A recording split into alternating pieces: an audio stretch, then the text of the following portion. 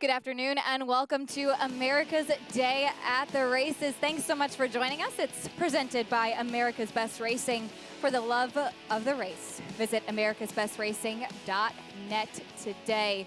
A beautiful Wednesday afternoon. We're happy to have you with us, of course, on a day that does kick off the first full week of live racing here at Belmont Park, but also on a day that we here in New York and around the country remember those who lost their lives on the tragic day in 2001 in September 11th. But again, thank you for joining us. My name is Acacia Courtney, joined by Paul LaDuca. We'll be bringing you the first part of the 8-race card today. And Paul, a gorgeous afternoon here at Belmont. Actually, a very good card of 8 races and a gorgeous afternoon. And like Acacia says, we're remembering everybody from 18 years ago and all the stuff that we go through. And this bee just absolutely loves me, even though it is 9/11. But yeah, thoughts and prayers for all the families out there. Hopefully we can give you some winners, take your minds off them thing. And you joined us just in time. The horses are getting ready to go into the starting gate. And these are first-time starters here. Basie is taking all the money in here for Chad Brown. Considering the 3 and the 6 in here, Oxbridge and Ajaweed, they both ran pretty well in their first starts. A first-time starter, and the other part of the entry, the 1A Brewmeister, who debuted on the turf at Saratoga, both for Chad Brown, Ajaweed being by Curlin. Really should appreciate the stretch out in distance. Second time out for Kieran McLaughlin, and the 6, Oxbridge, also with experience for Todd Pletcher. This one also should appreciate the stretch out and was warming up nicely. Yeah, this one lost to Gozilla, who was actually your favorite next time out in the graded stakes race, but did not fare well. But I think Oxbridge is the one to beat, and I think the public is now settling on that one as your second choice. But still, it looks like the buzz in the morning of the straight one is taking all the money. 4 more to load as the number 1 Basie. Of course, one of 2 in here for Chad Brown. An extended work tab, but a son of Union Rags who should be thrilled to get the 1-mile distance first time out. A couple more left to load, and there goes your favorite Basie. And we'll send it upstairs to the voice of New York racing, Larry Colmus, for the call of the opener. Just waiting for Basie and Brewmeister here. The entry to move into the starting gate. Currently at odds of 6-5. Basie steps forward and in, and now Brewmeister to the outside stall. Brewmeister in the white cap coming forward and in. And they're all in line. They're off. Forza de Oro just walked out of the gate, very slow to start. Brewmeister out for the lead on the far outside. Right up there to Basie, starting over Oxbridge, and down on the inside is Ajaweed. Abrupt is next. And Forza de Oro, who did not have a good start, has been left behind to trail the field, which is led by Brewmeister up the backstretch. And here comes company from Oxbridge, who ranges up alongside, and Basie is just outside of them through a 22.96 quarter. Then starting over Ajaweed on the inside, 2.5 to Abrupt, and 5 lengths more to Forza de Oro. Up the backstretch they go. And it is front-running Brewmeister and Jose Ortiz on the lead, heading for the far turn in front by a length. Oxbridge on the outside is second, starting over his splits horses. Ajaweed is on the inside, and there goes Basie now, back into the mix on the outside. After dropping back a couple of spots, now goes all the way up into second, and after Brewmeister. And meanwhile, Forza de Oro has found his best stride and has made up good ground as well.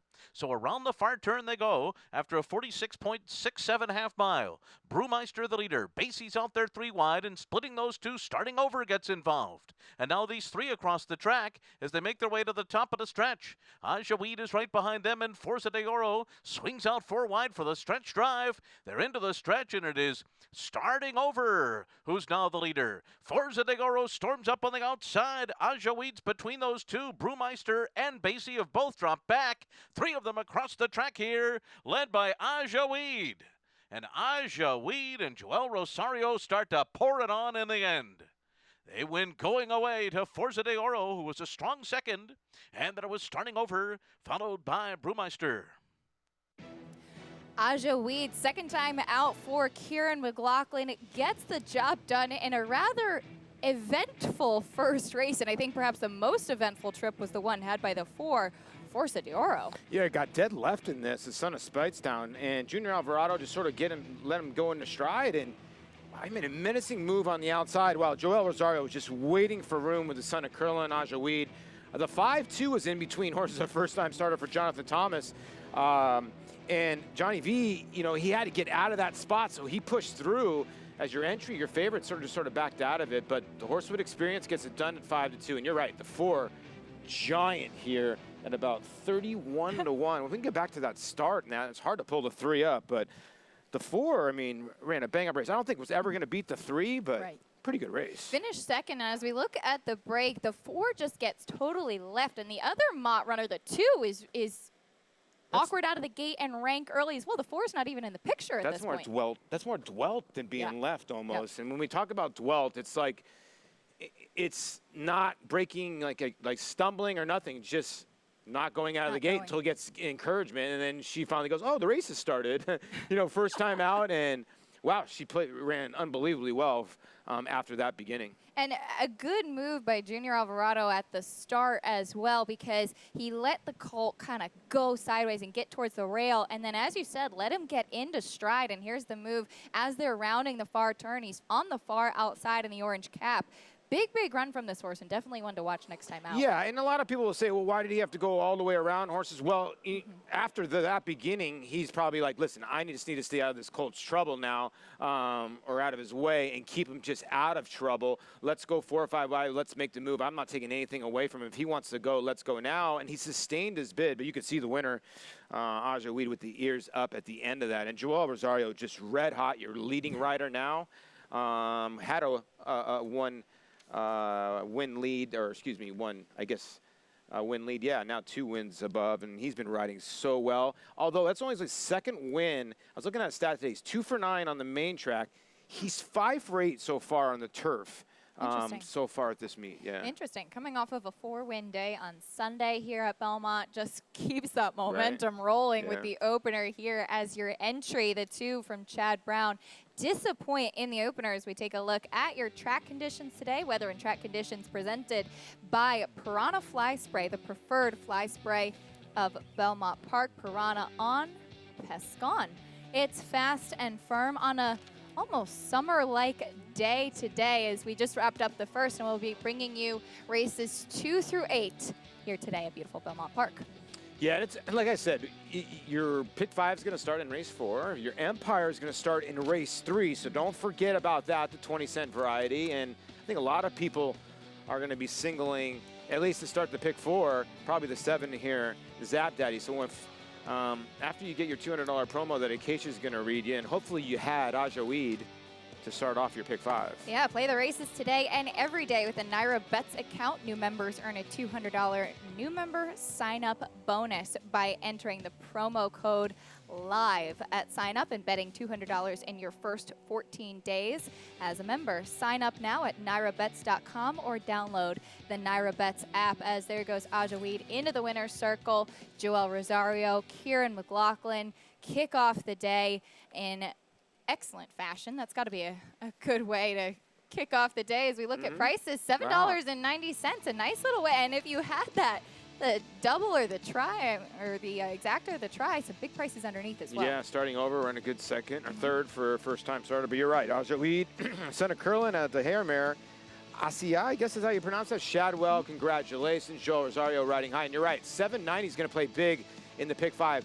Was your clear third choice, and a lot of people fall for those entries, like myself, and use the 1, but I did use the 3. But you're going to get value out of this horse, and now you got to try to beat the 7 if you want really value in race number 2. Certainly do. Well, Joel Rosario, he's got that good momentum going, and he's standing in the winner's circle with the 3rd member of our team this afternoon, Rich McGlury. Richie, how's it going?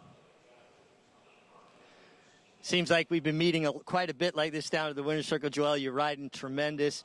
How difficult it is. This is the first time you're aboard this colt, Aja Weed, for Kieran McLaughlin, to have confidence that the horse will come through tight quarters the way he did. Yeah, he looked very professional to me. He was handling everything in the backside. He was in tie day. He looked like he don't mind to be there, and just I figured he would be okay. He'd be okay with that, and then just he looked like just long gallop horse, and then he finished really well too in the last part. I like the way he was taking the kickback, though. He seemed very professional just for his second start. Yeah, he does. He looked like nothing would bother him, and he was handling everything really professional. Yes. Joel, you're such a good rider, but it seems like when you get in a zone like this, when you've got so much confidence, that it seems like you're making all the right moves. Do you feel different? Do you feel like your confidence level's in that place? Well, you have to have confidence, going riding. But, when things go the right way and then, the horse really, responding for you and handling everything, then just, it's a good feeling. You'll be there, you know how it is. Well, I might know how it is, guys, but maybe not at the level that Joel's doing it. He's really riding at the top of his game. Yes, he is. Richie, thank you so much. And let's talk about what he just said about the confidence and getting into a groove. I feel like when you're playing baseball, any athlete, when you feel like things are lining up for you, that's got to make it a little bit easier when you go out every day. Yeah, I always tell kids, a lot of kids, like there's certain things that luck, but you create your own luck. And Joel Rosario's got the ultimate confidence right now, and he's riding high. And he's the kind of guy that when he does get hot, he continues to stay hot. But when he's talking about confidence, is I'm going into every race, or he's going into every race thinking that he can win it, and he's well prepared mentally, because physically he's fine. Mentally is where you need to be, especially that this is such a grind. 5 days a week now, riding maybe 6 to 7 horses a day. Mentally, you have to be there at all times. So when he means he's good to go and feeling confident, that's mentally feeling confident, because physically you can tell the way he's riding. He's riding really good. And when he's riding well, I always tell everybody, you see him in your rearview mirror, you better watch out. That's for sure. Yeah. Let me ask you, how are you feeling mentally today? I actually feel great. Okay, that's good, because we have your best bet coming up. Well, I end up watching Talking Horses, and we end up having the same horse. So we're going to go all the way to race number 7. And I love the 2 horses in there, Nay Lady Nay. And Chad Brown has 2 horses there. Fierce Scarlet is 4 to 5, and Nay Lady Nay is 7 to 2. Now, this is a horse that was running at Monmouth, been training down at Monmouth. And a lot of us think that Chad Brown has like his B or C string or second or third string down in Monmouth. We saw one come down here for maiden 40 win by a pole.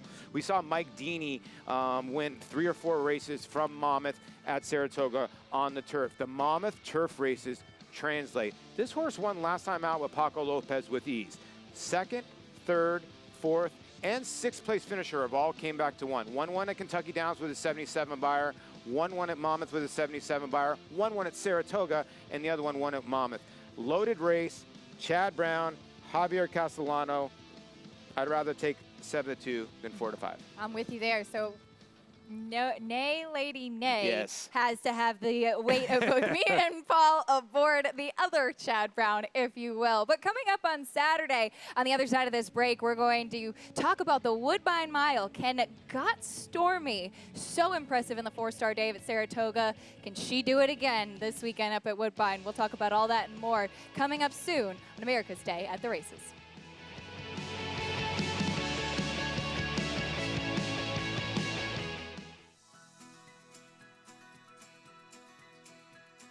Hit 430. This filly is half to a stakes winner and Puerto Rican champion Pure Lemon. Hit 423. A filly by champion sprinter Run Happy.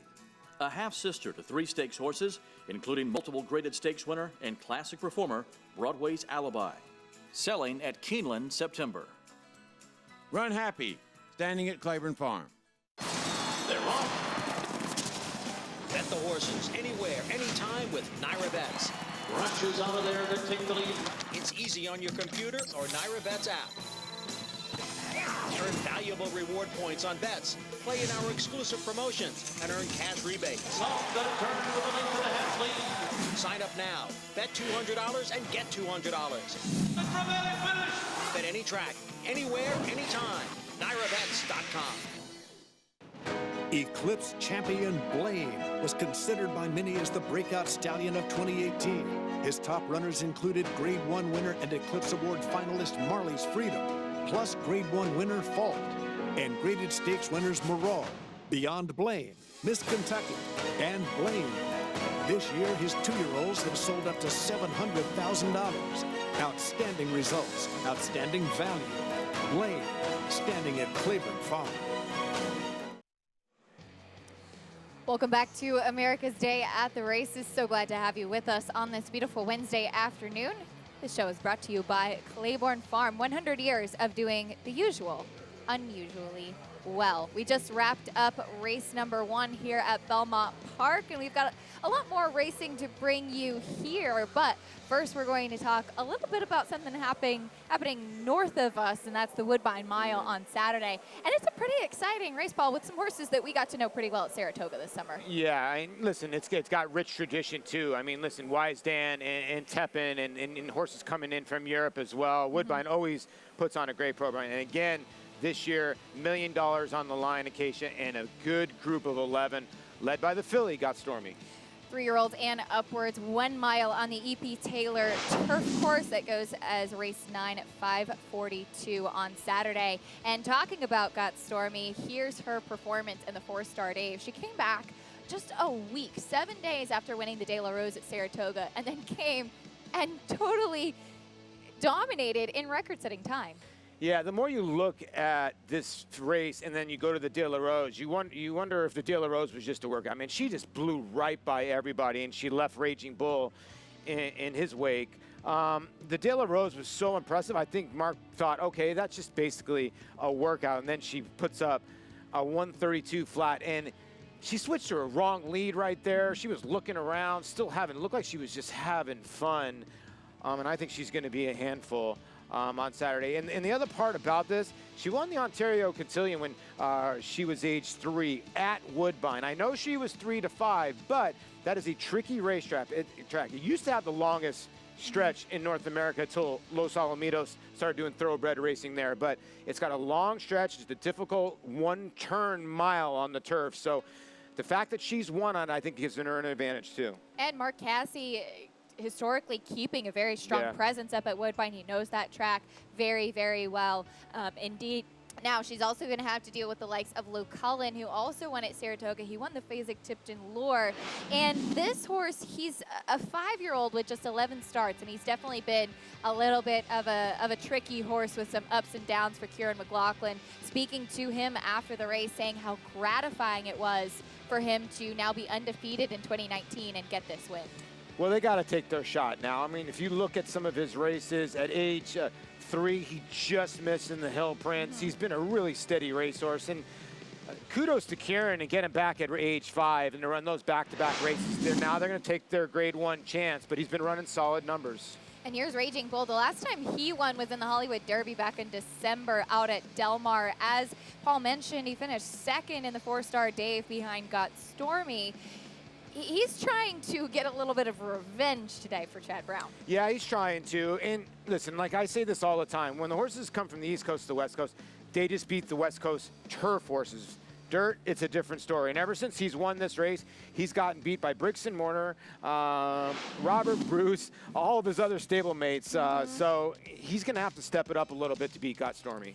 Maybe this will be his day in the sun. But a horse that certainly has the experience over the Woodbine racetrack is Synchrony, who won the King Edward at Woodbine last time out. That was on June 29th. We haven't seen him race since, but he is coming off of that victory that day, and he will have Flavian Pratt aboard.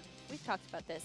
Talk about being in a groove. I feel like that's what Flavian Pratt is in right now as well. And it'll be first time Flavian. I wonder if that's going to be a big thing. You know, this is a horse that's very consistent. 19 for 23 in the trifecta. Comes off a win, like you said, at Woodbine. Carries his form wherever he goes. And if you look back, only about length and a quarter behind Bricks and Mortar. So if Synchrony, this son of Tabberberry, brings his A game, he can be right there at the mile, especially in a one-turn mile. And like we said, he's got to win at Woodbine. And usually that's the precursor to this race, the King Edward. Certainly is. We'll be looking forward to that coming up this weekend, led by your 8-5 favorite, Got Stormy. We'll see if she's the next Tepin, as Mark Casse has called her. But this is the weekend stakes schedule. We will be bringing you the Woodbine Mile as well as some other races from Woodbine, some graded stakes at Churchill as well, and the Pebbles right here at Belmont Park. Yeah, and don't forget on Sunday, too, the Natalma in the summer. Those are always great 2-year-old filly race for the Natalma. The Colts are the summer, and those are they always play giant when it comes to Breeders' Cup time. I mean, this is a big weekend when it comes to starting to get all your ducks in a row for Breeders' Cup, you know what I mean? Absolutely, and don't forget Got Stormy with that win in the 4-star Dave already, an automatic berth to the Breeders' Cup Mile. And So hopefully I can imagine trying to set up the rest of the year for her. But turning our attention back here to Belmont Park, we have race number 2 coming up, 6 furlongs on the inner turf. It's a $35,000 claiming event, non-winners of 3. Zap Daddy 7-5, first off the claim for Jason Service. We'll talk about him and the rest of this field when we come back on America's Day at the Races. Stick with us.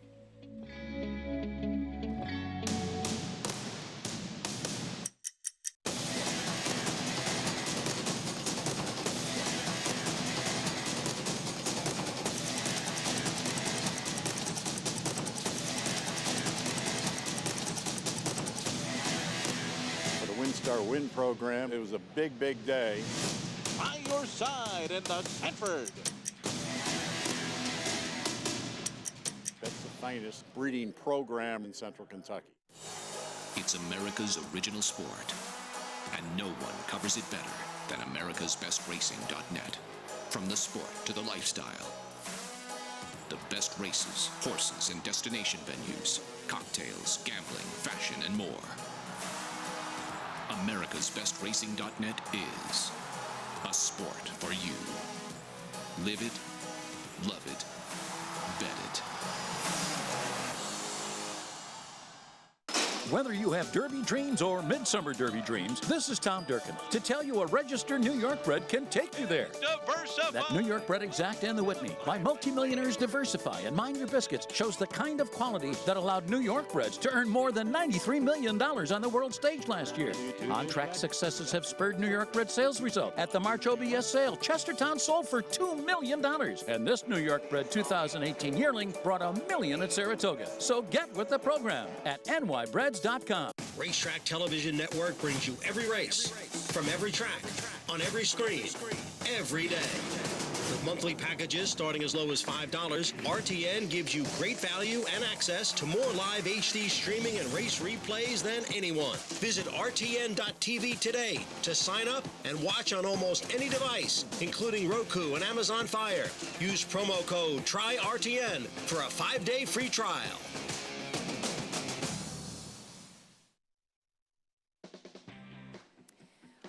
Welcome back to America's Day at the Races, brought to you by Run Happy. Champion sprinter Run Happy raced medication-free and stands for $25,000 in legendary Stall 1 at Claiborne Farm. I love that. The subway. Here's the crazy part. Mattress Mac would stick Run He Happy would. in Penn And Station I love for it. everybody to see. I love it. Don't give him that idea, Keisha, because he would. You're going to start seeing him on the A train as you're taking the subway to Aqueduct. But let's turn our attention to race 2 here. Richie McLaury standing by in the paddock. Thanks, Acacia. It's a little bit warm down here, a little bit humid today, even though there is a nice breeze. And, you know, seeing some of the horses get a pretty good sweat on, which is natural, something you actually want to see. Let's start talking about number 8, another from the Belmont barn. This horse is turning back in distance. First time he's ever run this short. Spoke briefly with his assistant trainer, Liana, and she said that they think he'll appreciate the turn back and certainly the drop in class. He looks terrific in the paddock, and he gives you kind of that sprinter type of look to him. I think the 6 furlongs on the turf is not going to be an issue whatsoever. I like what I'm seeing from the 8 horse here in the paddock. The 7 horse, first time off the claim for Jason Service, Zap Daddy. He's got a real good sweat going on. They washed him down a little bit with some water, but he gets some sweat dripping off his belly. Looks terrific, really making a nice impression in the paddock as your favorite, and we've seen the work that Jason Service does. Thought the 10 horse Remston at 30-1 was kind of interesting. 5-year-old horse makes his first start as a new gelding, and kind of interesting that, you know, at this late stage of the game that he's a gelding, but he looks better to me here in the paddock than he did in Saratoga. I just think he looks more composed. Maybe that's a byproduct of the gelding. I think his coat is in really good order, and I like what I'm seeing from the 10 Remston. And then the 2 horse from the Wesley Ward barn, that's Fayette Warrior. Man, does this horse look like a turf sprinter. He's just built like a little pocket rocket, very compact, very balanced individual, and I think he'll appreciate the 6 furlongs on the turf, guys. Richie, thank you so much. 2 in here for trainer Wesley Ward. He's got Fayette Warrior as well as Gins and Tins, both of them having a little bit of speed as they start to head out onto the track. Here's our post parade coming up for race number 2. We begin with the number 1, Les Talo. This one goes out for Brad Cox. Claimed this one 2 back, and then off a turf event ran 3rd. Castellano will get aboard. Look for some speed. This horse does have a win on the turf. The 2, Fiat Warrior, one of 2 in here from Wesley Ward. We just heard Richie talking about this colt. Yeah, and you know, he's run against some decent ones on the drop. And if you look back to this turf event at Belmont, who did he lose to? Uncle Benny. We just saw winning a stake here on Sunday. We have a little bit of a key race. And here's the other Wesley Ward runner, the 4, Gins and Tins. Yeah, and this horse comes out of a key race as well at Arlington Park. A couple horses out of this race have come back to win, especially the winner, Farik. And a drop in class. It's another Wesley Ward to maybe watch out for. Talking about class droppers, here's another one, the 5, Alenzi. Yeah, and speed here. And Jose Ortiz sticks. I think that's a key. And, you know, if they let this gelding get away, he can be pretty fast. Usually he likes to check in second, though. The 6 is Carot, trying to recapture some of that form last win in November. Yeah, 2 starts ago was just a bad beat. And I'm wondering if he likes Belmont more than any other turf course because that was such a good race. But he's going to have to outfoot a couple horses early here. Your even money favorite currently, the 7, is Zap Daddy. Been beaten by a couple in here, but this is the Jason Service effect. He just wins races. He's 33% off the claim, 34% with his turf sprinters, and that's why you're getting even money. The number 8, another 2-1 right now on the board for Belmont. I think this horse will appreciate the cutback too. You know, they count that 7.5 furlong race at Gulfstream Park as a sprint, and it's not because it's 2 turns. So this is the first time this horse is going to be around 1 turn since he actually won a 1-turn race at Belmont, and he was 3rd in another one. And here's the longest price on the board, the 10, Remston to the outside. I actually agreement with Richie. The last 2 times this horse has ran, he hasn't really gotten out of the gate either. If he can get a little bit better of a break, he has some positional speed. So at 41-1, he's not the worst stab. There is your feel for race number 2. And, of course, the 7, Zap Daddy. He's going to be taking all that attention, as you said, the Jason Service effect. He ran huge last time out behind local hero, beating just a nose. Yeah, he did. He took the lead at the top of the stretch, or not top of the stretch, midway through the stretch, and he was just a nose bob at the wire. And, you know, the trainer that he took the horse from had not won a turf race all meet, but had some good races on the dirt. But this was his last race. It looks like he's somewhat dead right here, but when the 2 comes to his outside, he starts to re-engage, and then these 2 start going down the wire together. And you're praying if you have him now, is it going to be a head bob or not? And he just got outdueled. It wasn't like he was giving up because he's reaching definitely. I still can't believe he lost this race because he's just going to get pumped right through the wire. I mean, like, he was never not in front. It looked like he was home Yeah. at that point, and I think that was the plus from it for sure.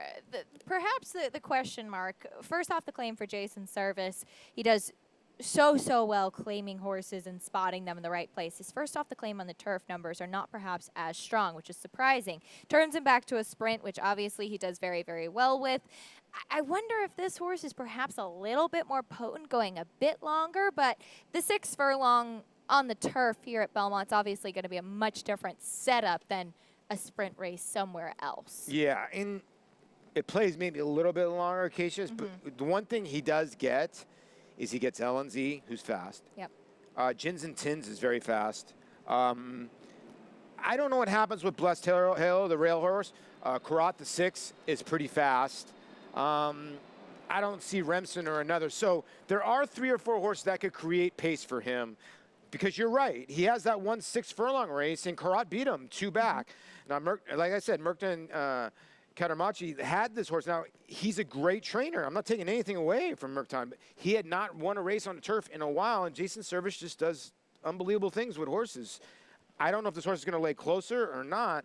I do think the horse is vulnerable, but yet the horse probably should be 6-5. Your current favorite, they're warming up on the track. Let's check in with Richie. Thanks, Acacia. And watching him on the track, you know, my opinion really hasn't changed a whole lot. I just love what I see from the 8 horse. He's on his toes, but he's composed. He's just really nicely in the bridle. Love the way he galloped over to the backstretch. And the 8's going to be my top selection. I like him on paper because of the drop down in class, turn back in distance, but I like him even more from what I see from a physical perspective. The 7 horse left the pony, got a real good warm-up. That Zap Daddy under Jose Lascano. You guys know how much I like that good warm-up, particularly turf sprints. I think horses need to get limber, get their blood pumped up, and Zap Daddy making a great impression. And I'm going to say The 10 horse, Remston, at 38-1. He's going to outrun his odds, guys. I don't know where that puts him, but if I'm playing exotics, he's going to be heavily used in my exotics underneath. I think this horse makes a much better physical impression here at Belmont than he did in Saratoga. Loved the way he warmed up. Paul, you hit on a really good point here. He's not a horse that's very handy out of the gate. I actually think the outside post helps him.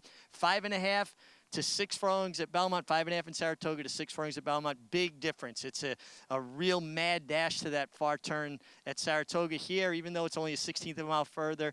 Gives horses a little more chance to get their stride, get themselves together, and I think that's going to help Remston a great deal. 38-1.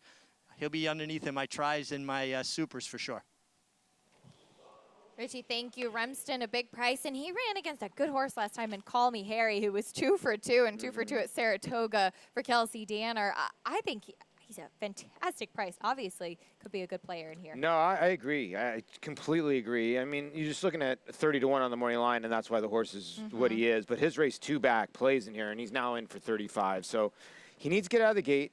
He needs to run a little bit better. The fact that Richie does like the 8 another on the racetrack's key, because when you drop a horse down to 35, naturally this horse is cutting back in distance. He might be farther back, and he's going to probably have to launch. But if he's looking well, maybe he'll be up a little bit closer as you see the 10 on his way to the gate. The 5 LNZ, maybe this is the one that carries him around for a while. Maybe he's the speed of the speed. He could be. I mean, Gins and Tins has a lot of speed, too. He was awkward out of the gate last time, and we're accustomed to seeing Wesley Ward horses showing speed. LNZ might be the fastest, and he takes a drop in class as well. And as you said, keeping Jose Ortiz, the last time he ran for a tag and non-winners of 2, he won. So maybe this is just the right condition. Well, one of them's going to go, right? The 2 is trained by Wesley Ward and Nicky Juarez. And if you look back, this horse actually won a maiden special weight for $134,000 at Kentucky Downs as a 2-year-old, and just has not really been back on the turfs in a while. So you can see the 4 is a little worked up. So I would think on his toes, ready to go, and he should be showing speed. You know, this should be a pretty good pace. I would look for somebody from off of it. I would too. I'm with Richie, actually. I preferred another. I do think that there's a lot of different options to go in here, and the pace is certainly the combination. And there goes your last horse in. Let's head up to Larry Colmus for the call of race 2.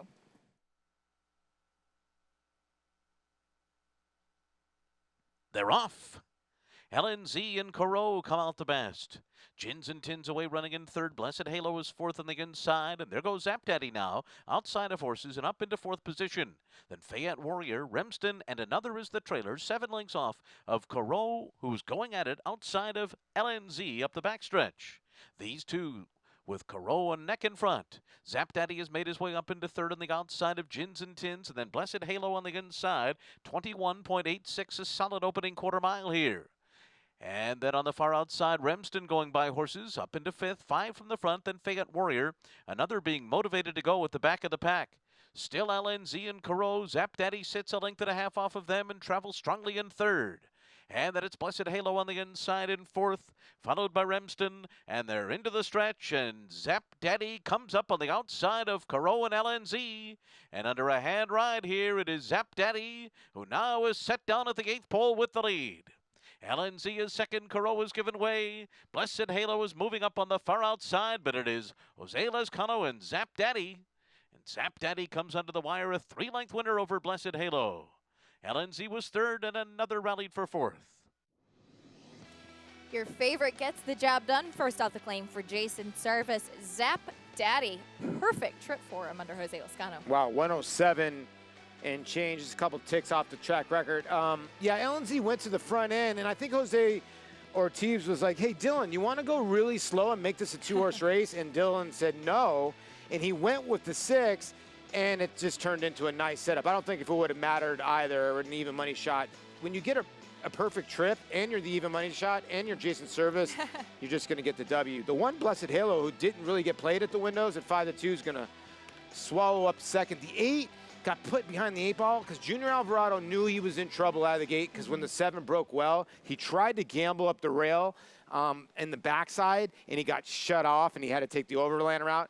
But sometimes when you're a jockey, you got to try to take a shot, and he was trying to take a shot with the 8 on the rail because he knew he couldn't beat the 7 from way back there. He started asking another Yeah. pretty early. Yeah. Is the 7 Zap Daddy just in a perfect spot as the Blessed Halo actually looked a little uncomfortable early in the race, kind of had his head up a little bit early on, but ended up finishing up really nicely once Javier Castellano got him in a good groove, so getting back onto his preferred surface. But it was all Zap Daddy, your favorite, getting the victory here in race number 2 for Jose Lezcano. We've got plenty more coming up for you. We'll wrap up race 2, give you those prices when we come back on America's Day at the Races. Practical Joke was all business. He won the home. Practical Joke always showed a lot of ability. He showed a lot of heart, a lot of determination. Right from the first breeze, he identified himself as one of the best in his crop.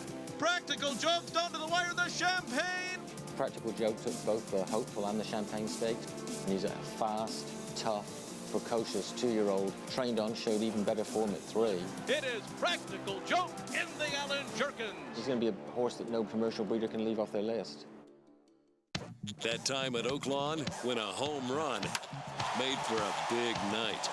Bet on your favorite teams at Oaklawn's new race and sports book. Oaklawn, a new level of action, a new level of excitement. The thermal spring waters our city is named after are known for their legendary healing properties. Their thirst-quenching properties are pretty nice, too. Hot Springs, Arkansas. It's different here. Come see why. What I love about our Run Happy yearling is he has this unbelievable mind and he's got terrific presence. He's a very athletic horse, moves very well, easily, naturally. Another reason we're very excited about this colt is that his sister Indian Pride actually just won at Saratoga, broke a maiden by about 10 lengths. To have an active family like that with a colt with his presence it's awfully exciting for us. Run Happy, standing at Claiborne Farm. Welcome back to America's Day at the Races. I'm Richard Migliori, joined here by winning rider Jose Lezcano. Jose, you worked out a great trip with Zap Daddy. Around the 3/8 part, it looked like you had so much horse. Oh yes, he broke kind of a little bit behind, and kind of helped me get the position I want, and these 2 horses go and I sit right behind the number 6, and the 5-16 on an ask is he take you off like he broke out the gate, Seems like you do so good for Jason's service, a really good combination. How good does it feel when you ride for a trainer that you have confidence in and has confidence in you? Well, he always gave me the confidence. He always told me, you check your race, ride the way you think is the best for the horse, and the position you want. He gave me the choice, whatever I want to do, A trainer that allows you to do your job. Now, you were leading rider at the spring meet here at Belmont, had a terrific Saratoga, and you've carried it on here into the Belmont fall. How good does it feel to be up on, top of the standings? Well, I feel very good, The other trainer and owner give me the opportunity to ride the horses, and I still do my job, I'm very happy with. Well, you should be very happy. Jose Lezcano, guys, a guy that's just riding at the top of his game. He is, Richie. Thank you. Jose Lezcano continuing that good momentum, as you said. And Paul, Richie even mentioned it. When you have a good rapport as a jockey and trainer, that's got to give you a little bit more oomph as well, because you know that he's putting you on the horses that you're going to be successful with. Yeah, listen, they're 40% together. So when you get put on a horse that's usually the favorite, and that's the object in this game as an owner, you want to go into each race as an owner, because I've owned them before, I want to be even money. That means you placed your horse in the right spot. So Zap Daddy, a Scat Daddy have a Ghost Zapper mare. Zap out of it. Little mare, nice mare for Mr. Amore Stable, who is a lot of Jason's business. But yeah, you make a great point. When you have a confident horseman put you on a confident horse, you're a confident jockey. Absolutely. First off the claim, and it was a win. Yeah. Paid $4.30. Good way to kick things off there. And we do have, again, 5 more races coming up. And we talked a little bit about some of the older horses we're going to be seeing on the turf at Woodbine this weekend. But I think the biggest conversation, as we started a little bit of conversation about the Breeders' Cup and some prep races for that, where do things stand with the 3-year-old picture? It's been a head scratcher this year, to say the least.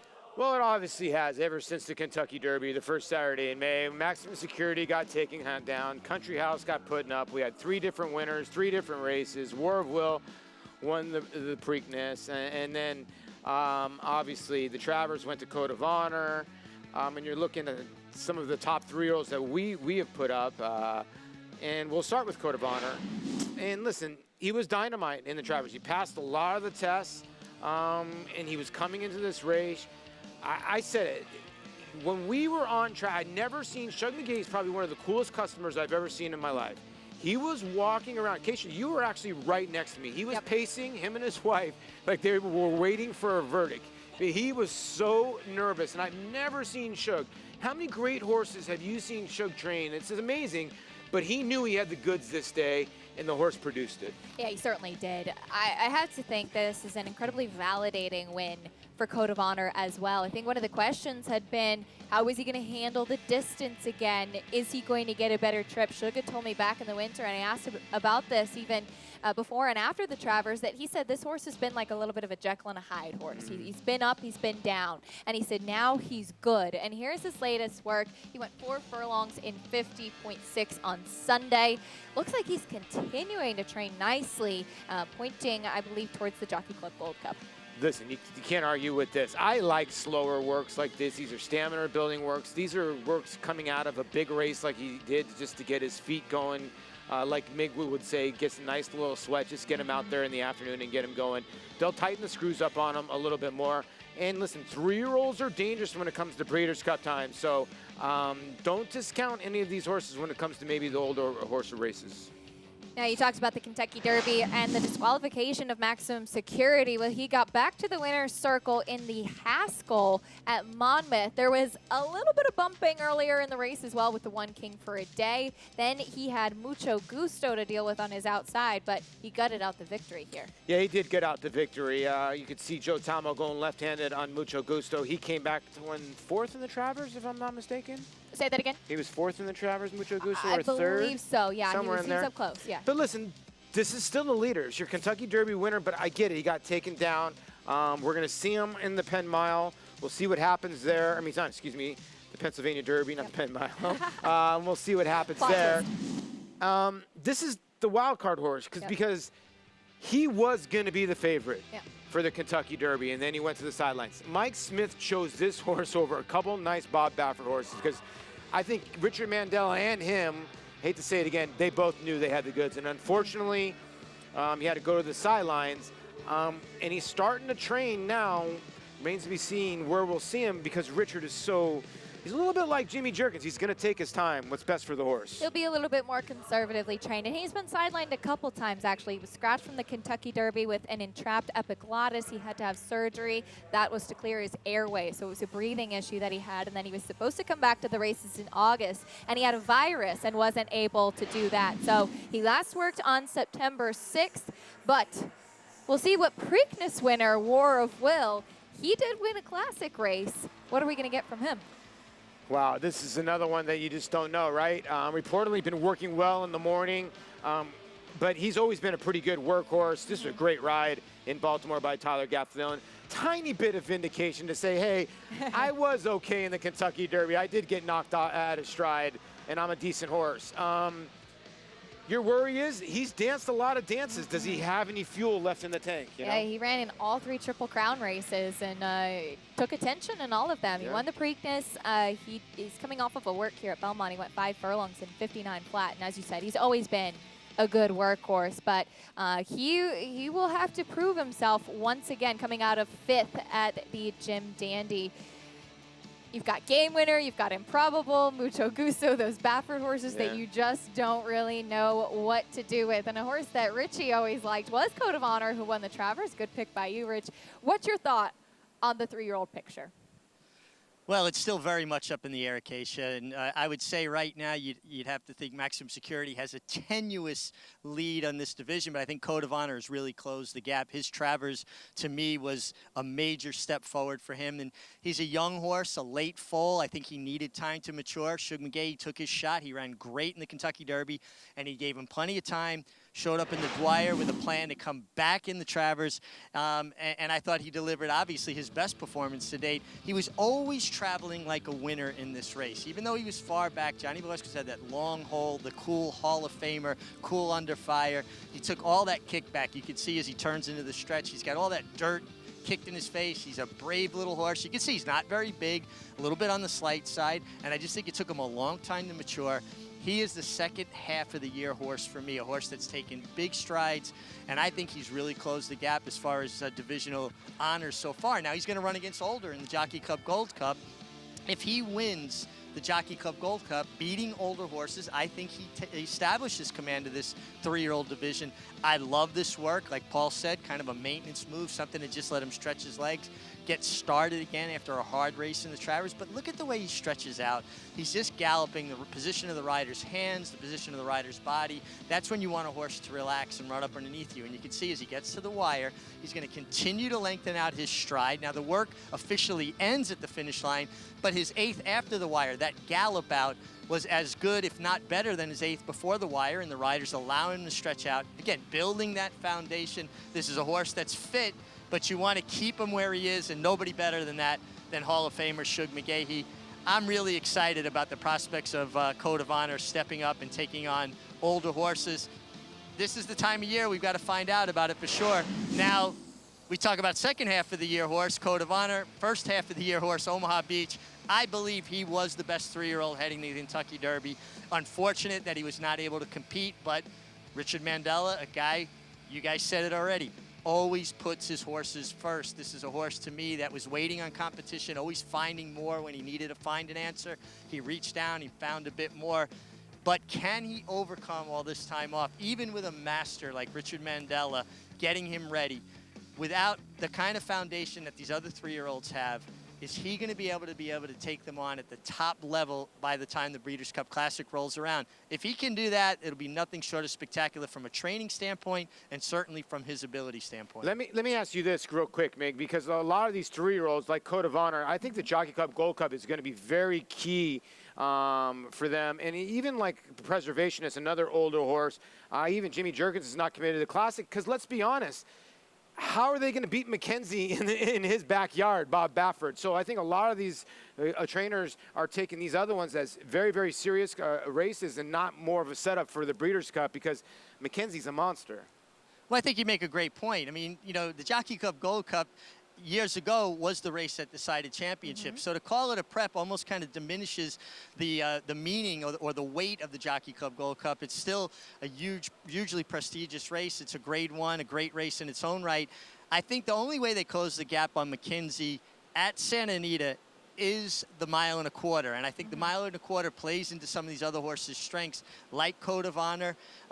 Preservationist worries me because he's a horse that needs time to settle into his surroundings, and he may not get that shipping out to California. But I think it's still a very intriguing, wide-open division. Horses that maybe you'll have an edge being home, but maybe not the 1.25 miles will be at their best. Other horses that maybe shipping will be against them, but the 1.25 miles will be well within their wheelhouse. It's a lot of intrigue, and it's going to be fun to watch the last couple preps leading up to it. It certainly will, Richie. Thank you. Sometimes distance, the great equalizer, and the question for many going into the Travers for Code of Honor was, could he get the distance? Shug McGahee saying he ran in the Kentucky Derby. He ran well. He had no problem. Preservationist, your Woodward winner. He's had some hiccups along the way, though, and has not been the easiest horse to keep in training. No. I think sometimes we penalize horses. Like Code of Honor got penalized for having a great trip in the Kentucky Derby, and he ran 3rd, got obviously put up to 2nd because of disqualification. And everybody's like, oh, he had a great trip. He was on the rail the whole time. Well, so was War of Will before he got taken out, and Code of Honor also got hit too as well. I don't care. Sometimes good horses make their trips. And you heard what Mig was saying earlier. He was always traveling like a winner. He was farther back in the Travers than he was in the Kentucky Derby, but he was able to show that late closing kick. So, yeah, I just think right now when it comes to just 3-year-olds, Code of Honor is very interesting, and he's proven that he's been able to get the distance. I think he's the one horse that he can run a one-turn mile would be dynamite, and he also can stretch out. He's ultra talented. Yes, he is. And Chuck McGay, he's done a great job with him, and we'll see what happens in that 3-year-old picture. Will it be Code of Honor or the horse that debuted for $16,000 right, and then crossed the wire first in the Kentucky Derby in Maximum Security? But we've got race 3 to attend to now. A 6 furlong on the main track, maiden claiming for fillies and mares, 3-year-olds and upward. We've got the New York breds taking center stage. Currently 9-5 on the 5. Irish Banker dropping in class with Jose Ortiz up. Yeah, I don't know if I've ever had an Irish banker. Is the guy Monopoly Irish? He'd be my banker. I don't know. I don't know. 9-5. I guess so. I guess by default, this race is. This is a tough race. This is a tough race. You have a lot of horses in here. Appletini, which I'm not afraid to have. I admit it. Well, see, Big A was asking me that today on Talking Horses, and I said I make a mess with the martini glass. You do? Yeah. You could sprint 40 miles an hour in heels, but you make a mess drinking an I can also Appletini. dance on point, you know. See? Wow. I just like to keep everybody on their Pageant toes. winner can't drink a martini. That's what we're dealing with now. But Appletini, you're looking at a horse that ran a 27 and a 22 buyers, 3-1. That just shows you what you're dealing with in this field. Tenuzo has been tipped all over the racetrack the last 2 times that he has run, named after Michael Tenuzo, if anybody knows him out there. Great guy, actually one of my good friends. But this 4-year-old filly has not really done that much, and that entry is 5-2. So Irish Banker dropping for 25. I think those races for maiden special weight, I guess they fit, but Look Both Ways is somewhat the same horse. And when Look Both Ways dropped, the straight one, he ran 3rd. So, and he ran 3rd to the 7, who scratched out of here, would have been the favorite in here, probably by post time. So, the 5 Irish Banker, 0 for 12, but tough to trust. As we look at Look Both Ways, and Taralucci is out of the race, of course. Now, this race, it seemed like Taralucci was the only one that was really making up significant ground. But Look Both Ways actually ran very solidly. There is the horse more forwardly placed at number 11 that day. There was a runaway winner, actually finished up the race pretty solidly. She's a filly by cross traffic. She had dropped into the tag for the first time. She had an outside post. She ran a solid 3rd. I think that race is actually a little bit better than it appears on paper. Yeah, you can see Taralucci came from way out of it. Now, Look Both Ways was right in front of her. They both broke last and second to last, like 3rd to last and second to last, and they both came rolling late. I don't know what to take out of the race because the winner went sort of gate to wire, and those 2 ran 2nd and 3rd from off the pace. But if Look Both Ways gets out of the gate, the straight one, and runs a little, basically a little bit better early in the race, going to be a major player in here. Jose Loscano on a good roll. He's aboard Look Both Ways. I would imagine one of the main reasons Irish Banker's taking so much money is the fact that Jose Ortiz climbs aboard. Yeah, I think that's a big key. Luis Saez has been aboard the last couple times, and the drop from State Bred maiden special weight. But if you look back, this horse has been in for 50 and 30. Now, I know it was over a sloppy racetrack, but the horse was 3.5 to 1 that day. Got beat by actually a decent field, couple next out winners. But this is the lowest this filly's been in for a while, and maybe it's time to put her up for 25 and try to get a W. This is, if she doesn't win today, this is the field she's got to beat today. This looks like this is her friends in here, if you will. Her in the 3, definitely. Yep. I'm surprised 2 Graces. That's ridiculous at 9-2 because she's got races that would beat this field by many. I feel like she's the type of horse, and we've seen this sometimes too. You've got turf races, you've got off the turf, wet track races, special weight, a little bit tougher. On just a fast dirt, she's never run for the tag before, actually. She's got some dirtied up form that can confuse you. That can confuse. You're right. You're 100% right. She's got some good races on the turf, slop, and her 2 fast main track were loaded fields against main special weights. Now she's in for 25. You could just put her in the same category as the 5, just as her form's just been a little bit better over the other services. But at 9-2, that's too big of a price. Blinkers come off the 3-year-old filly by Lemon Drop Kid as she takes that drop in class as well. Your entry 5-2. Appletini has never run for a tag before, has never run on fast dirt. In some ways, she's almost like a first-time starter in here. That's true. And here's the other part. She might be the speed of the speed. She got outfooted by Moon High's 2-back or no, her last start. Moonheist actually won next time out from the rail. It dueled with Radikowski. Yeah, so Appletini could be the speed of the speed in here, because when you look through the pace of this race, Tenuzo, the 1A's got a tiny bit. But I don't know if anybody can go at Appletini besides Waylon Josie, the 6th, puts the blinkers on at 16-1. She's shown a little speed, but that was on turf. She has shown a little on dirt. But the 2 could be dangerous on that end. I can understand why she is 3-1 if she can get loose on the front. Definitely a filly that's had some question marks. It debuted on the turf with Ron Moquet. Came back, ran on a sloppy track with Ray Handel in special weight company last time. Dueled with Radikowski, threw in the towel, maybe didn't handle the going. We haven't seen her since June 20th. I feel like this is an interesting race. You've got questions all over the place, don't you think, Paul? No, you do. This is one of those races where I think you can really find a price in here, and a couple are getting over. I think the entry's getting over better a little bit. All right, we do have that good field coming up. An interesting third race as we have 8-5 currently on the 5 Irish Banker taking that drop in class. When we come back from this break, we'll bring you the post parade, trackside report, and get you race 3 from Belmont Park. All that and more coming up on America's Day at the Races. We'll be back in a few moments. Stay with us, everybody.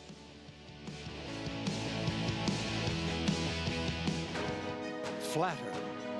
This prolific son of AP Indy has sired 6 millionaires, including Eclipse champion West Coast. This year, he's adding even more stakes winners to his outstanding record, including Sovereign Award winner Avies Flatter. In the auction ring, his yearlings have topped the Fasig-Tipton July sale 2 years in a row. Success on the track, success in the ring. Flatter, standing at Claiborne Farm. We're gonna go traveling.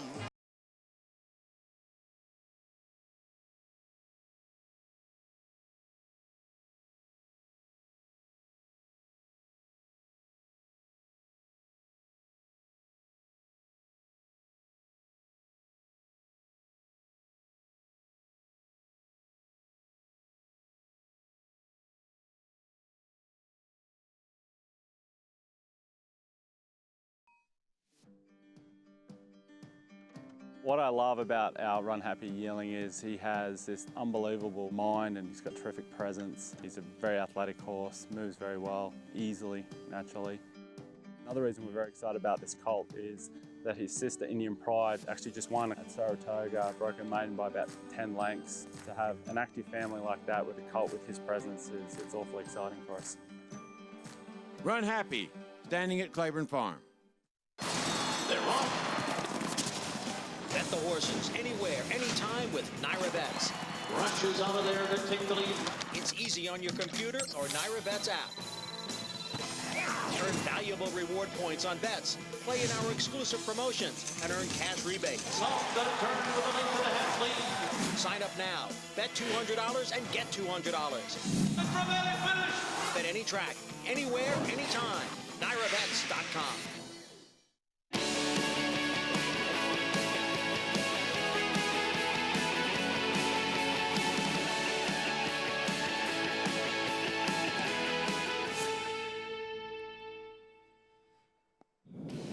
Coming up next on America's Day at the Races, Radikowski trying to win for the 3rd time in the last 4 races.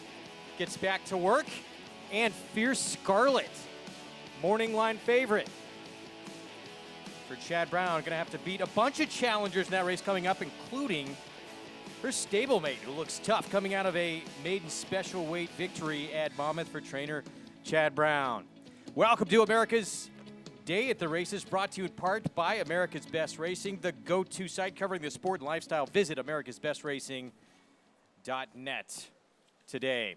Greg Wolf stepping in for Acacia Courtney, flag at half staff this afternoon as we remember all those who passed away at Ground Zero nearly 3,018 years ago. After what happened to the Twin Towers of the World Trade Center. And earlier today, of course, the commemoration of those who lost their lives. All those names were read aloud, as has been the case each and every year since, as bagpipers played America the Beautiful. Welcome to our show. Good to have you with us. Greg Wolf, that is 4-time Major League All-Star. Paul LaDuca. We have the Late Pick 5 coming up, and that turf race is going to be very interesting in here. Fierce Scarlet coming off a lengthy layoff. She is the horse to beat, but there's some up-and-comers who will put together some pretty nice maiden special weight victories last out. Yeah, you're right. And I think the other stablemate in there for Chad Brown. Listen, Chad holds a big hand here. I mean, and Fierce Scarlet's going to be tough to handle.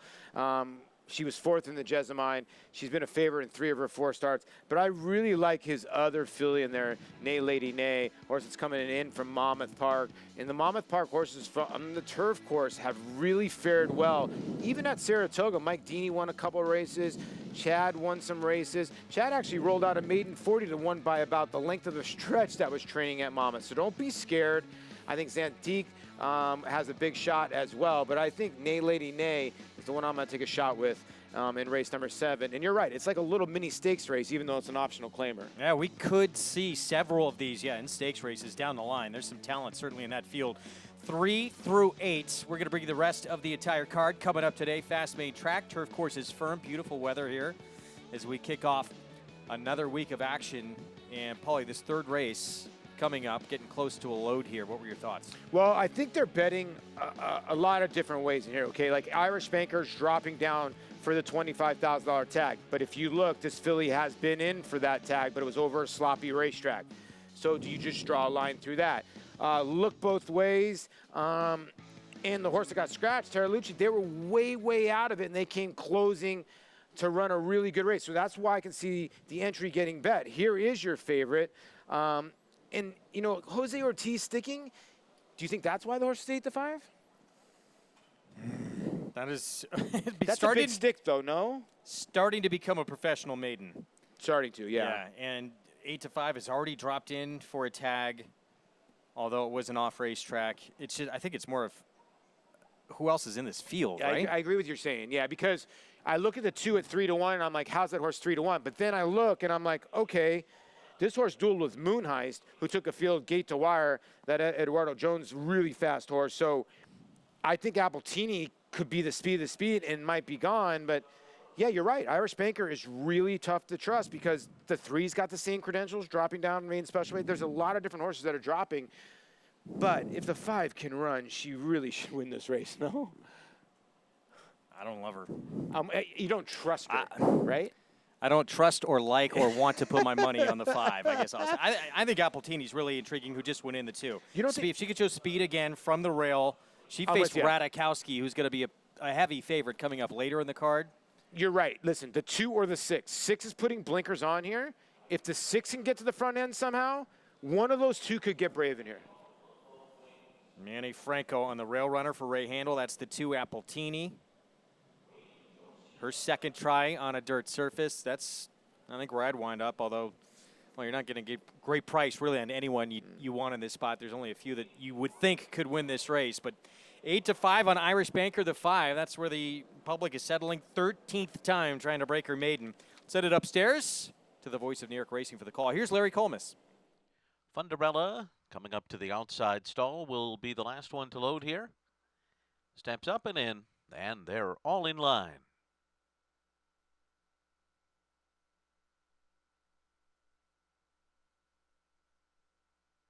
They're off. And it is Appletini shooting out to the front, opening up a length and a half to look both ways. Annette's Humor, Irish Banker, and Waylon Josie on the far outside. Tenuzo is in behind them. Then Funderella, and last of them all is Two Graces as they head for the far turn. Appletini the leader by a length and 3/4 to Irish Banker, who's now moved up into second position through the opening quarter mile in 22.38 seconds. Then look both ways on the inside. Waylon Josie on the far outside. Annette's Humor right there fighting on between horses 2.5 lengths off the lead. Then Tenuzo and Funderella, and last of them all is Two Graces as they make their way toward the top of the stretch here, where it is Appletini the leader. Irish Banker's a length and a half behind. Waylon Josie comes up on the far outside after a 45.86 half. They're into the stretch, and cutting the corner too is Look Both Ways, who's now grabbed second. But as they come to the 8th pole, it is Appletini by 2.5. And then on the inside, Look Both Ways. Irish Banker is next. As they come down to the wire, it's Appletini and Manny Franco, and they're going to do it. Appletini under the wire by 3.5. To look both ways, Irish Banker and Annette's Humor. Appletini got the lead, like that inside post as well, and speeds away gate to wire for the win at odds of 7-2. Yeah, I got hit late. Good call by you, Greg. We said the 2 or the 6 gets away from this group, it's over, and you could tell that Dylan Davis and Waylon Josie wanted to sit. And they actually didn't run a bad race. They sat about 3 wide, and then they just sort of just backed out of it. Look both ways, got a great trip on the rail by Jose Lescano, but we talked about this, and don't look at that 3/4 fraction because he didn't come home in 2 seconds. That'd be a record. But look both ways. We saw the replay of the last race that he ran. He was flying late, but he was flying late into a fast pace. Appletini had it all his own way or her own way on the front end. And like I said, good call by you. This horse is going to play bigger than 7-2 in your pick 5. This horse is 8-1 morning line. It actually floated up from when we were talking about her. Yeah. She was 3-1. In the end, you get 7-2, and she never took any pressure. Manny Franco for Ray Handel, head of Plains Partners, and the daughter of McLean's Music breaks her maiden. 3rd time out, the charm. We'll have the prices from race 3 when we come back here on America's Day at the Races. Set up race 4, which starts the late pick 5. That's next.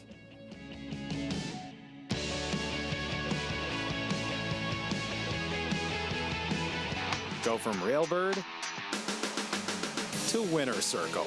With My Racehorse, you have access to top horses and trainers, backside tours, exclusive ownership experiences, and fast payouts to your online account. With shares starting as little as $100, the Winner's Circle is waiting for you. Go to myracehorse.com or download the My Racehorse app today to join the thousands who have already started their journey as a racehorse owner.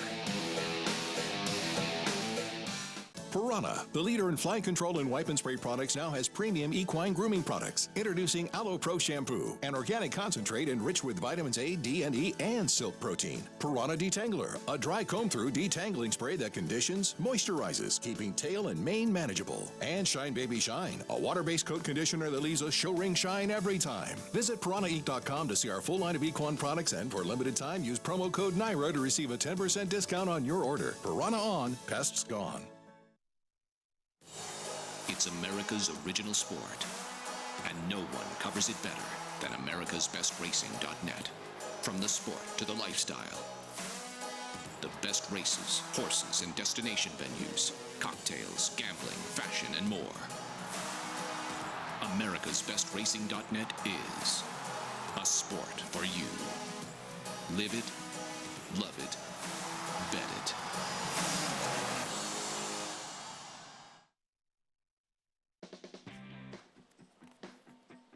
Back on America's Day at the Races, our show brought to you in part by Claiborne Farm. 100 years of doing the usual, unusually well.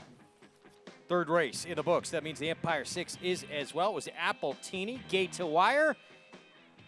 Let's go to Richard Migliore for more.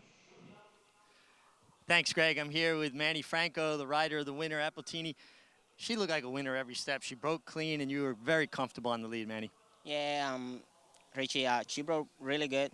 I rode him last time, and first time for Ray Handel, so now 2nd start. She was ready for today.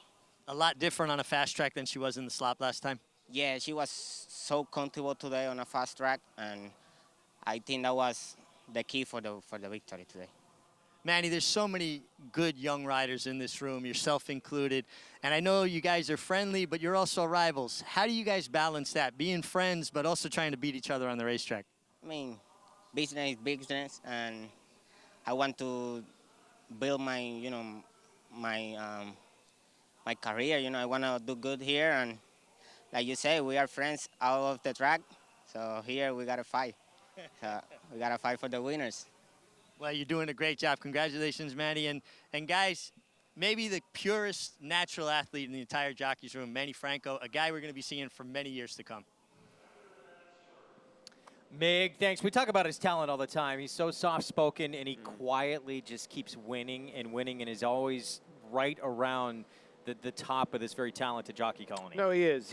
I tell my dad and we talk all the time. I could call him the 290 hitter, just steady Eddie. He's just put your horse in the right position.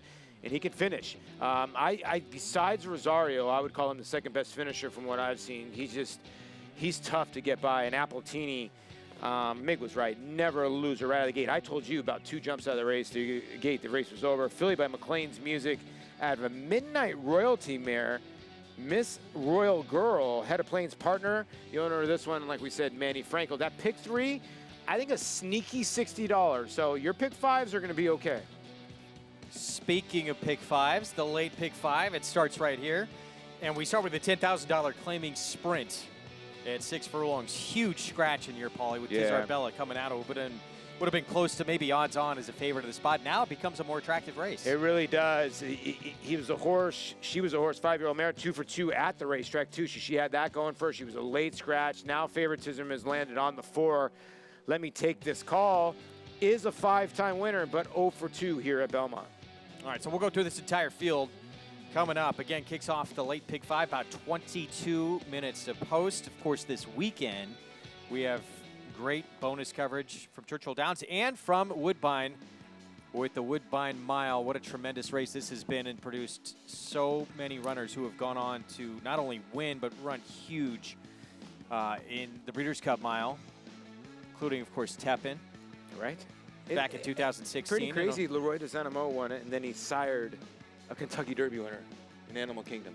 Crazy. Just missed in the Breeders' Cup Mile, Leroy DeSanimo. And Wise Dan would win it back-to-back years. Yeah, and my favorite moment was 2013. I happened to be there on site, and he went 131.75. And I remember asking Johnny after this race, could you have went sub 131? And he said, yeah. In a straight canter, and I really feel he could have broke the world record and went sub 131. It was still, to me, the most impressive race I've ever seen live. That's Zaw approval in his wake, who was a pretty good runner for Christophe Clement. But 131 and change like that, it looked like he was walking around the racetrack. I remember I had chills on the rest of the day.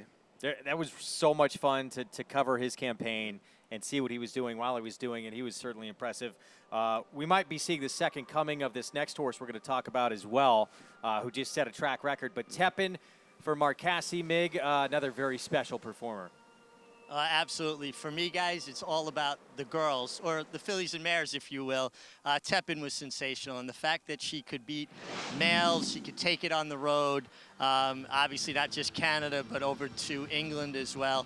And I love the way she traveled in the stretch. You know, Julian Leperoux used to ride her with just an unbelievable amount of confidence. Kind of finally asked her the question inside the 8th pole. She kept finding. And I just thought between the fact that Marcassi trained Tepin and now got Stormy, a filly, trying to do the same thing. I love the story, and I love when I see the fillies and mares take on the boys, and not only take them on, but best them. So for me, the Woodbine Mile that stands out is Tepin, and maybe Got Stormy can write her own little piece of history up there.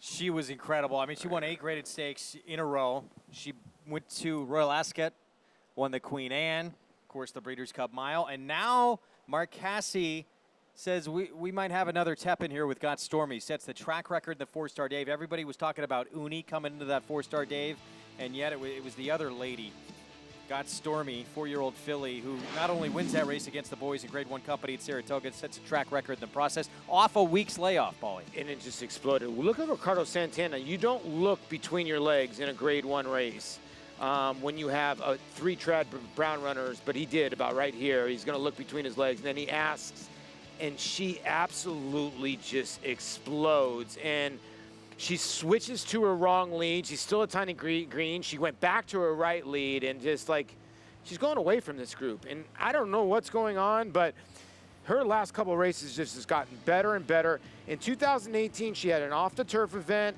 a soft racetrack. Mark did the right thing, brought her to the sidelines, but ever since her 2019, since she's been a 4-year-old, she's just been a different animal, and I think she's thriving at the right time. And look, Marcassi, he gave all the credit to Gary Barber. Marcassi didn't want to go in that spot. He thought it was too quick coming back.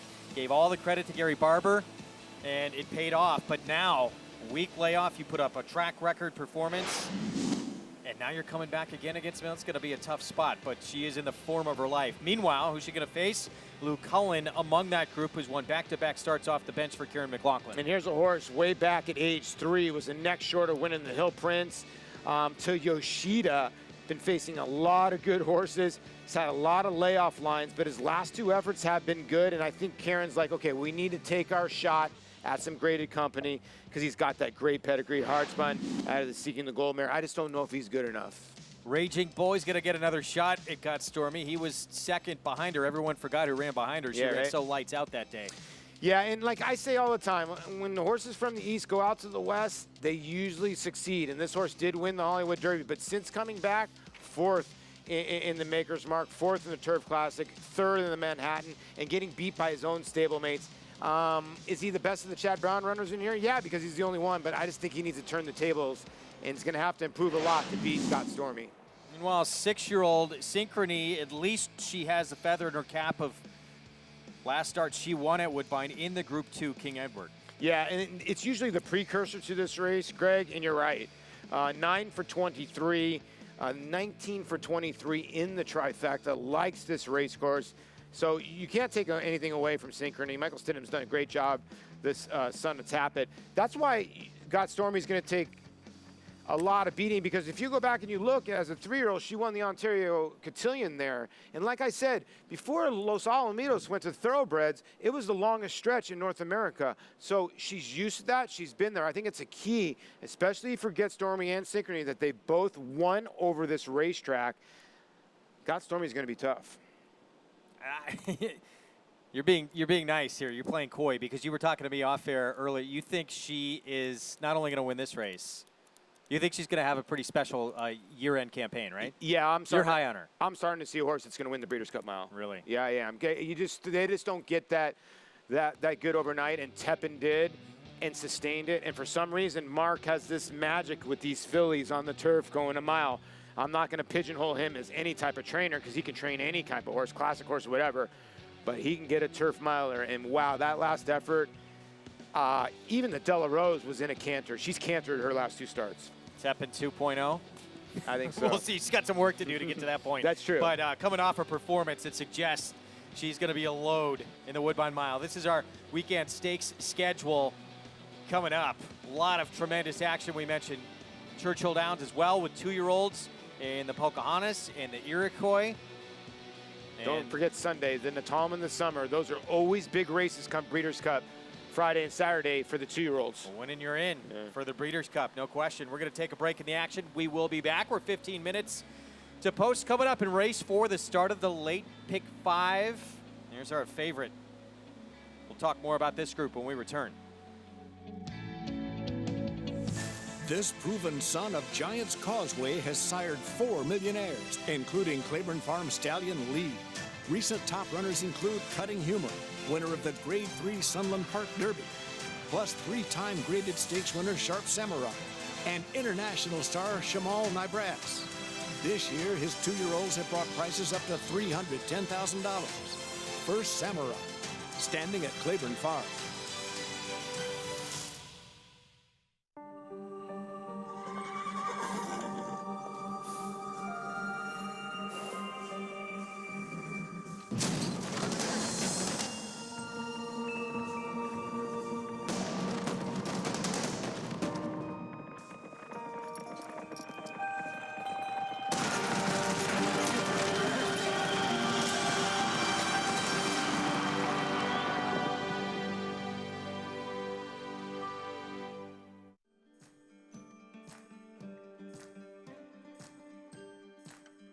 Hip 621, a filly from the first crop of champion sprinter Run Happy, out of a stakes-winning half-sister to Chasing Bubbles, winner of the New York Stallion Series Stakes. This New York-bred filly will be offered by Woods Edge Farm at Keeneland, September.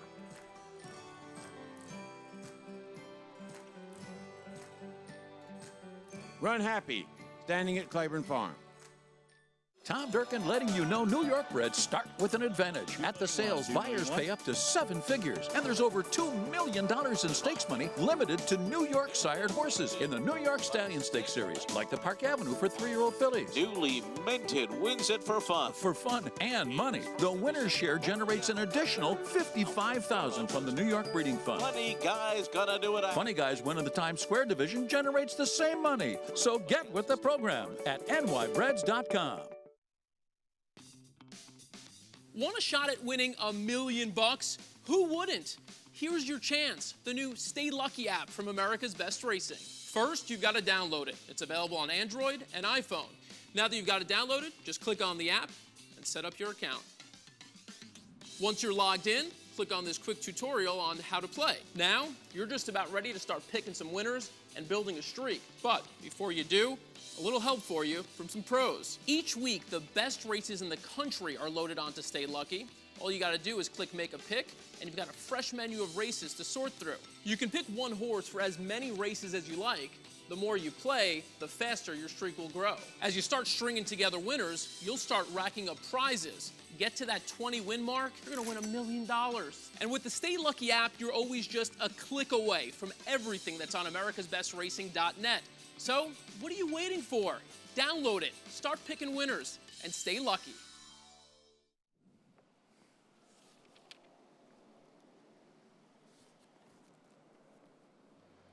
Watching America's Day at the Races. Our show brought to you in part by America's Best Racing, the go-to site covering the sport and lifestyle. Visit americasbestracing.net today. We are 12 minutes away from the late pick 5 coming up on this Wednesday afternoon here. $10,000 claiming race.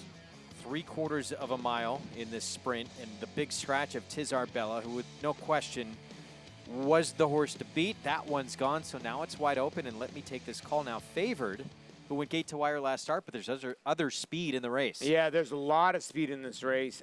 This race is so confusing ever since the 5 got taken out, and I can understand where the 4 is going, but I'm going deep. 1, 2, 4, oh boy. 6, 7, no 3. Yeah, that's happening. I'm telling you right now, the 6 could be dangerous from off the pace. 3 and 5 in race number 5. I like the 5 Moine Spun. I do like a sender on the drop for Michelle Nevin. 1, 2, 4, 5 in race number 6. Radajakowski, I do not trust. I like might be probably the best in there. Cartwheel, Bengal Gal, I think it's got a shot. Nay Lady Nay is my single, although it says 7. Yeah, it should be a 2 there should be a for 2 race there. 7. That might be my mistake. And then 5, 6 in race number 8, which is impossible. I like the 12 2-cent Tootsie a tiny bit as well. That last race, that's why this pick 5 looks so good today. Yeah, I like Marquette Legacy, probably the 6th the best. So, all right, but again, for Paul's ticket, race 7, second to last leg, yeah, the 2, Nay Lady Nay for Chad Brown. Time for a paddock report here on the 4th to kick off our pick 5. Let's go to Richard Migliori with more. Thanks, Greg, and really nice looking group here in the paddock for, less expensive fillies and mares. But the entry of the 1 and 1A from Mertan Cantomachi made a real nice impression. Both of them look really good. They both possess speed. I asked the trainer, Merkan, who he thought would be the speed, which one was going to go, and he thought that the 1 horse possessed more natural speed than the 1A, and he thinks that she'll be on the lead. Keeping up with that kind of theme of speed, the 4 horse, who's absolutely won the paddock pick appearance to me. The 4, let me take this call. Jeffrey Engelhardt's trainer said that, said that she's better on the lead, but she can stalk from the outside, and he kind of foresees her stalking the 1 horse from the outside, but she'll be close under jockey Dylan Davis. She does not like dirt in her face, but she's in a position where she probably should not be getting much of that kickback. And the other horse that really took me from purely a physical appearance is the 7 horse Karen's Gem, making the first start for Ray Handel off the claim. Boy, she couldn't look any better. As well turned out as a horse can look, just really got a great look to her. She's got a little bit of a sweat going on, but again, guys, it's humid, and I can tell you under this suit, I got a bit of a sweat going on myself, Greg. It is deceptively humid this afternoon. I got the same going on, Mig, so don't feel bad at all. Yeah, it's not bad. We do have some lights on us, though. Mig would get on the but Mig I'm would get on the washed horse out. with the suit on and get him home. No, no problem. You Yeah. could. Yeah. All right, this race, mentioned all the speed in here. Pick 5 pool growing to close to $100,000. Get signed up, play along with Naira Bets. Bet $200. You'll get $200 in your account with the promo code LIVE. You got to use that at sign up to take advantage. Bet any track, anywhere, anytime with NairaBets.com. The key, you make such a great point. I know. See, the late pick 5 pool is going to get about 100,000. It will get up to about 250 by the time they go off. You have to get involved, because if you want to go short, try to get to Al's bigger brother in the last race, All. Because if you can, I mean, anything can happen in the last. I would love to get like a nice little like $80 pick 5 ticket where you have boom all in the last. And maybe you take your chances on the way, but it's a tough little sequence, and I think you can pay today because of that last race. You make such a great point. It's so wide open. It really is. I think Amos got a shot in there at the 10 at 20 to 1. Who's probably going to be what, 40 to 1? Well, I don't know, and maybe no one will go that high because we don't see that often. In a race like that that's wide open too. Going to see multiple horses though, probably at 20 to 1 in the last race. Yeah. Some who, and you think that one has a shot, but I think there's a few others that are going to be around that price that have a shot too. Usually, like the last race, we usually get that 3 to 5, 4 to 5, 7 to 5. They're always trying to beat. It's not going to be the case today. I would think the favorite in the last race is going to be 4 to 1, 9 to 2, somewhere in that area. You're going to make me reload my account. You're doing it right now. Talking me into it. You're multitasking. Very well done. Post parade coming up here for this fourth. We got Speed on the rail with the 2 Elizabeth Nicole.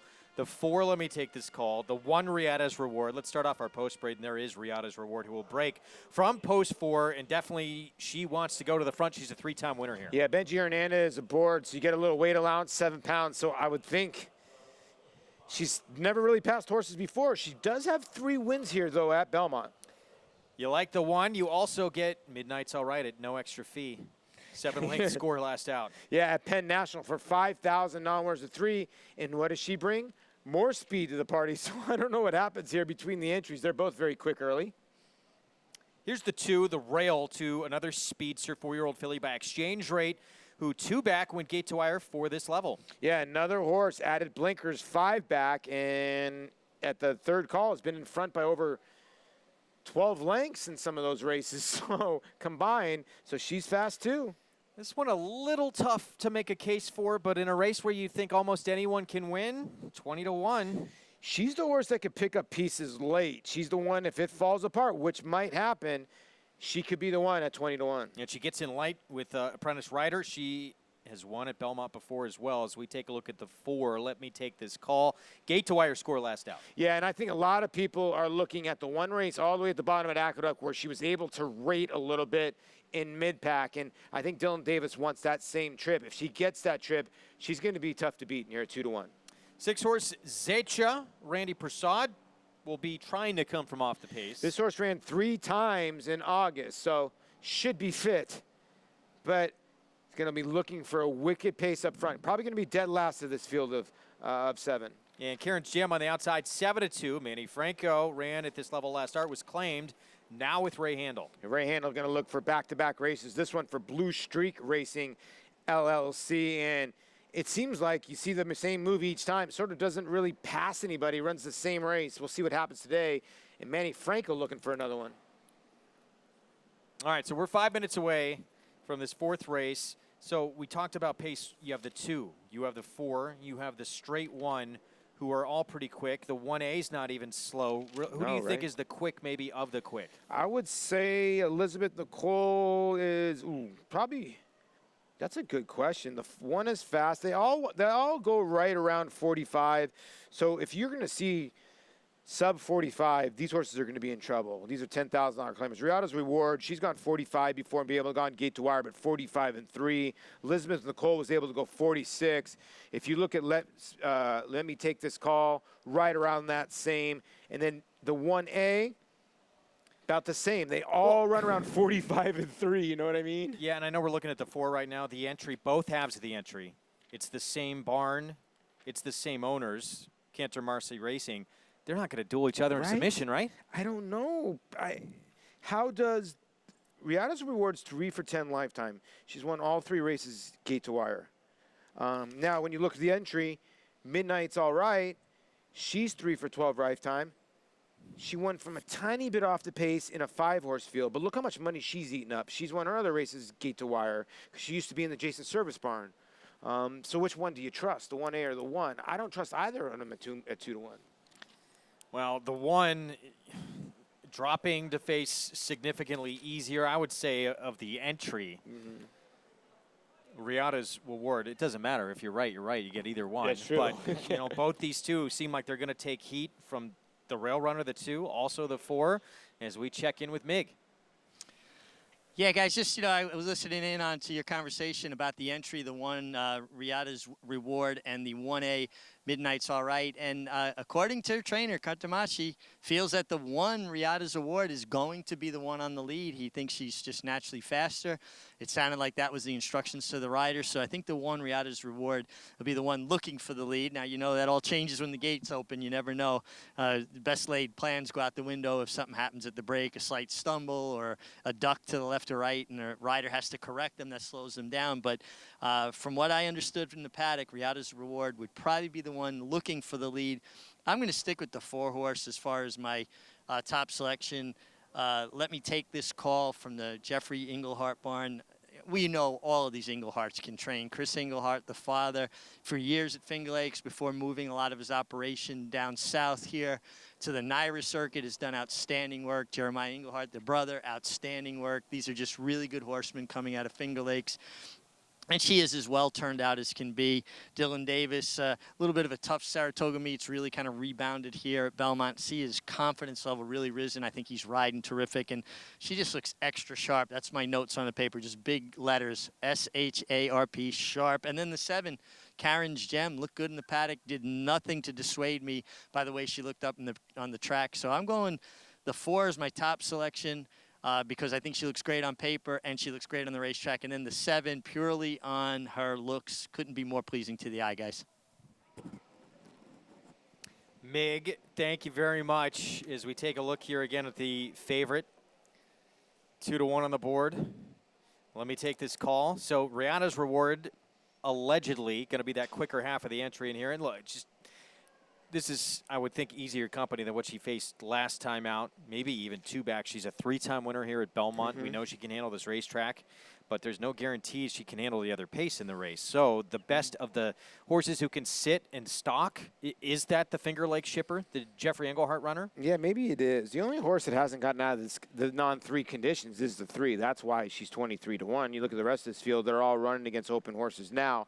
Riata's Reward just got out of the non-3s. Now, do you want to take her in the entry at 2-1 in the 1A as well? I mean, I think Mig's on the right horse with the 4, but I don't know if you want that price at 2-1. I chose the 6 because I thought this race was going to break down, and that horse looks like he's got the best late closing kick, at least recently, but we'll see what happens. Persuade runs his horses so much that you just never know when they're going to pop. Then beyond this race, the next one, did you feel like Moyne Spun was hands down the horse to beat, or did you see that race wide open? Horse to beat, but I don't know about hands down. I like Ascender a tiny bit in there. I could see Alley to Calvary. I also could see Sandora in there. Moyne Spun needs to run a race, but there's some other speed in there to go with her. You like the 8 in there, don't you? I thought Fairy Link was interesting on the rail. I could see that, Peter Pugh. The last race is just a bog. And who do you like in the 6? Cartwheel? Race 6, I think it's between the 4 and the 5, but there's so many speed types in there. And those 2 look like they're both going to be in the front end. It wouldn't shock me if both those 2 went around in the end. Radikowski didn't love that stretch run at Saratoga, but it was a 1 1/8. Now just going a 1-turn 1 1/16 might be a little bit easier on her. Race 6 and 7 are going to be fun races. They are. It's an interesting pick 5.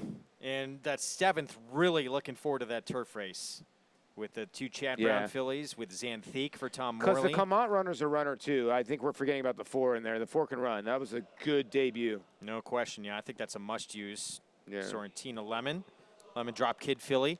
But first things first, we got to get through this first leg. Let's see how it plays out. Here's the start of the late pick 5. Send it upstairs. Larry Colmus with the call. Karen's Gem up to the outside stall will be the last one to load here, and they're all in line.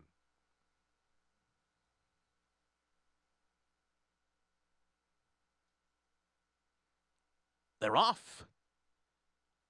And it's Elizabeth Nicole who goes out to the early lead. Let me take this call with speed 2, and Rihanna's Reward is away running in 3rd. Then Midnight's All Right, followed by Karen's Gem, and at the back of the pack are Parlapiano and Zecca. So they're racing for the far turn. Elizabeth Nicole opens up a 2-length lead here on Let Me Take This Call. Rihanna's Reward is third on the outside by a 22.3 opening quarter mile. Break of 2.5 to Midnight's All Right, racing on the outside of Karen's Gem. Parlapiano's got 6 lengths to make up, riding the rail on the turn. Zecca's a length behind her. Elizabeth Nicole, the leader. Rihanna's Reward on the far outside. Let Me Take This Call between those two.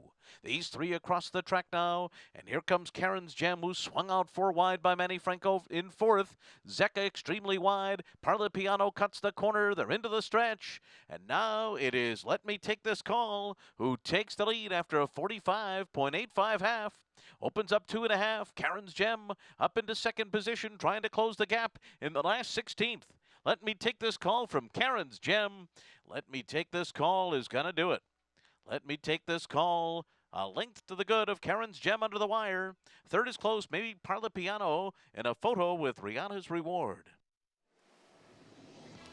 Let Me Take This Call coming in from Finger Lakes. Jeffrey Engelhardt, now 6 wins from 15 starts. Yeah, and we go back to that February 10th, 2019 race.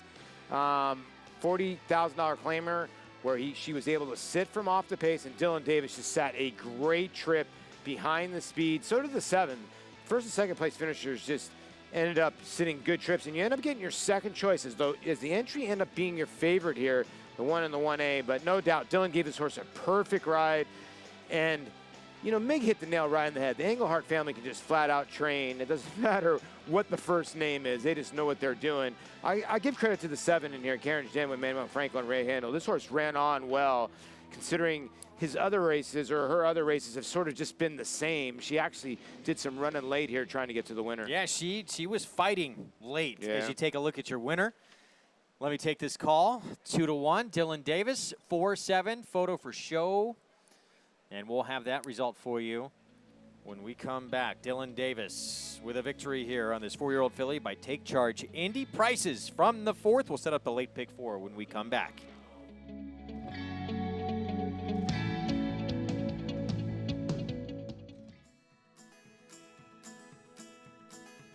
He's got a lot of the physical traits that Run Happy stamping his foals with. He's a big horse. He's very well balanced, and he looks precocious and fast. He's got lots of bone, very correct, and a big walk, and very smart head to him. He's very intelligent colt. Temperament as well. My horse has a beautiful temperament. He lies down in the stall every day, and just a cool horse to be around. Run Happy, standing at Claiborne Farm. They're off. Bet the horses anywhere, anytime with Naira Bets. Rushes out of there to take the lead. It's easy on your computer or Naira Bets app. Earn valuable reward points on bets. Play in our exclusive promotions and earn cash rebates. Sign up now. Bet $200 and get $200. Bet any track, anywhere, anytime. NairaBets.com. Mastery retired undefeated, winning his 4 starts by a combined 20 lengths. A 6-figure September sale purchase, he won impressively in his 2-year-old debut at Santa Anita. From there, he captured the Grade 3 Bob Hope Stakes and completed his juvenile campaign with a dominant performance in the Grade 1 Los Alamitos Futurity. At 3, the top-rated son of Candy Ride sizzled in the San Felipe. Now his much-anticipated first crop has arrived. Mastery, standing at Claiborne Farm. Back on America's Day at the Races into the winner's circle. Let me take this call. Jeffrey Engelhardt owns part of this 4-year-old filly as well. And Dylan Davis aboard for the winning ride to kick off the late pick 5, $6.50. Yeah, congratulations, filly by Take Charge Indy at an elusive quality mare, Spring Illusion. And like you said, the Engelhardt brothers, Jeffrey this time. And good for Dylan Davis. He's starting to get on a little bit of a roll. Let's head downstairs. Mig's waiting. Thanks, Greg. I'm here with trainer Jeffrey Engelhardt, and just so people don't think I'm only biased towards jockeys, I need to get a trainer in here. But Jeffrey, great job. Congratulations. You grew up going to the track. Your dad, Chris Engelhardt, just a stalwart at Finger Lakes for years. How young were you when you knew you wanted to be a trainer? Oh gosh, it's about 9, 10 years old. From a young age, I knew what I wanted to do. Yeah. And you learned what hard work is about, I'm sure, in your dad's barn. Yeah. Oh yeah. Absolutely. Yep. Came up doing stalls, the whole 9. Yeah. Yeah. Well, now your brother Jeremiah is doing well. Obviously, your dad's doing good. People are going to get to know your name. You're going to be in New York with us all winter, aren't you? Yes, yes. I plan on having 15 to 20 here all winter. Absolutely. Yeah. That's awesome. And what does it mean for you to win on this stage, like come to a place like Belmont and win? And, it's always something you dream of as a kid, growing up watching this place, just wanting to come here and compete. It's pretty special when you can come here and win a race. One thing I've noticed, it seems like a lot of good horsemen come out of Finger Lakes. What is it about, that area and the horses that make such good horsemen? Yeah, you know what? There's a lot of good horsemen there, like you said. There's just, there's horsemen there like every other track. But there's good horsemen there just like there's good horsemen here. Yeah. Well, we got a lot of good horsemen. And, guys, this is a name we're going to keep an eye on because I think this is a rising star.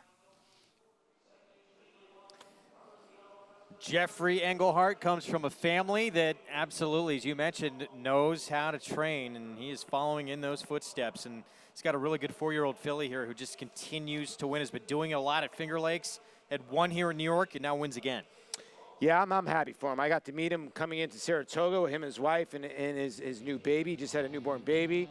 They're all Mets fans, are the Engleharts. He introduced himself to me. I'm a big fan of all of them. They all can train. Jeffrey, very, very soft-spoken, but I'm with Richie. He's going to bring some of these horses here to Belmont with a purpose. And we got to stop looking at Finger Lakes and go, oh, it's not the same, because they're winning here, they're winning at Saratoga, they're winning at all the New York circuits. What if he was a Yankees fan? Would you still speak so highly of him? Yeah, he was very, very nice. Okay. Fifth at Belmont will set the stage in a moment. Am I a good liar?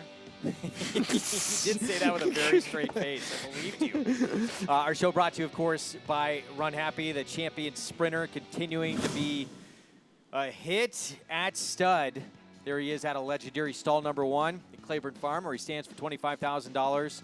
We saw some of his offspring go to the sales ring across the street from Saratoga. One of them went for $650,000, but he has been one of the big surprises with his runners going through the auction ring so far. Yeah, when you look at a lot of the studs around, you got these horses standing for $300,000, $250,000, $200,000, and then you have a brilliantly fast horse like Run Happy for $25,000, and there you see the yearlings. These are not 2-year-olds, these are yearlings that are going for enormous prices that can even stay with the people, or we might see them in another sale again. But yeah, it's great stuff because we're going to see a lot of Run Happies in Saratoga next year. This is from the Keeneland September yearling sale going on right now, so continuing to command big prices, including one for $575,000.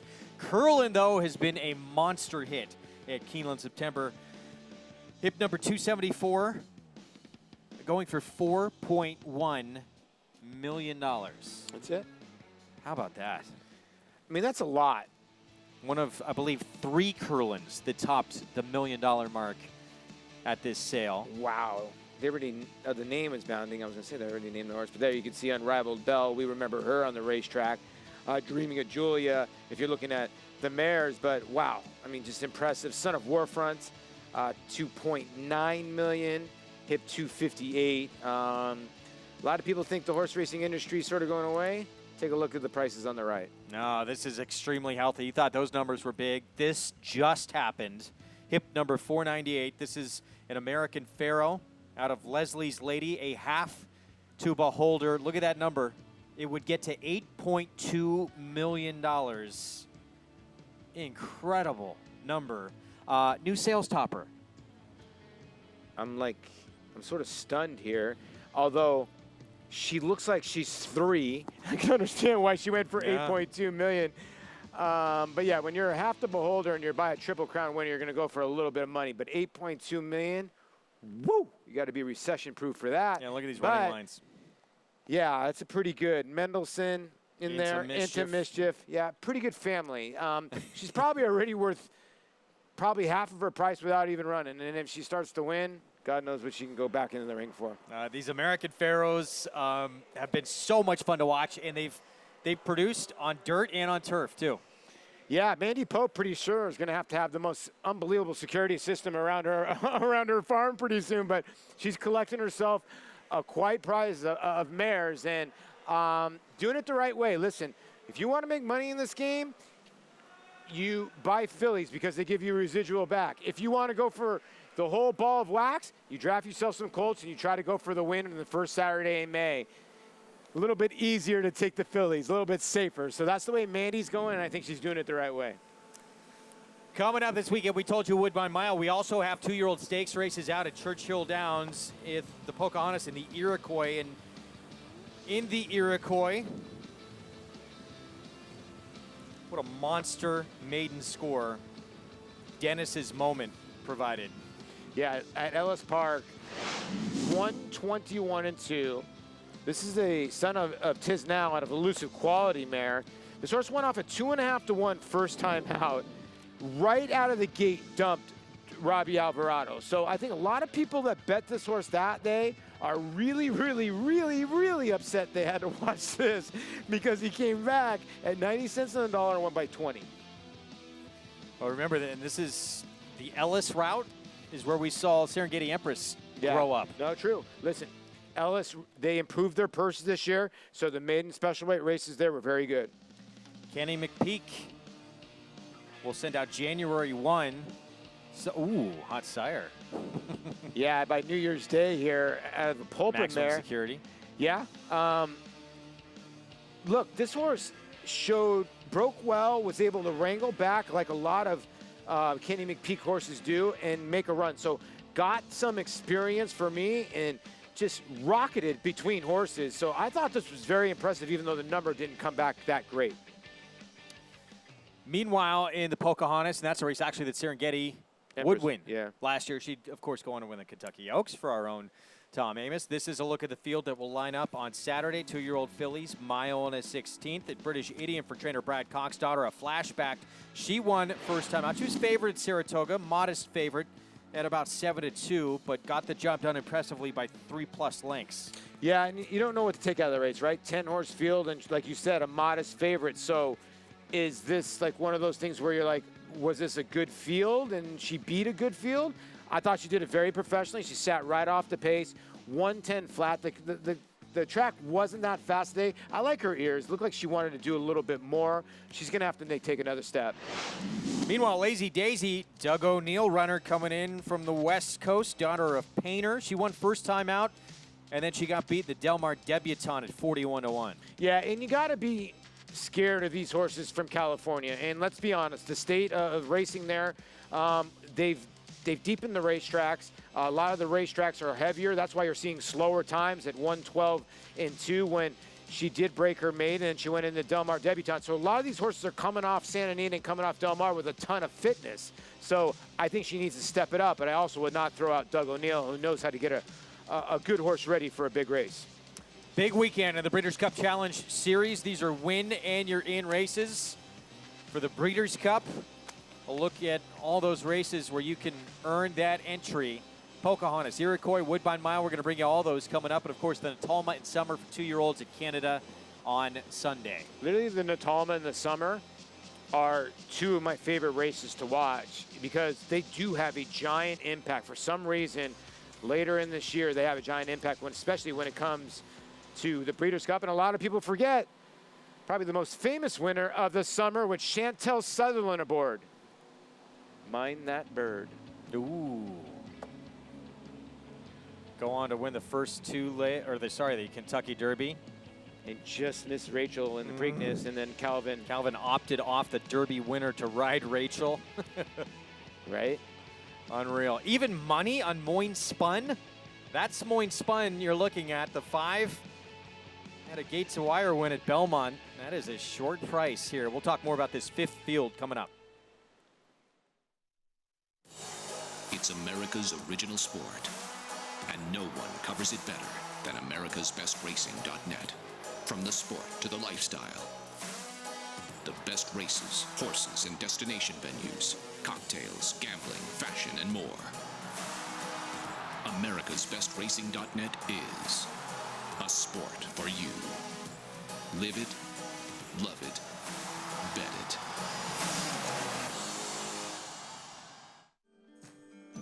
She's just a very obvious, very strong, well-made filly, great bone, great substance, a very easy filly to like, a very easy filly to get along with, and I would say be a trainer's delight. What we really like about our Unhappy Yearling is just he looks very, very fast. He's beautifully balanced. He's a great mover. We've just been so happy with the way he's grown up and matured, and we really like him at the moment. Run Happy, standing at Claiborne Farm. Racetrack Television Network brings you every race, from every track, on every screen, every day. With monthly packages starting as low as $5, RTN gives you great value and access to more live HD streaming and race replays than anyone. Visit RTN.tv today to sign up and watch on almost any device, including Roku and Amazon Fire. Use promo code TRYRTN for a 5-day free trial. That time at Oaklawn, win a home run made for a big night. Bet on your favorite teams at Oaklawn's new race and sports book. Oaklawn, a new level of action, a new level of excitement. The thermal spring waters our city is named after are known for their legendary healing properties. Their thirst-quenching properties are pretty nice, too.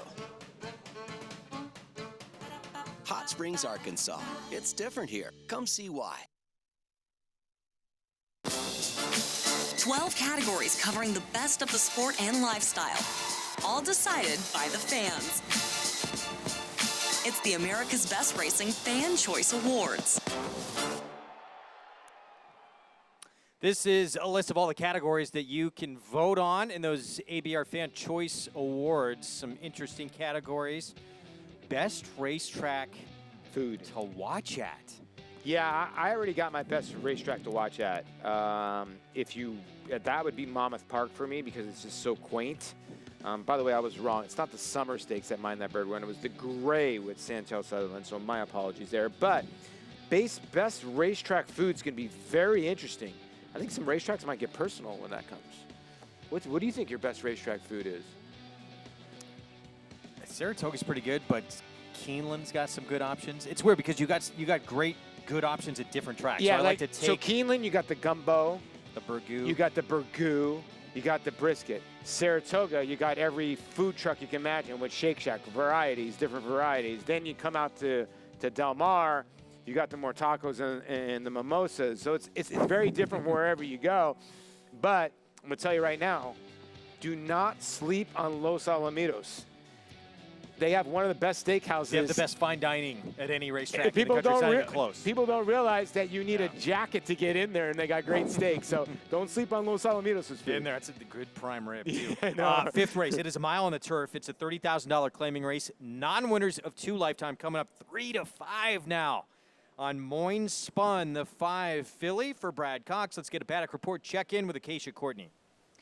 Greg, thank you. I'm sorry to interrupt the discussion about racetrack food because that's definitely a worthy topic. But we'll start with your current favorite, Moines Spun. Now, she is definitely going to be taking a lot of money given the fact that she's second off the claim and she did have that really trouble trip last time out. If you watch that race back again, picking it up at the 7/8 pole, she was very ranked. She was very uncomfortable. And that often happens, particularly with fillies, when they're taken out of their comfort zone. And I think that's exactly what happened with her on that day. She's the type of filly that normally likes to show speed. She was off the pace, down on the inside, down on the rail, and she was jumping, pulling on her rider, putting her head high in the air, and that just caused her to lose position, to just expend a lot of energy early on. So then in the later part of the race, she allowed other horses to sweep by her. She had a wall of horses in front of her, and she had nothing left to give because she had used up so much of her energy early on in the race. She looks fast.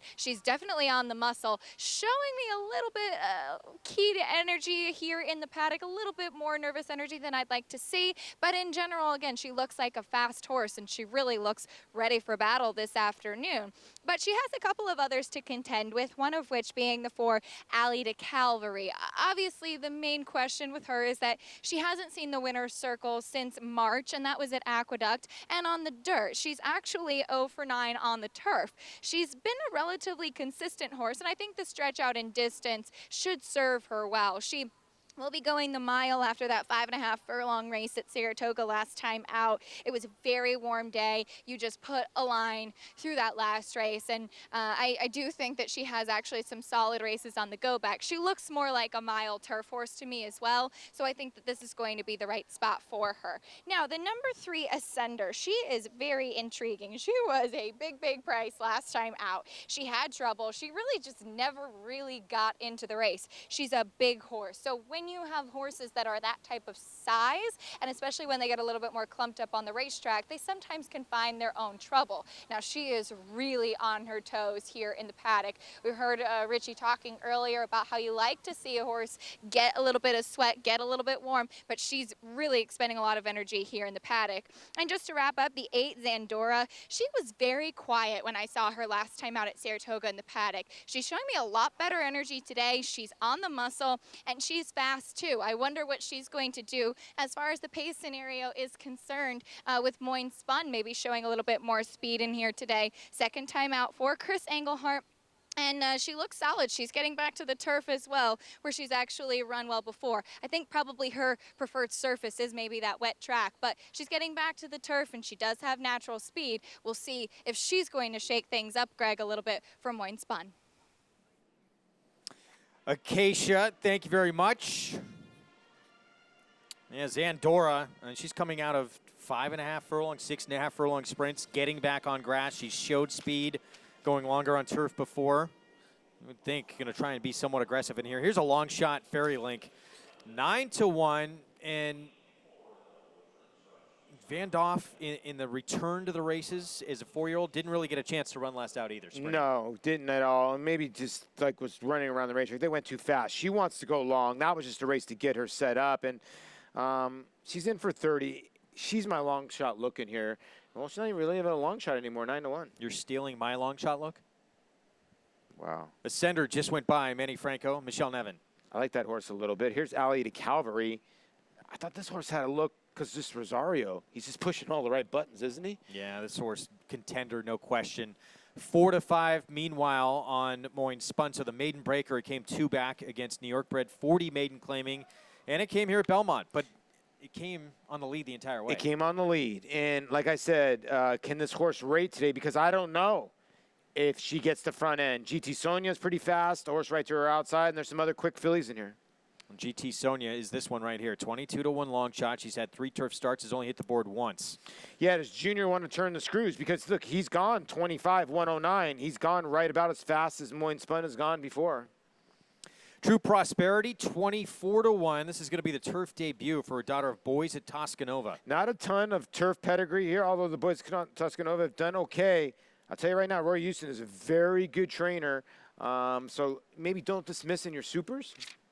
Zandora, 7-1, was 7-2 morning line being dismissed right now. It's Chris Englehart second off the claim. Yeah, this is a ridiculous price on this horse. She's got a big shot. Dylan Davis looking for another one today. This filly by Jimmy Creed. Well, we see another Englehart get the win. And then Carolicious, big long shot outside, 39-1. Was really nowhere the last few starts, but turf starts, 6 tries. It's only hit the board twice. Yeah, and a couple of them were third-place finishes that were very, very average sprinting. So she's never gone this distance. I just can't see it at 40-1. All right, so our favorite, there she is, 3-year-old filly by Hard Spun, and you know at least she hasn't had a ton of starts, and she had certainly some excuses last time out. Rank in that race, checked at the 3/8 pole. Here's a look at it. Yeah, and she gets really rank right here when she doesn't want to go inside horses, and you can see that Saez at the time was like, I'm not having any of this. So he's trying to back her out of there because she doesn't want any part of it. And now she starts settling in a decent stride. This is my worry. Right now, doesn't she look comfortable?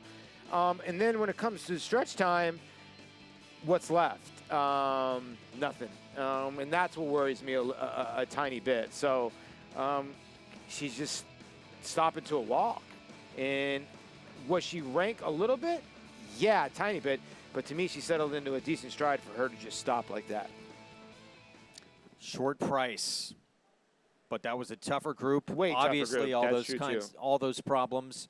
And maybe the game plan today is, look, just get her out of trouble early and put her forward into the race. I would think so. Like maybe get her mind into the race. Sometimes when you're just chasing superior racehorses, you're just like any other human being. If I'm 40 yards behind Usain Bolt with 40 yards left, I'm stopping. Yeah. There's no shot. Your heart's broken. Unless his hamstring blows out, I'll start running again, okay? So horses are a little bit like humans. Like when they get caught so far behind, she just stopped. She knew she was beat. So sometimes you got to draw a line through a start. She comes back to her start 2 when she was under Sweezy's care. She's going to be tough. Meanwhile, this is the one you've selected here. This is Ascender, and she too is taking a bit of a drop down. She's going to tackle a little easier, and as Acacia pointed out, 103 to 1 last start, and she ran to those odds. She did. She did. She was 10 out of 12. She seems like she caused her own trouble. She won actually here at Belmont. She broke her maiden here at Belmont for Michelle. Now she's in for third. This is the reason why I like her. And I like that Manuel Franco gets aboard. You could tell that they put some good riders on her, and she looks like she's tough to ride. But she's had brutal post positions, 11-11, 10-10, 9-12. She's been hung wide so many times, and maybe today, finally, she can save some ground. And I love the price at 5 to 1. Approaching the 2-minute mark to post. It's the start of the late pick 4. Let's check in again with Acacia Courtney. Greg, thank you. In the paddock, Moyne Spun was really very relaxed until they went to get the call for riders up. Then she started really getting on her toes, getting a little bit nervous. Once she stepped on track, she settled nicely, which I'm happy to see, because as we were talking about her being rank and being keyed up and throwing her head up in the air early in the race, you want to see her settle, see her relax, put her head down, and respond to her rider's request. So seeing her stick with the pony, trying to keep her calm more than anything. I think that's really going to be key for her, especially in the early part of the race. She's fast already, and I think that the relaxing, as you see her tossing her head just a little bit, she's probably a little bit of a tricky filly to ride. Seeing her relax is a key thing for her. Another one that probably needs to relax a little bit more is the 3 Ascender. She's stuck with the pony for quite a while as well. In fact, kind of relying on the pony a little bit. Sometimes before the race and even after, horses, when they kind of find their friends, when there's another horse near them, that helps them to kind of take a deep breath and settle down a little bit. They are herd animals. The presence of another horse who's clearly unfazed by everything that's around them, that's going to help them settle a bit more. Paul was talking about the post positions that this filly did have. Given her size, I mean, she is a very big horse. When she's hung wide like that, sometimes it's just hard for these types of horses to kind of get underneath of themselves. She's swishing her tail right now. I have to be honest, I don't love what I'm seeing from her on the racetrack, but given the drop in class, I still do think she's a player. She just needs to be able to get a good trip and hopefully get her mind in the right place. Now, a little bit of a price horse, 11 to 1 on the 1 Fairy Link. She was one that actually made a pretty nice impression. She was dappled out. She's pretty fit. She's stretching out in distance, and I'm not quite sure what we're going to see from her. Before 2019, back in 2018, she was keeping some good company running against tougher fields than she is now. You put a line through the last couple of races, which clearly things did not go well for her, but she looks solid this afternoon. I think stretching out in distance should be good for her, and she's a nice price maybe to take another look at and to include, as she does have some dirtied up form recently, Greg. Well, Paul and I both like the Rail Runner. We like her outright at a price in here. She's run better when she's gone long. She faced Mitchell Road. Yeah. 3 starts back. Mitchell Road would be 1 to 9 in here. Yeah, and I don't get why we're looking at Shorter than that. We're looking at a 3 to 5 shot. We showed you that last replay. I get it. It was start allowance 80, way tougher field at Saratoga, dropping down, and she can win this race. There's her highest buyer is 63. I cannot take a 3 to 5 shot with that number. Meanwhile, here's Fairy Link. And, yeah, you just, I think, put a line through that last race. She really gave a chance to just show us what she can do. Sprinting does not seem like it's her game. Before that, she was vanned off in her only 2 starts of this year. So a race where she didn't get really a chance to run, then was pulled up. Now we'll see going longer what she's a little more suited to doing. And, yeah, in terms of who she's faced compared to everyone else in this field, she's faced the toughest company. No, by far. Not even close. She's actually been in a couple stakes races. She's taken her talents to Saratoga. Her best races have been at Saratoga going long. So 10-1, not a bad price. And again, did you just go LeBron on us? She took her talents to Saratoga? Yeah. Yeah, I did. Okay. GT Sonia, the 6, that's ridiculous, 25-1, because that horse might be in front for a little while. 25-1, yeah, on the 6, 3-year-old filly in for the 8 at Orlando 6 Noda. in the 8 at 6-1's a joke. I mean, they're just overbetting the 5, and the 5 can win at 3-5, but you're betting a 30 non-2 to 3-5. No. That is a short number, and again, the way she did it, she was out in front on the lead. Will she be able to get the lead again here this afternoon and stay out of trouble? Maybe can be tactical and still win. We're going to find out. Let's send it upstairs. Larry Colmus with the call. Start of the late pick 4. Carolicious coming forward to the outside stall. Goes in. They're all in line. They're off. And it is on the outside Zandora who fires out for the front. Away running in second is Alley to Calvary. Moinspun is right behind them and will sit back in third. A bit hard to handle early on here. A length and a half farther back to Fairy Link. True Prosperity to the outside. Going up outside of them is Carolicious. Then Ascender. And the trailer is GT Sonia. Up the backstretch they go. And Zandora is the leader through a 23.37 quarter on top of half a length. Alley to Calvary is second. Moinspun a length and a half off of them in third. And they're followed by on the inside, Fairy Link and True Prosperity to the outside. Ascender goes up between them in sixth, 5 lengths off the lead. Then Carolicious, GT Sonia's 7.5 behind. Front running Zandora, who heads for the far turn in front through a 47.39 half mile. Zandora 3/4 of a length ahead of Alley to Calvary. Moinspun tracks them from third. The favorites got a length and a half to make up as they race midway on the far turn. Then Fairy Link and Ascender. As they head round that turn, outside of them comes True Prosperity. Carolicious is next, and GT Sonia at the back of the pack, and they're coming to the top of the stretch. And here on the outside comes heavily favored Moinspun, making her move now. Moinspun grabs the front as they come to the top of the stretch. Alley to Calvary is next. Ascender's finishing fast on the outside. Ascender's coming after Moinspun. Moinspun down to the 16th pole in front. Ascender's a length and a half behind, and then fighting on is Alley to Calvary. It is Moinspun, and she's got it by a length and a half on the wire.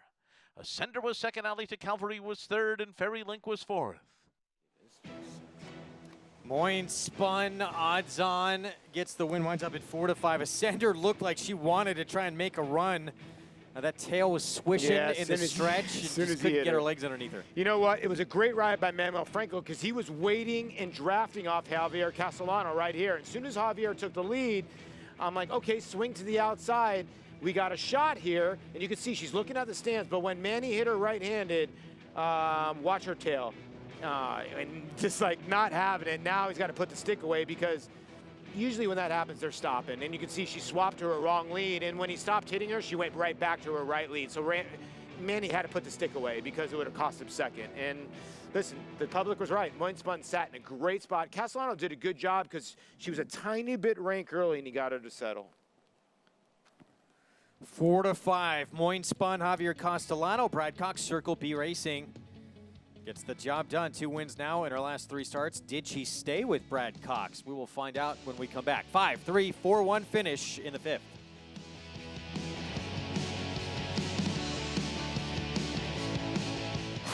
They're off. Bet the horses anywhere, anytime with Naira Bets. Rushes out of there to take the lead. It's easy on your computer or Naira Bets app. Earn valuable reward points on bets. Play in our exclusive promotions and earn cash rebates. Off the turn with a length and a half lead. Sign up now. Bet $200 and get $200. Bet any track, anywhere, anytime. NairaBets.com.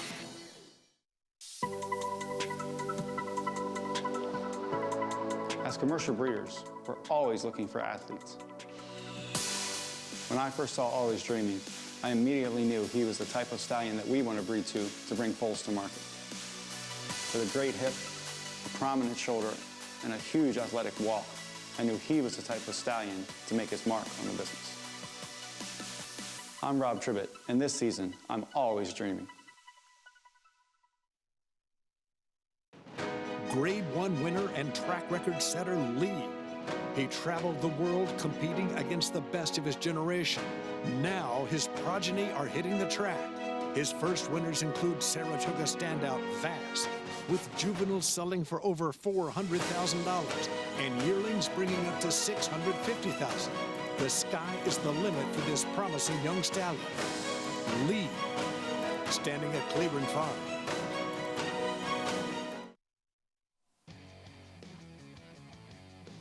Welcome back to America's Day at the Races as Moyne Spun gets vindication today and gets the job done second off the claim for Brad Cox. And I'm standing by with winning jockey Javier Castellano. And Javi, this does not look like an easy filly to ride. Tell me a little bit about your trip because she was giving you a little bit of a hard time early. She did. She's a little filly. She's a little bit hard to ride, a little bit light mouth. I think she's going to run off a little bit. But I think today he set a good perfect pace. They went pretty quick early. I able to cover up a little bit, and I like the way she finished. But she can give you a hard time if the pace is low and the long distance two-turn. I think it's going to be a little difficult. How important was it for you to get her to settle, even in the warm-up and in the early part of the race? I believe the key, you have to be patient with her. You know, try to warm up nice and quiet, keep it fresh, keep it relaxed. And even the gate, when you open the gate, you have to be very finesse when you hang and be patient with her because the more you grab, she one more took off. I think it worked out great. Perfect day today. I'm glad I get it done. And how validating is that for you when you have to put a little extra work in with her, but she gets the good trip and gets the job done? Well, you know, many years I've been riding a lot of horses. Every horse has different style. I think I adjustment today with her today and worked out great today. Certainly did, Javier. Thank you. Congratulations. Thanks a lot. And that just goes to show you the type of work and preparation that these guys put in, Greg. It's all about making sure you know your horse, as each one is different. That's a jockey who won 4 straight Eclipse Awards, is the top jockey in the country. Hall of Famer. Does his preparation as much as he is blessed with great talent. Yeah, listen, he probably went to Jose Lascano, not riding in the race, and said, listen, I know you rode this horse, this filly. What do you got for me? And Javi probably said, listen, you got to let her do her own thing. She's got a soft mouth, like he said. He even thinks she'll probably be a better sprinter because she wants to just go, go, go. You got to wait, wait, wait. And there you see the late pick 5 fall along, 184,000 in there. You should be alive and chalk, but I think this chalk is beatable. Yeah, Radikowski, we have a mile and a 16th, one-turn mile and a 16th coming up here, New York Breds. If you happen to see her last race, she's only started 4 times. She's a 5-year-old mare. She was beat in that race. She somehow came back to win, but it was not impressive by any stretch. Now, that was a mile and an 1/8 over that deep surface at Saratoga. Yeah. Now she's shortening up. But I'm with you. There are a lot of reasons to think she's beatable. She's a 5-year-old mare that a lot of us thought, okay, she's starting at 5. You know, what do we make of her? She's gotten better with each start. You got to give her that. But I think today she's vulnerable. Radikowski back in action. And, of course, Seek and Destroy running in the Pebbles over the weekend. Grade 3 winner of the Soaring Softly, coming off a Group 3 win at Woodbine.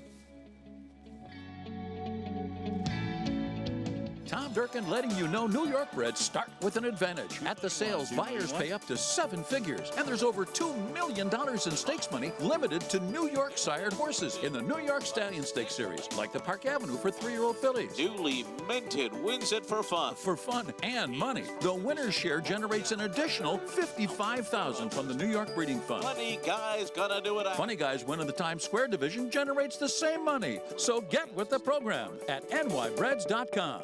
Coming on strong. Minute to stardom. On top, coming down to the final 16th, opening up a 2-length lead. Feel my love for you. Wild About Star shining big here in Berry 1. Oh, why did I wrong? Testing 1, 2. The Star Guitar filly leads Champagne Diva close to home. It's testing 1, 2. Feel my love for you. Coming on strong. Racetrack Television Network brings you every race, from every track, on every screen, every day. With monthly packages starting as low as $5, RTN gives you great value and access to more live HD streaming and race replays than anyone. Visit RTN.tv today to sign up and watch on almost any device, including Roku and Amazon Fire. Use promo code TRYRTN for a 5-day free trial.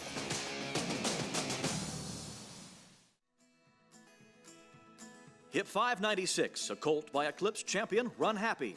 Out of the well-proven Quiet American mare, Queen of America, this colt is a half-brother to 4 graded stakes horses, including Well Moneyed, Economic Model, and Your Love. His second dam is half-sister to Grade 1 stakes winner Nanny's Sweep. Consigned by Claiborne Farm, selling at Keeneland, September. Run Happy, standing at Claiborne Farm.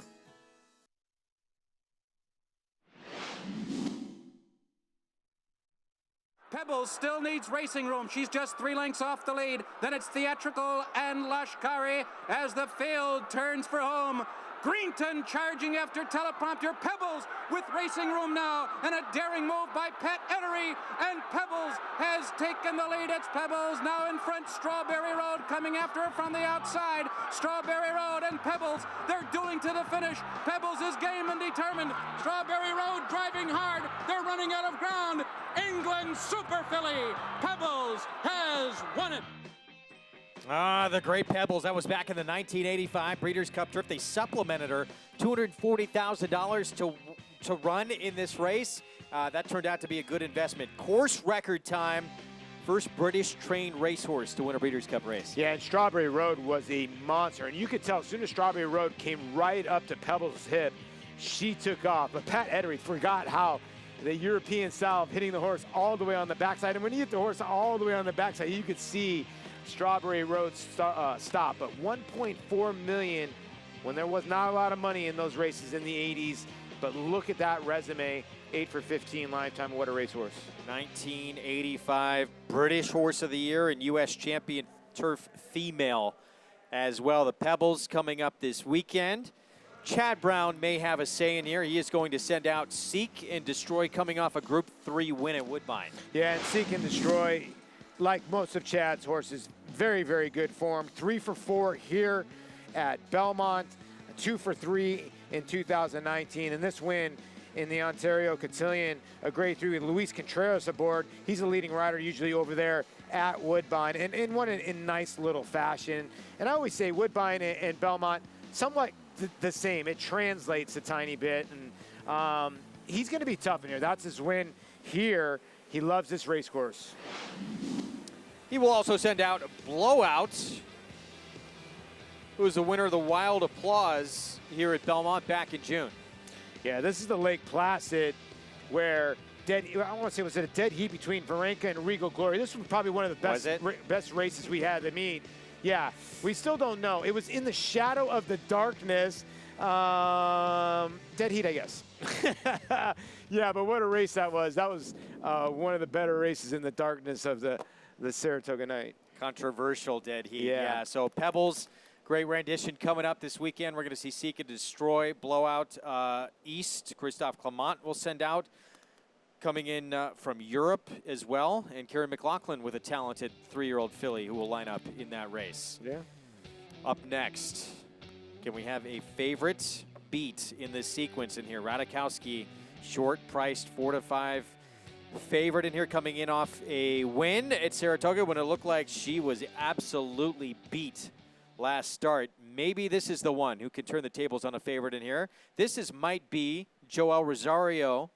Will be aboard on this 5-year-old mare who's making her second start back of the year. Of course, Joel Rosario decided to be a jockey when he was just 13 years old.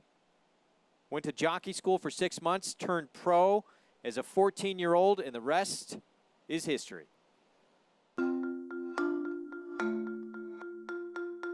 I am Joel Rosario.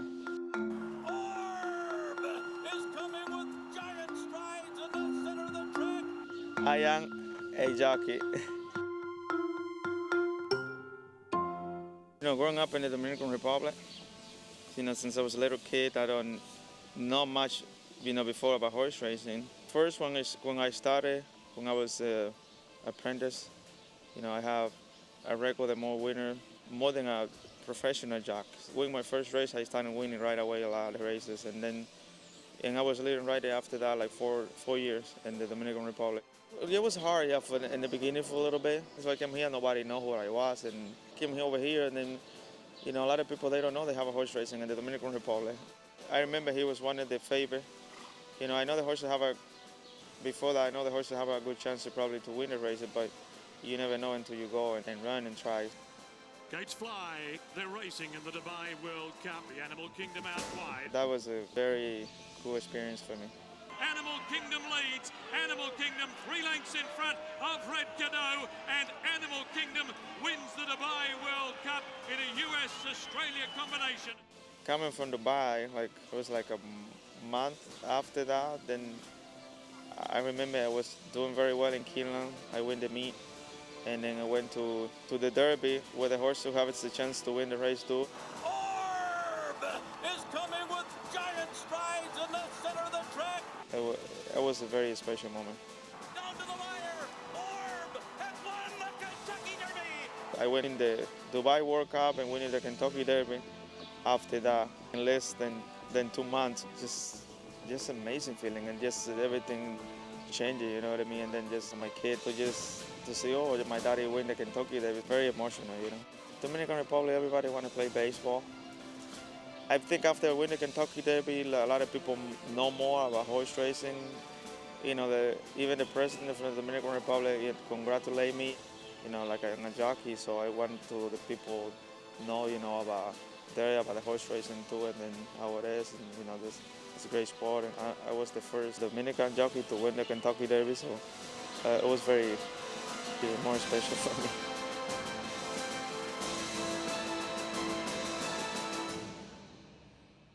Joel Rosario, Kentucky Derby winner, Dubai World Cup winner, and now two-time Belmont Stakes winner, Paul, on a ride that was absolutely perfect. And if it was not perfect, Sir Winston may not have won this race. No, not at all. And Joel has really gotten back to where he was. I think a lot of people forget after he won the Dubai World Cup with Animal Kingdom, he was on a roll of a lifetime. Then he had a bad injury that set him back for a little while, just like any other athlete. I would call it sort of like a Tommy John surgery, where it took him a year and a half to get back to the full strength that he is. And now you're seeing the real Joel Rosario. And I think what makes him so special is his calmness. Listen, I played with a lot of guys from the Dominican, and he talks about it. Dominican baseball is their first language there. That's all they want to do is get a baseball glove and a ball. He decided to be a jockey. And the one thing I love about Joel, there's no panic in him, even when you talk to him. And I think that feeds into his horses, and that's why he's such a great jockey, such a great turf jockey. I was looking at a thing earlier today. So far at this meet, he's had 8 turf rides. He's won 5 of them. And that just shows you the patience that he has. He just seems, when you meet him, too, he's just such a relaxed character. You're right. And this is the one he will ride coming up. Now, might be 3-1 on the board. Looks like she's most comfortable when she's on the front end. She was off for 11 months. Came back in a stakes race at Finger Lakes, favored and just missed. Now, second back off the bench, equipment change, blinkers coming off. If she improves off that effort, she could be real tough here. No, I thought this was a good effort. Anytime you're in between horses, and I get it, like you look think she's going to win this race, they're not going that fast. You're in between horses, you're battling. You had to beat the horse on the inside, so you win the battle, but she ends up losing the war here at the end, and just barely. It's not like she's not trying. She's going with that other horse. She loses by a head. The time before that at Belmont was over a muddy racetrack. Tate Charge Aubrey is a fast horse. Last time she was over a fast racetrack at Belmont, she won by 9. So she's very dangerous, this daughter of Posse. She takes the blinkers off. So it's going to be very interesting what Joel does. Does he sit off the pace? Because if he gets on the front end comfortably with the blinkers off, good luck trying to catch her. 3-1 right now on Joel's mount. Might be the 4. Trying to win for the 4th time in her career. It's Paddock Report time. We're going to head downstairs, check in with Acacia Courtney. Greg, thank you. We'll go from the inside out, starting with the number 1, Cartwheel, who I think will appreciate a bit of a turn back in distance in here. And what's key about this mile and 16th race in here today versus the 9 furlongs that she had in her last couple of starts is that this is still one turn. Looking back at her last race, I will admit she just didn't really seem to have much to offer in the latter part of the race. It almost seemed like she was kind of late switching leads and then was just a little bit tired. And the last little bit of the race, she just, again, didn't have much to offer. So perhaps the turn back in distance will be beneficial to her. She has a good tactical running style as well. With any race that comes out of a chute, including this one, having the inside post can be a little bit tough as far as getting position. So that's going to be the challenge for her. But I do think it'll be possible for her to get in a nice stalking spot under Jose Lezcano. And I know that her last win here 2 starts back was on a wet track, but it was a very impressive victory. And again, I think she's going to like the slight turn back. The number 2, Bengal Gal. Now she gets back onto what I believe is her preferred surface. Being a New York bred and seeing those New York Stallion Series races, can certainly understand why she would take a shot. Her races on the dirt have all been very strong. In her debut race, sprinting, she ran a solid 3rd and then went right into stakes competition. She did win going a mile here at Belmont, also on a wet track. She's got a very handy look to her. Got on her toes with Manny Franco in the saddle and can be coming from off of the pace as well. Super fit, very much on the muscle. I think she's leaned out a little bit from what I saw from her last time too. She really looks like the racing has put quite a bit of good fitness into her. The 4 might be, she's making her first start here for Bruce Levine. Blinkers do come off. She looks great today. I think that she definitely has gotten a little bit of benefit from that race. She came right back into stakes competition at Finger Lakes and was just beaten ahead, but she's a good sizable filly. She's long-legged, she's balanced, she's well built behind the saddle as well, and that's also going to help her get out of the gate quickly, as she is very fast and she looks fast. But that's what's going to be the challenge for her, is that the filly, or mare, excuse me, right next to her, Radikowski, is also very fast. She's been a little bit of a head scratcher for me because she's huge, without a better way to put it. She has a lot of size to her, but she's always been on the muscle. She's very fast. And I spoke about this in the last race, that sometimes horses that are just so big can end up getting into trouble. With her having that early speed, that's also a benefit to her.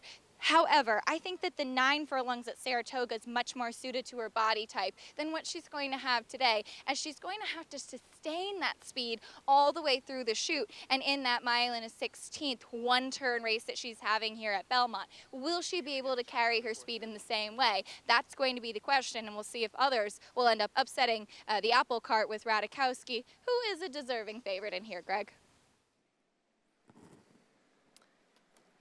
Thank you, Acacia. 3 to we both think vulnerable in this spot. Yeah, tiny bit. By the way, I like your jacket today. Well done. Thank you, pal. Well done. Yeah, you can't watch that last race at Saratoga and feel too enthused about her chances. I'm with you. And she's 5.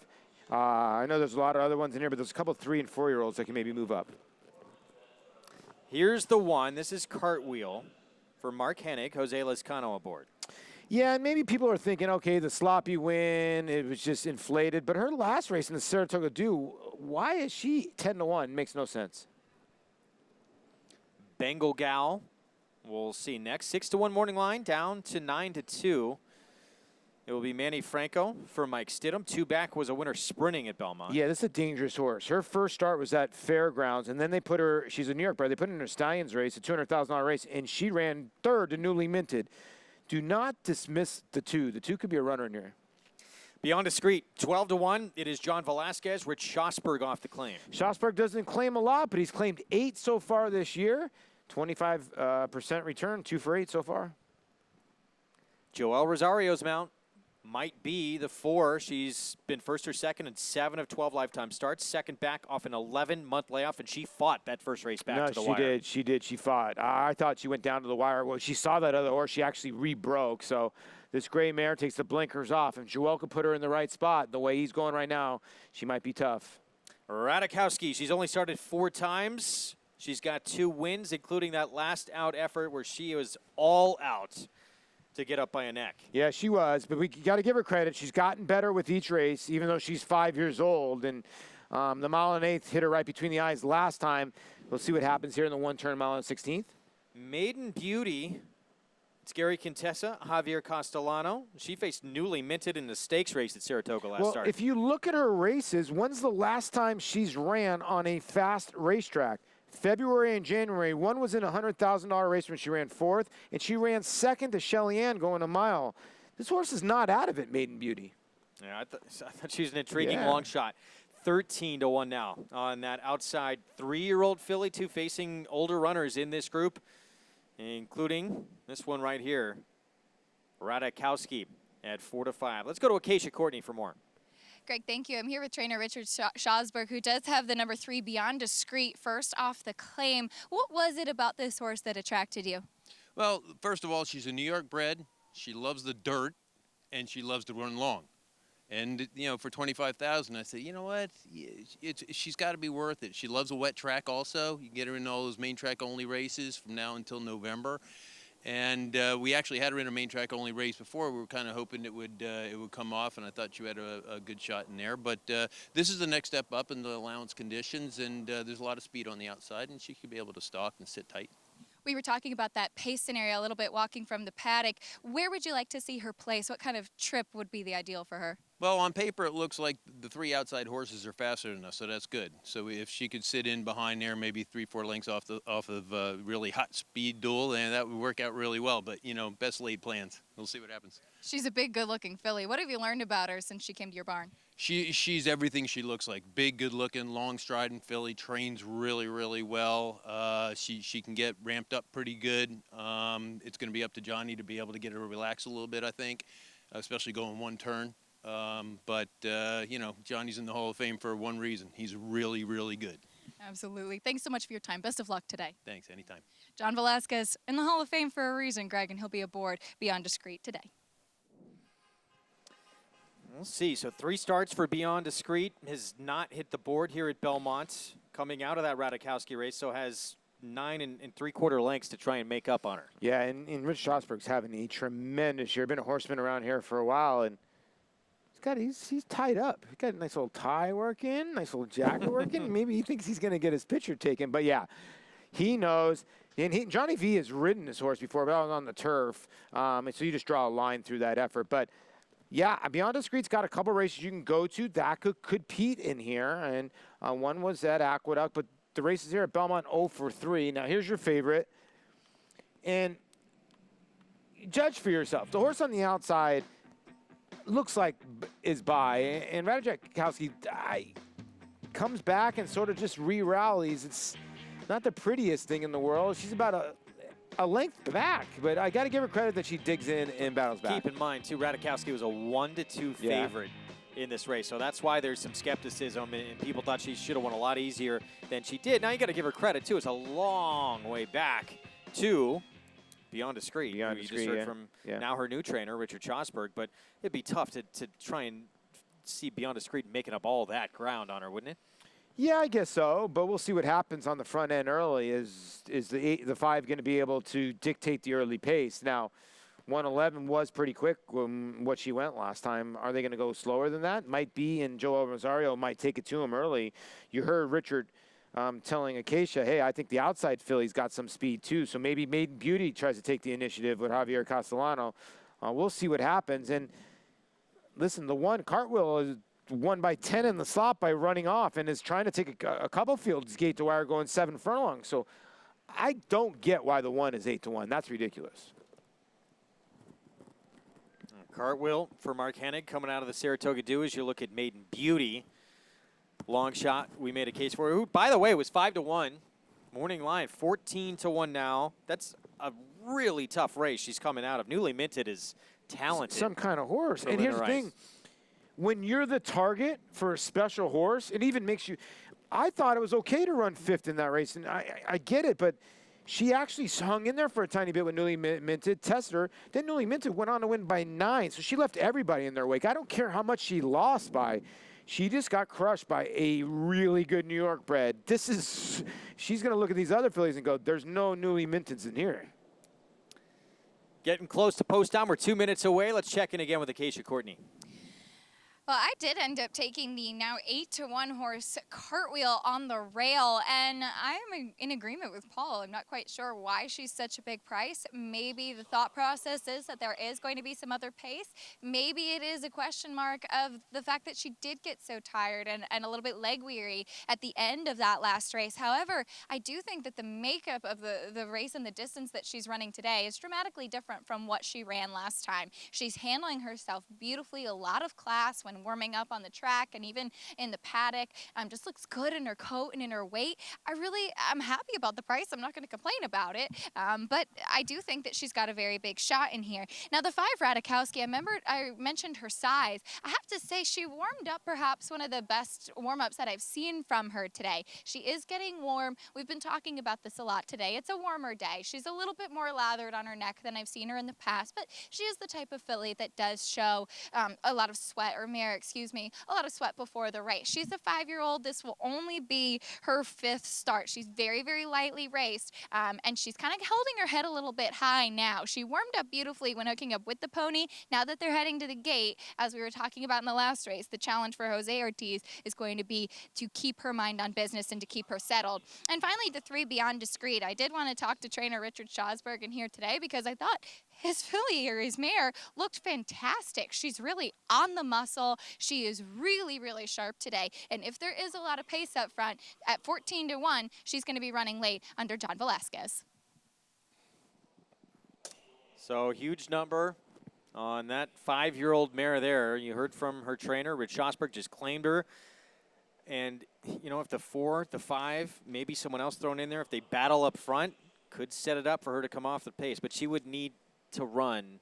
She would certainly need the race to shape up in her favor completely. Yeah, she'd have to but go back. she'd need to run one of the best races of her career. Yeah, she'd have to go back to 1999, as Prince would say, a party like 1999. She'd have to go back to 2017 race, one of those races. But, again, Radikowski gets softened up on the lead. If the field falls apart, the 3's going to be the one flying late. She's right, Acacia. That's how you get prices to come in like this 15-1 shot. We'll see what happens. In the meantime, Radikowski 4-5 from post 5, trying to win for the 3rd time in the last 4 outings for Brian Lynch with Jose Ortiz aboard. He's on board, moving in right now.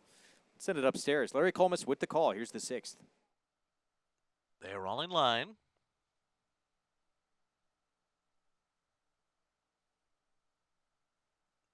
They're off. Radikowski goes out to the early lead. Cartwheel on the inside has some early foot too. And right behind them are Bangle Gal, Might Be, and on the far outside, Maiden Beauty. The trailer is Beyond Discreet, who is now 7 lengths behind front-running Radikowski, who has some early pressure from Cartwheel on the inside. So these two about a neck apart as they head up the backstretch. 1.5 lengths clear of Maiden Beauty, Might Be, and Bangle Gal, who are lined up right behind them, and they're 4.5 lengths ahead of Beyond Discreet. The first quarter was up in 22.94 seconds, and now it is Cartwheel who pokes a neck in front of Radikowski. Cartwheel has taken charge here, moving right along at a brisk pace, racing toward the half-mile pole. Radikowski, well held 3/4 of a length behind, second by 3. Maiden Beauty is third, then Might Be, Bangle Gal, and Beyond Discreet. The half-mile was in 45.58 seconds, as Cartwheel is taken on again by Radikowski. And Radikowski goes up on the outside, sticks a neck in front, still in hand here, and going along strongly. Cartwheel back into second by 3. Maiden Beauty is third, and the others have been left behind as Beyond Discreet has rallied up into 4th, but is 10 lengths behind Radikowski, who has not been asked to run yet. 3/4 in 109.7 seconds. They're into the stretch, and Jose Ortiz goes to a hand ride here on Radikowski, opening up to a 5-length lead. And then it's Cartwheel and Maiden Beauty battling for second, but Radikowski is far too good. Radikowski runs away to victory here. Second is going to be a photo that goes to Cartwheel over Maiden Beauty, and Beyond Discreet was 4th. Radikowski make it 3 wins now in the last 4 starts, and this was not even close. It might be, I don't know if something was wrong. It seemed like Joelle almost pulled her out of the race. Yeah, something went amiss with the 4, so hopefully everything is okay. Like, Joelle just stopped on her at the top of the lane, but Radikowski never ever look like a loser. I mean, went 109 and change just in here. And this 5-year-old mare by Drosselmeyer, now you know why they brought her back to the races, because she can run. And let's be honest. Like, I was a little skeptical of her race at Saratoga, but after this, I mean, she can run. The one cartwheel I thought was valiant for a nice little second there to hold on, but just nothing. 141-4. Good job by Brian Lynch to bring this horse at 5 years old back, and it seems like she's gotten better at each start, because this is going to be better than an 83 buyer. Even money runs like it. And yeah, it might be. I mean, everything's fine with her. It just was not her day today, and Joel took care of her, backed her out. But Radikowski, impressive in victory. While the price is next.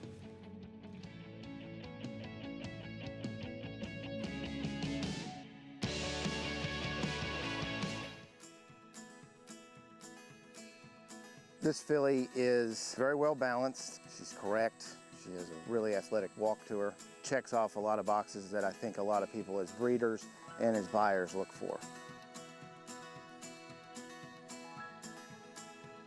She's as nice a yearling as we've raised here in 20 years. She's just the total package for me.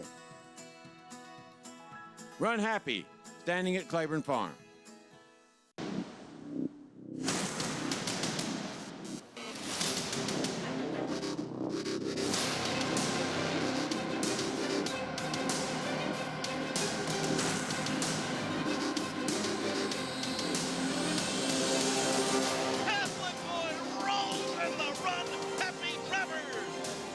Rushing full, and she's too good. She wins the Longines Just a Game. Kentucky Derby winner Orb. On the track, his runners have scored on both dirt and turf, including multiple stakes winner Autumn Warrior and Sipacan Harbor, winner of the Grade 1 Spinaway Stakes at Saratoga. On the track, Orb continues to add winners. And in the sales ring, his 2-year-olds have sold up to $250,000 in 2019. Classic winner, classic pedigree, or standing at Claiborne Farm.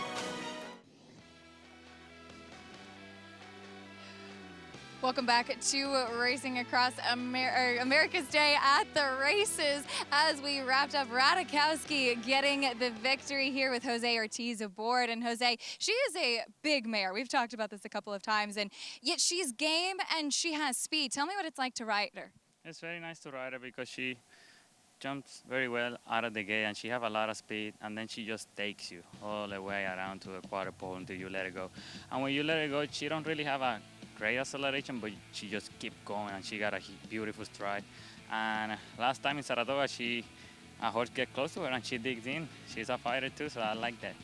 You didn't have to dig in today, though. She really just almost in a hand ride pretty much the whole time today. Yeah, I tapped her a couple of times to call her attention and let her know she had to keep going, because I knew that I opened up 3 or 4 lengths. I don't want her to keep looking around, you know. And I mean, she's stepping up fast, and I don't know what it's gonna be for her. I want to teach her the right way, and you know, she's gonna be 6, I believe, but she doesn't have much experience. I think she had like 5 races, but soon I think she will step up eventually to a stake company.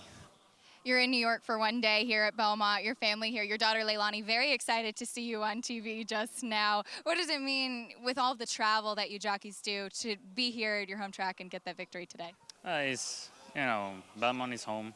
I love to be here. We've been out. Leilani and the family was with me in Kentucky down for a week or so. And we are back here now. She's happy. She always is. And she come out. I think I ride her uncle filly now in the next race. So hopefully we get lucky. You know, tough race, but I think that's what they're here for. Jose, thanks so much. Congratulations. Thank you. I appreciate it. Definitely a family affair here, Greg. Always great to see the whole Ortiz family here in the winner's circle. That's home away from home for the Ortiz family there. He's in the winner's circle so much. That's some absolutely great stuff. Taylor, obviously a rider here on the New York circuit for a little while. Jose and and her got married. Jose is a phenomenal athlete. I tell this story to a lot of people. He has a Jose Reyes glove that he had with number 7 when he was growing up. Him and his brother were big Met fans, Jose Reyes fans, and I got them to go to Shea Stadium. They got to meet Jose. It was a dream come true, and I had heard that he was a very, very good baseball player. I go to Keeneland. I go see him out at the range. You should see that guy strike a golf ball.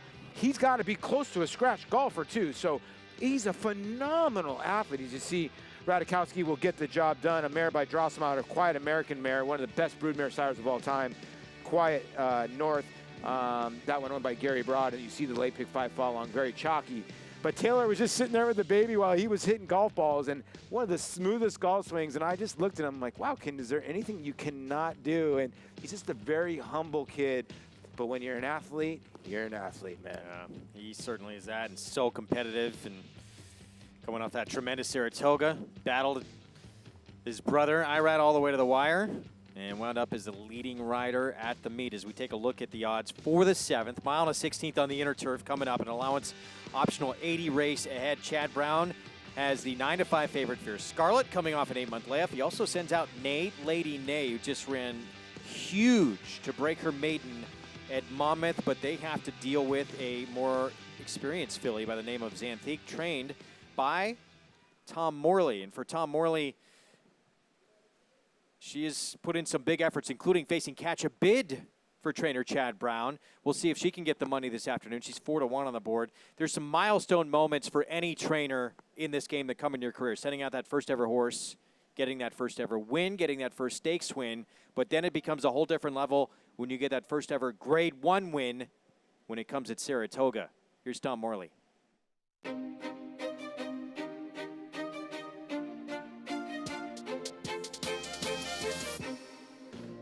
The 2016 Ballerina Grade 1 at Saratoga is my favorite race for a number of reasons. One is the fact that we won it with Have You Gone Away that year, just made it extra special. It's a race with an enormous amount of prestige, and it was our first Grade 1.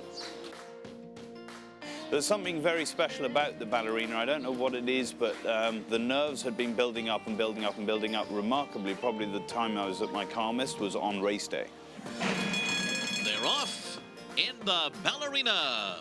I love the post that day, and at this stage you're just hoping that you get a clean trip. We wanted a bit of pace to run at, but on paper there didn't appear to be a lot. So I said to Johnny, just make sure that she breaks cleanly and you get a nice position on the outside. I was hoping that we weren't going too wide around the turn, but Johnny really just stepped on the gas here a little bit, but he was also very careful not to hit the front too soon and not to give away too much ground, he said to me afterwards. Here's Have You Gone Away on the outside, and she's coming with a rush. At this point, I still thought we were going to be second, but she just in the last 5 strides got up. Have You Gone Away has won. After the race was a bit of a blur, to be honest. I remember the trophy presentation and some of the interviews, and then I remember just trying to digest it all, and I actually struggled a little bit, I have to say. It was an extremely emotional time, and it was also kind of a little bit lonely in that the owners weren't there, Maggie was still working, it was Travers Day, and I went and sat at a stall by myself for hours and hours on end, just hung out with us. Maggie and I went through a lot with that filly. We owe Have You Gone Away an awful lot, we really do. She was our first flagship horse. God, it still sends shivers down my spine watching that. Oh, that's a great embrace there. Maggie Wolfendale in tears on that incredible moment. First ever Grade 1 win for those two. Well, I tell this all the time. When you're a horse trainer, your significant other is so big, especially when you're a jockey, and I say this a lot in baseball. When you play baseball, you're with your baseball family way more than you're with your regular family. Jockeys, times that by 2. So to have that significant other behind you, with you all the time, like Maggie and Tom, they're a very, very good team.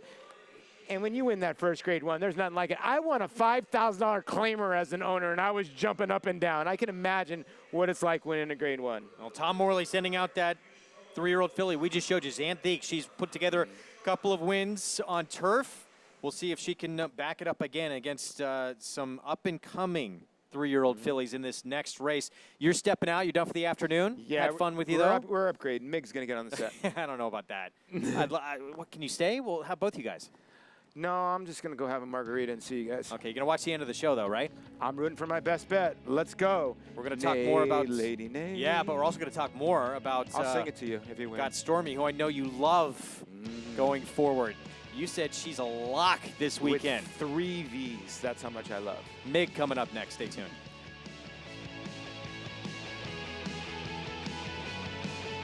Go from Railbird to Winner's Circle. With My Racehorse, you have access to top horses and trainers, backside tours, exclusive ownership experiences, and fast payouts to your online account. With shares starting as little as $100, the Winner's Circle is waiting for you. Go to myracehorse.com or download the My Racehorse app today to join the thousands who have already started their journey as a racehorse owner. Flatter. This prolific son of A.P. Indy has sired 6 millionaires, including Eclipse champion West Coast. This year, he's adding even more stakes winners to his outstanding record, including Sovereign Award winner Avies Flatter.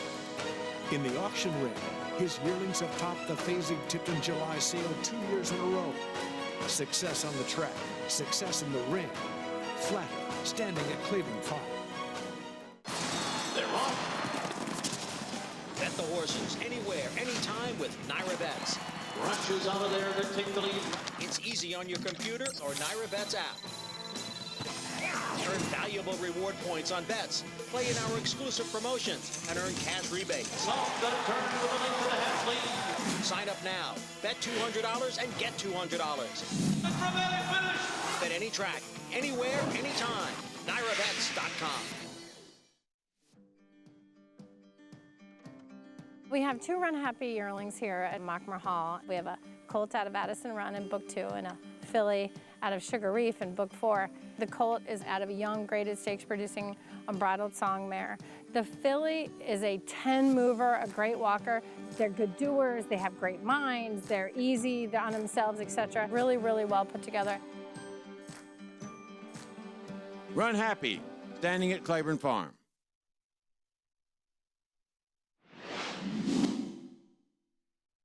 Leisurely, Julien Leparoux looks around, joins full mast. Down the outside, Mudakayev, the real running begins. Trying to get a run as a rod. Tepin trying to get clear here. Fighting down the outside, Mr. Owen is running on. Tepin in front, they have a furlong to run, and she has turned them away.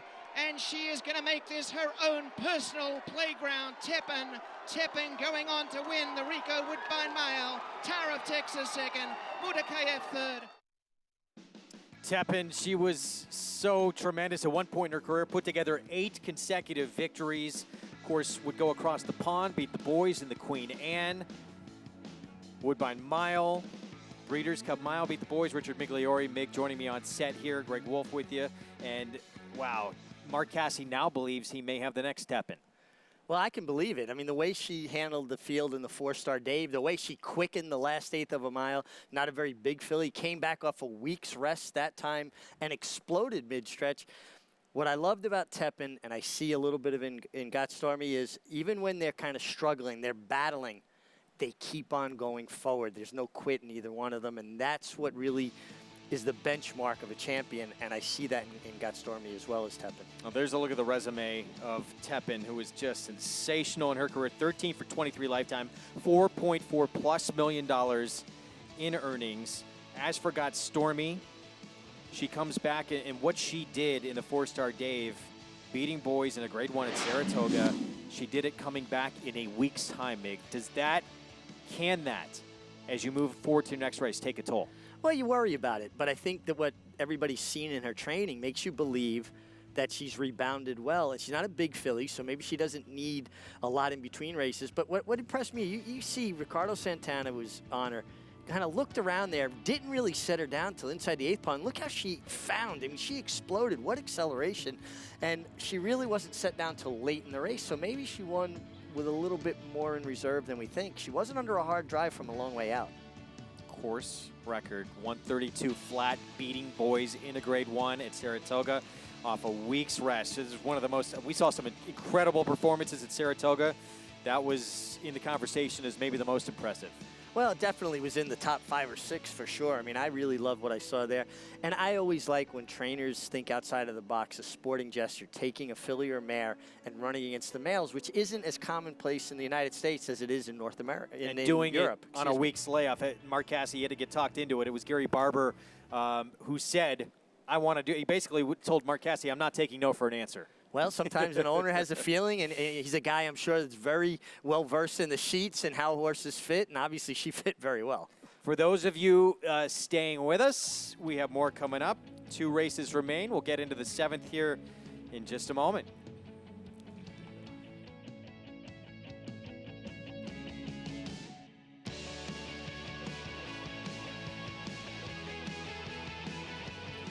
So we are back. We're 12 minutes to post here in the 7th race coming up. Mile and a 16th here in race 7 on the inner turf. This is an allowance optional 80 race, and it's 3-year-old fillies that have a lot of big upside, Mig. It seems like some of these we could see, and we've seen some of them like Fierce Scarlet and Stakes Company before, but we could see a few of these contest some stakes down the road.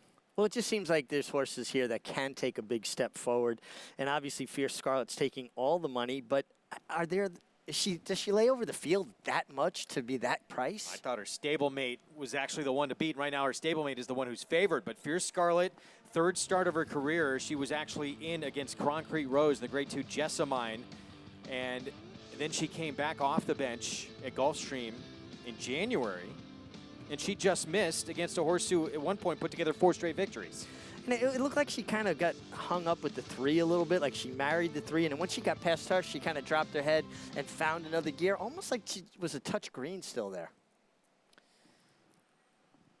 We'll see if she can, and look, she had to go a little bit wide around that trip too. The rails were out that day, and she still put in a tremendous run, but now she comes in having gone to the bench again, 8 months off, and we're going to see the best from her yet. Well, you know, I think there's questions, and she was 90 cents on the dollar that day and found a way to lose, and going a little bit wide with a horse that's a very short price isn't really an excuse to get beat. Right now, 2-1 on the board. Her stablemate is favored. We're going to send it downstairs to Acacia Courtney. Greg, thank you. And we'll start with the 2 Chad Brown runners, beginning with the 6 Fierce Scarlet, who she is the type of horse that maybe had some question marks about being able to stay on the racetrack. She is coming off of a big layoff. I last saw her in January at Gulfstream. She did break from the outside post.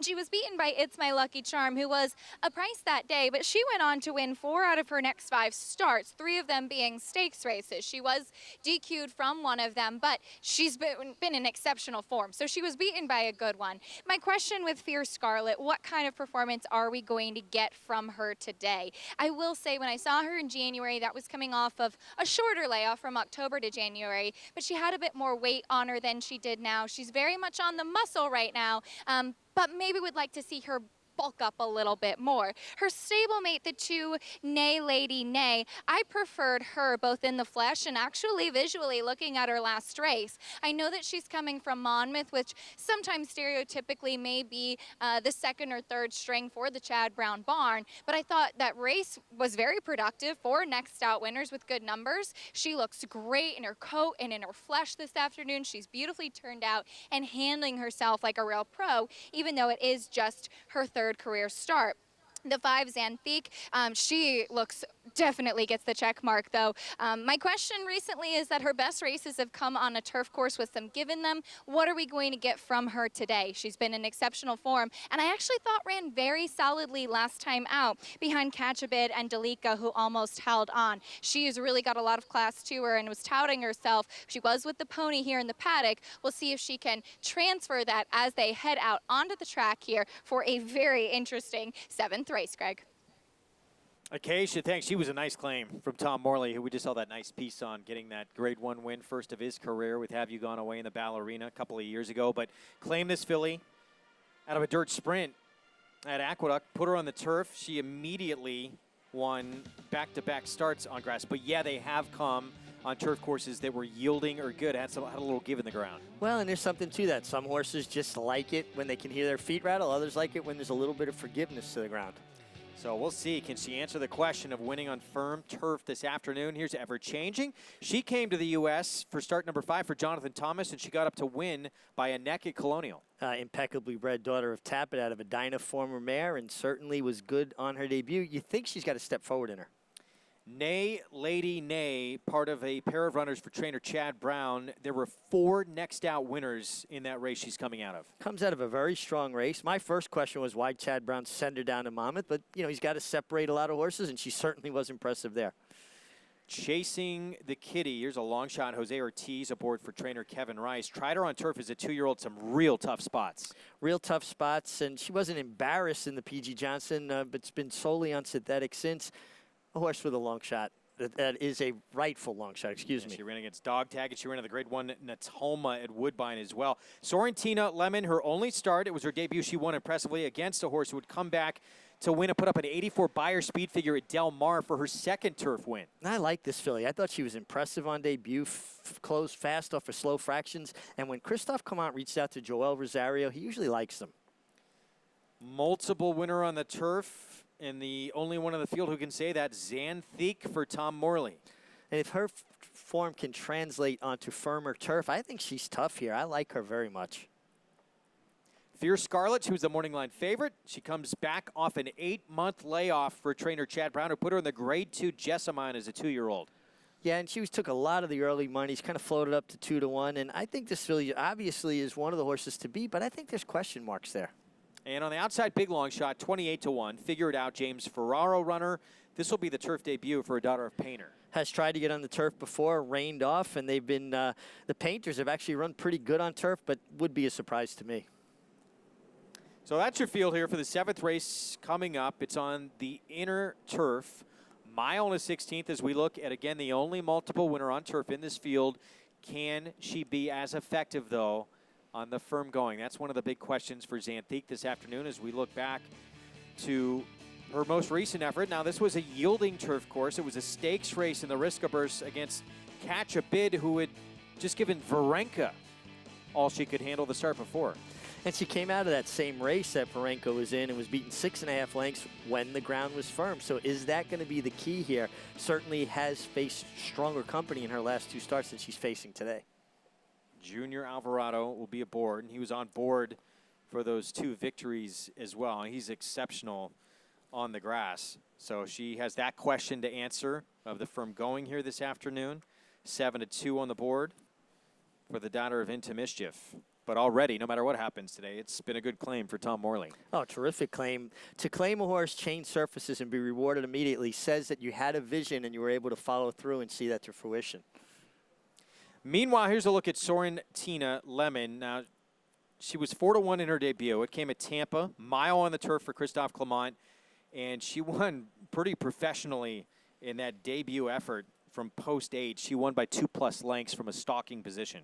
And Christophe's not a guy who tightens horses up to win first time out. If they win, it's because they have ability. I know people say, well, it's Tampa, but you'll see Christophe do this a great deal. Send a horse to Tampa to get them started, give them an opportunity to start their career the right way. She's been off a while, but he's certainly a trainer that can get horses ready off the layoff, and I like her work pattern. Very, very consistent work pattern. She beat a filly named Strike It Dawn, who'd come back to win her next start, and then she won again this summer at Del Mar as we look at Nay, Lady Nay. So her first start, she tried sprinting here at Belmont for trainer Chad Brown. Then he stretched her out at Monmouth, mile and a 16th.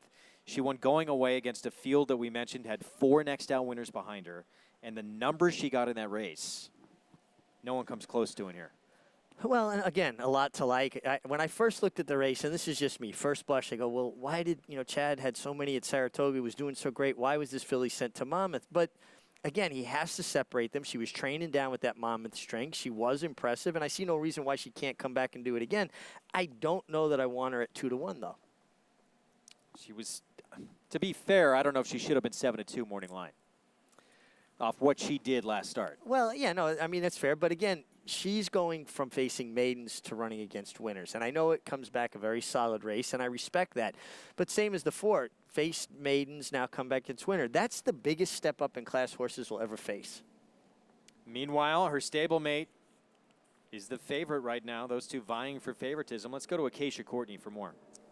Well, I'll talk about a couple of horses that I didn't touch on in the paddock. One of them being the 4 Sorrentina Lemon, who we haven't seen since her debut race in January at Tampa. Now, I have to say, fitness-wise, she looks very well prepared. Rich even mentioned that good work pattern for her, and it was really typical throughout the winter to see a first-time starter at Tampa for the Clement barn. I don't read anything into that. My question with her, she seems like a little bit of a tricky filly. They kept her away from the rest of the field and in the paddock, and she did have a lip chain on. She is getting a bit warm and was tossing her head a little bit when she stepped onto the track. So that's what I talk about often, is that she's expending a lot of energy before the races even began, and especially coming off a layoff, would like to see her settle a little bit. Now, the one ever changing, I was very much intrigued by this horse. I looked at that last race at Colonial, actually. It was a big field. She was closing and she finished up pretty strongly. She's beautifully bred by Tappet out of Rainbow View, who banked 1.1 million on the racetrack and was an excellent turf mare. She's beautifully turned out. I'm even more impressed with her here in the flesh. I know she only had one race on the turf run with John Gosden in Europe, but I'm certainly not one to question the thought process of John Gosden. And the other races on the all-weather, she seemed to have trouble getting out of the gate, but she came running late in that last race at Colonial, and that just might serve as a good leg up for her in here today, who is making a nice impression on the racetrack. And finally, the two Chad Brown runners, Nay Lady Nay, I still stick by that. She's just continued to make a beautiful impression on the racetrack. The recency edge sometimes really does push her over the edge. She warmed up beautifully, a nice loping stride to her. Just seems like a comfortable type of filly to ride. Still with Fierce Scarlet, the 6, she's kept some good company. Again, did think maybe would like to see her gain a little bit more weight in muscle after this first start. She's been very much on her toes on the racetrack, so still preferring her stablemate, though I respect the company that she has kept, Greg. Acacia, thanks. So 2 Chad Brown runners. It was Fierce Scarlet, the 6, who was the morning line favorite, but Nay Lady Nay, the up-and-comer, coming off that maiden score at Monmouth and now tackling winners for the first time, vying for favoritism. Yeah, they kind of sparring, going back and forth between the 2 Chad Brown runners, the 2 and the 6. One thing I'm always very impressed with, beyond Chad Brown's obvious skills as a horseman, is how do you juggle all of these owners and keeping everybody happy? Because your horse may run great as an owner, finish second to another Chad Brown runner, and it just seems like Chad's got a great handle on how to keep everybody happy. It's got to be an incredible balancing act he has to do. But when you have the numbers and the type of resumes that he has with the wins, probably helps soften the blow quite a bit when you beat one of your other runners. If you can get a stall in his barn, you're just pretty happy to get in that spot, right? No question. 4 moving in, Sorrentina Lemon. Her second start after a brilliant debut at Tampa. Favoritism, though, Fierce Scarlet off this 8-month layoff from post 6 for Chad Brown, also with Nay Lady Nay from post 2. Here's the 7th from Belmont. Let's send it upstairs to Larry Colmus. They're all in line. They're off. And it is Chasing the Kitty, who goes straight out to the early lead. Sorrentina Lemon on the outside, away in second, and Nay Lady Nay will sit back off the pace, third on the inside as they head toward the backstretch.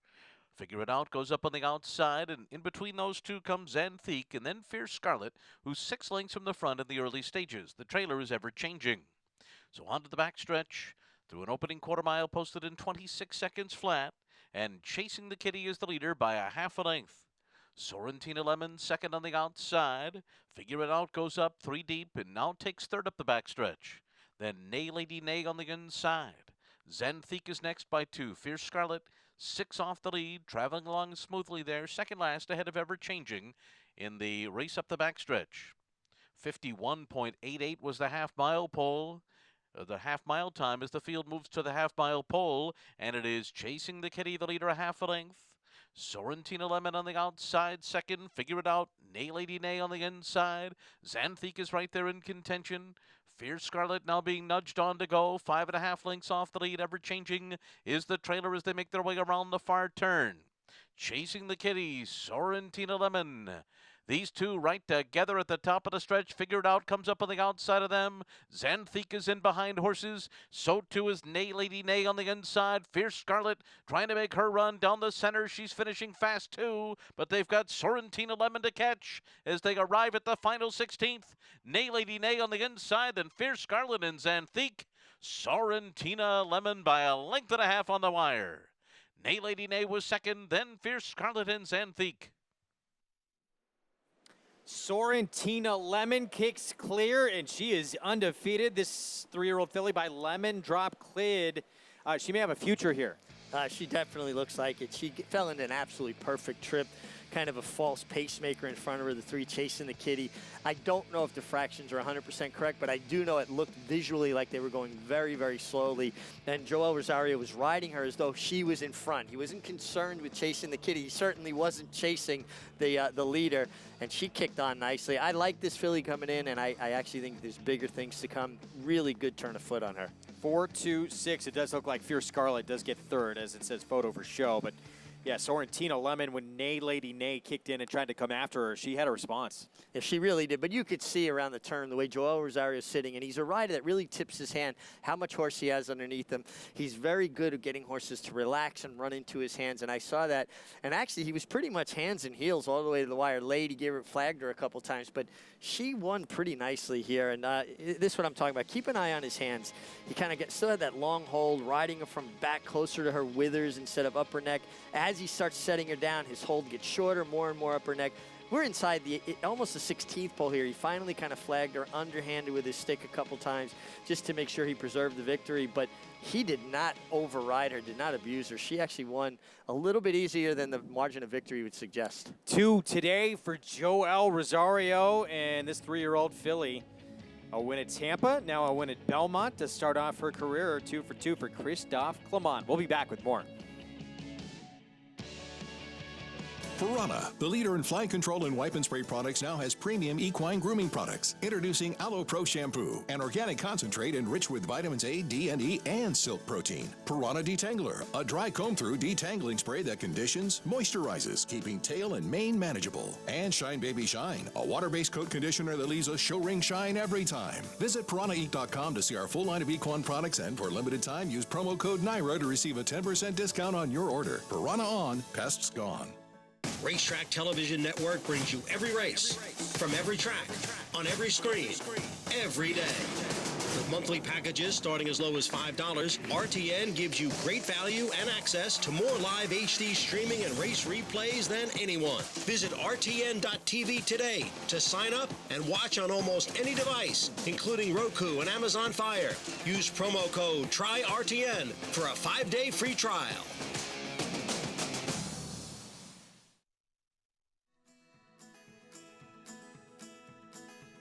He's got a lot of the physical traits that Run Happy's stamping his foals with. He's a big horse. He's very well balanced, and he looks precocious and fast. He's got lots of bone, very correct, and a big walk, and very smart head to him. He's very intelligent colt. Temperament as well. My horse has a beautiful temperament. He lies down in the stall every day, and just a cool horse to be around. Run Happy, standing at Claiborne Farm.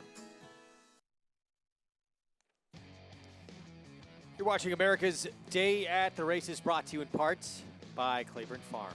100 years of doing the usual, unusually well. And Joel Rosario giving praise, his second winner of the afternoon, and he has a nice little filly here that he might want to stick around on. Christophe Clement trains his daughter of Lemon Drop Clyd. She's now 2 for 2 with wins at Tampa. First time out, she was much closer to the pace today and still handles things fine. Much closer because she was sharper, and Casey even pointed that out in the post grade, and then the fractions were slow. Again, I don't know if the times on the board are 100% correct, but visually it looked like they were going very slow. Sorrentina Lemon with the win. 2 today for the man standing by with Acacia Courtney. That's right. I joked with Joel as he was coming over here. He keeps winning races, so that's why he keeps being interviewed in here. But Joel, in a good groove. This filly off the layoff. Tell me about your trip. Seemed like she really responded. Yeah, thank you for that. You know, yeah, that's happened, you know, sometime with you winning races, so thank you for the interview. Yeah, she looked really, you know, really It was not a lot of speed in the race. I thought we might gonna follow just one or two, but it looked like just one horse wing and then very slow pace. And then I was the whole time just next to the horse, and then she was traveling for me really good. And then tuning for home, she ran a big race. And she was very much on her toes when she first got onto the track. How did you channel that in the race? Yeah, she just, just a little, humidity, a little hot, and then she kind of get hot a little bit and then stuff like that. But she wasn't, it looked like she was handling everything fine. Yeah, she looked like it was fine with her. And what does that feel like when you have a nice horse like that just really responds to you when you come down to the wire? What do you feel underneath of you? Well, that's that kind of, we like it like that way, when they're responding to you. But sometimes, they're responding. Sometimes that's how the race goes. You maybe think you have the best horse in the race, and then somebody else has the best, and they're just happy that we win the race. Yes. Joel, 2 for you today. Congratulations and thank you. Thank you. And Richie, I can imagine that is really the best feeling when they just pull away and continue on down to the wire, responding to what you ask for. That's the best feeling. When you've got horse, you turn for home in hand, haven't asked for your best. You hear the guys around you asking their horses for the best, and you go, oh, boy, you guys are in trouble. Licking your chops. Joel, couple this afternoon. And that was impressive. Looking forward to seeing her run back. I'm looking forward to seeing her run back. And Joel's very much a guy, when he gets in the zone and you see his confidence level is so high, he elevates his mounts. As good as they are, he gets the best out of them. And I think you're just seeing a rider ride in that kind of other place. He's seeing the ball, if you will. Late pick 5 follow along, pretty formful to this point, although now you get an upset. Sorrentino Lemon, and we've talked about it all day. We thought this was the most wide open race in the entire card. It made this pick 5 really interesting. And it's a mile and a 16th on turf. New York breds made special weight, so trying to get that first ever win. And the board reflects what we thought here. Market Legacy, the 6, is your favorite, is 4-1 right now. Yeah, it is wide open. And, it's like every other turf race. It's going to be about trips. Who's going to fall into the right trip? Who's the speed? Where are you going to be positioned? I could see why the 6 is the favorite, but I think there's a lot of ways you could go. We'll talk much more about it, who we like, coming up after a short timeout. When we return, 35-plus years of finding new homes, forever homes, and second careers for retired racehorses. We'll hear from the Thoroughbred Retirement Foundation and some of their latest horses and where they're headed when we come back.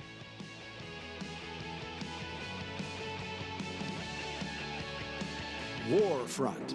This son of Danzig ranks among the world's elite sires. With Grade 1 winners on dirt and turf and star performers both at home and abroad, Warfront's success as an international super sire is unmatched. Recent Grade 1 winners include Omaha Beach and Preakness Stakes hero War of Will. In the sales ring, his $2.4 million sale topper at Keeneland September was the highest price yearling sold in North America last year. Warfront, standing at Claiborne Farm. They're off. Bet the horses anywhere, anytime with Naira Bets. Rushes out of there to take the lead. It's easy on your computer or Naira Bets app. Earn valuable reward points on bets. Play in our exclusive promotions and earn cash rebates. Soft got a turn with a link to the half lead. Sign up now. Bet $200 and get $200. The dramatic finish. Bet any track, anywhere, anytime. NairaBets.com.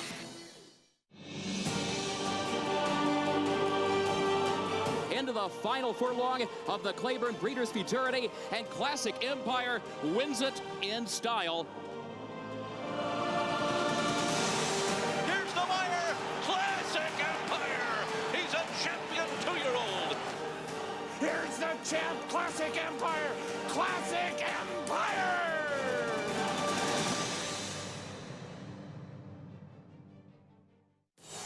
It's America's original sport. And no one covers it better than americasbestracing.net. From the sport to the lifestyle.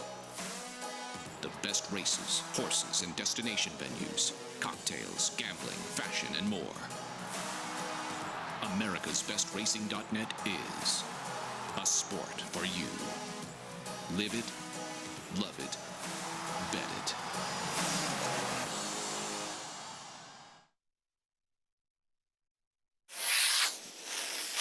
Good boy, Candy.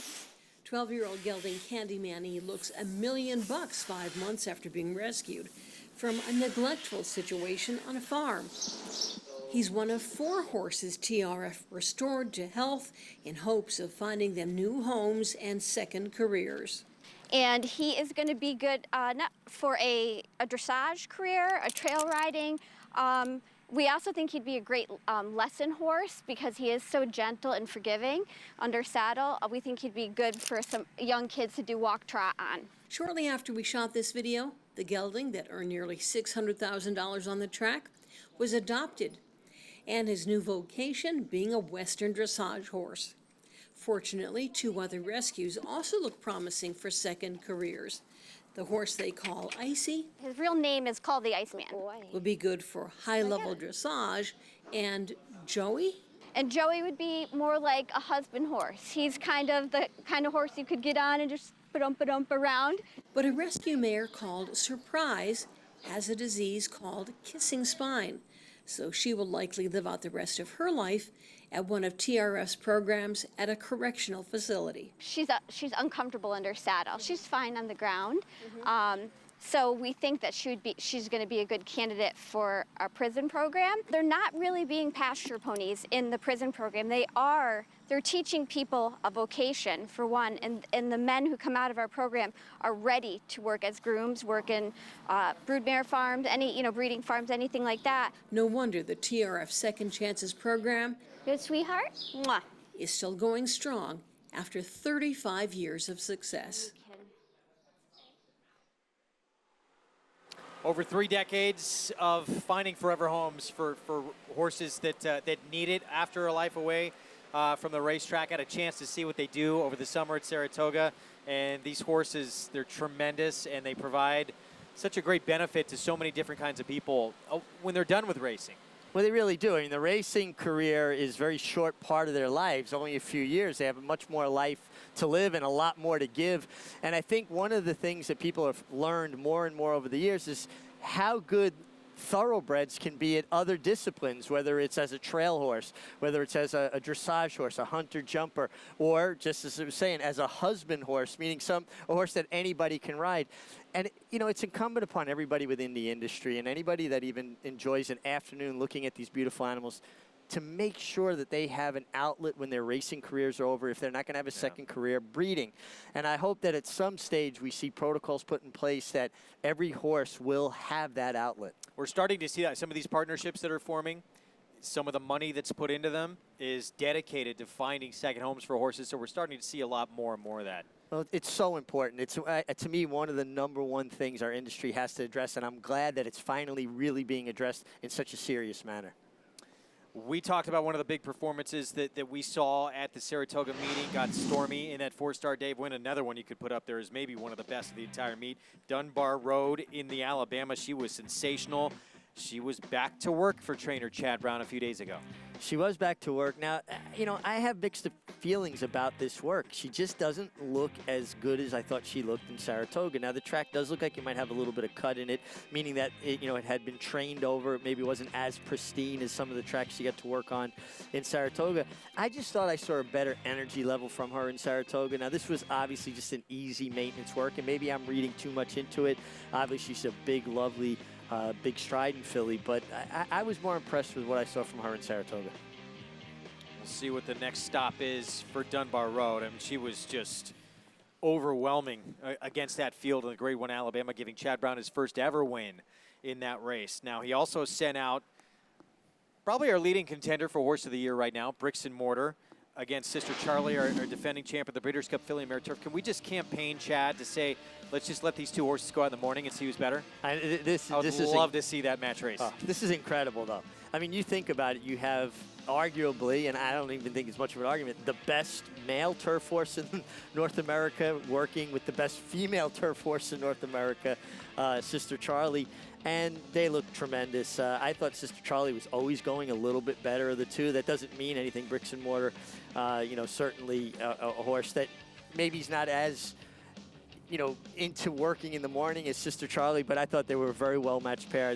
Sister Charlie just looks phenomenal. I think she's even better than she was last year.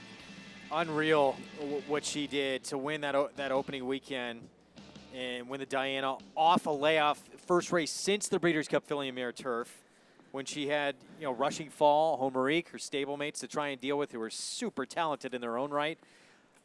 It could be fun to watch her next start as well. Yeah, I'm thrilled about it. And then she came back with another win in the Beverly D. She is just fun to watch. And you think about Peter Brandt, her owner, head of the mare Weah, inducted into Racing's Hall of Fame this year, said it was always his favorite horse. I got to think Sister Charlie's inching forward in his heart. Got to be up there. And yeah, that Beverly D win, part of that historic Arlington Million weekend for trainer Chad Brown, sweeping all the graded stakes. We still have one more coming up here on this Wednesday card. We're approaching the 12-minute mark to post. Let's check in for a paddock report with Acacia. I'll start with the two Dave Donk runners, as we do have 7 horses coming out of that race on August 15th at Saratoga, and these two were a couple of them. The one Pedalite really ran very, very well, and that was after about a 3-month layoff. What I thought was most encouraging about this filly's performance was that she was in a good stalking spot, and she never gave in. She never gave up late in the race, even though she was in what can sometimes be a little bit of a compromising position in between horses, with Carrie's Ring closing to the outside. So I thought that was very encouraging for her. She has a lot of good size to her. She looks fit today. She's a very solid build. Just all in all, really liking what I do see from her. And again, I thought that was an encouraging performance. I think she'll also appreciate the slight stretch out to the 1/16 distance that she's getting today. The other Donk runner is the 5 Sterling Beauty, and she's faced some good horses. She's running a couple of the New York Stallion Series stakes, going 7 furlongs and a mile at Belmont and Saratoga back in the start of the summer. And she did finish 3rd in that New York Stallion Series 2 starts back in July behind Kid is Frosty and Nico Stream. So she too has kept some good company, and closing late last time she finished up nicely, finishing 4th behind her stablemate and a couple of others there. She shifted up the rail and then went out, was behind the top 3, but all in all I thought it was a good performance from her, and she too will benefit with a little bit more distance. She's a little bit smaller than her stablemate, but she's very well built. She's nicely balanced, short in the back, good energy here in the paddock as well.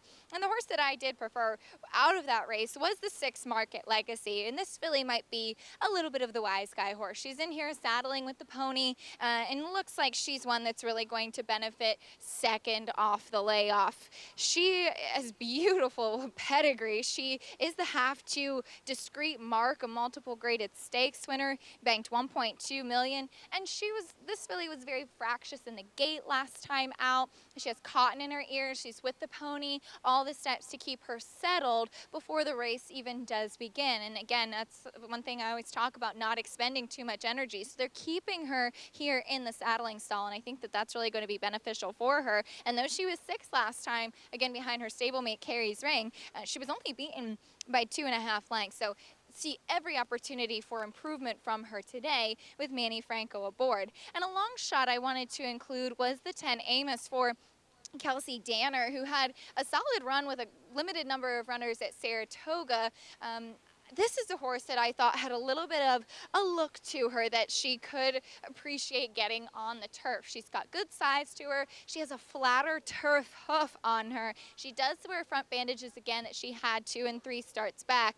And they actually tried 2 starts back to get her on the turf that was taken off of the grass that day. But she's got some speed, and I do think that this just might be a spot for her that she'll appreciate it. If she's going to be a bit of a price and she takes to the grass, which I think she might, both physically and taking just a little look at the pedigree in here, I think that she could be one that would really improve with the surface switch for a good barn that maybe flies a little bit underneath the radar, but definitely an interesting field to wrap up the day here, Greg.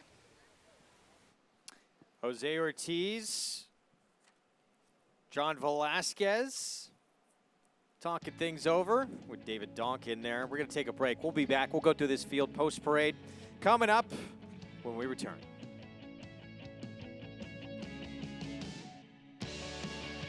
Whether you have Derby dreams or midsummer Derby dreams, this is Tom Durkin to tell you a registered New York bred can take you there. Diversify. That New York bred Exact and the Whitney by multimillionaires Diversify and Mind Your Biscuits shows the kind of quality that allowed New York breds to earn more than $93 million on the world stage last year. On-track successes have spurred New York bred sales result. At the March OBS sale, Chestertown sold for $2 million. And this New York bred 2018 yearling brought $1 million at Saratoga. So get with the program at nybreds.com. She's just a very obvious, very strong, well-made filly, great bone, great substance, a very easy filly to like, a very easy filly to get along with, and I would say be a trainer's delight. What we really like about our Unhappy Yearling is just he looks very, very fast. He's beautifully balanced, he's a great mover. We've just been so happy with the way he's grown up and matured, and we really like him at the moment. Run Happy, standing at Claiborne Farm. It's America's original sport, and no one covers it better than americasbestracing.net. From the sport to the lifestyle, the best races, horses, and destination venues, cocktails, gambling, fashion, and more. americasbestracing.net is a sport for you. Live it, love it, bet it.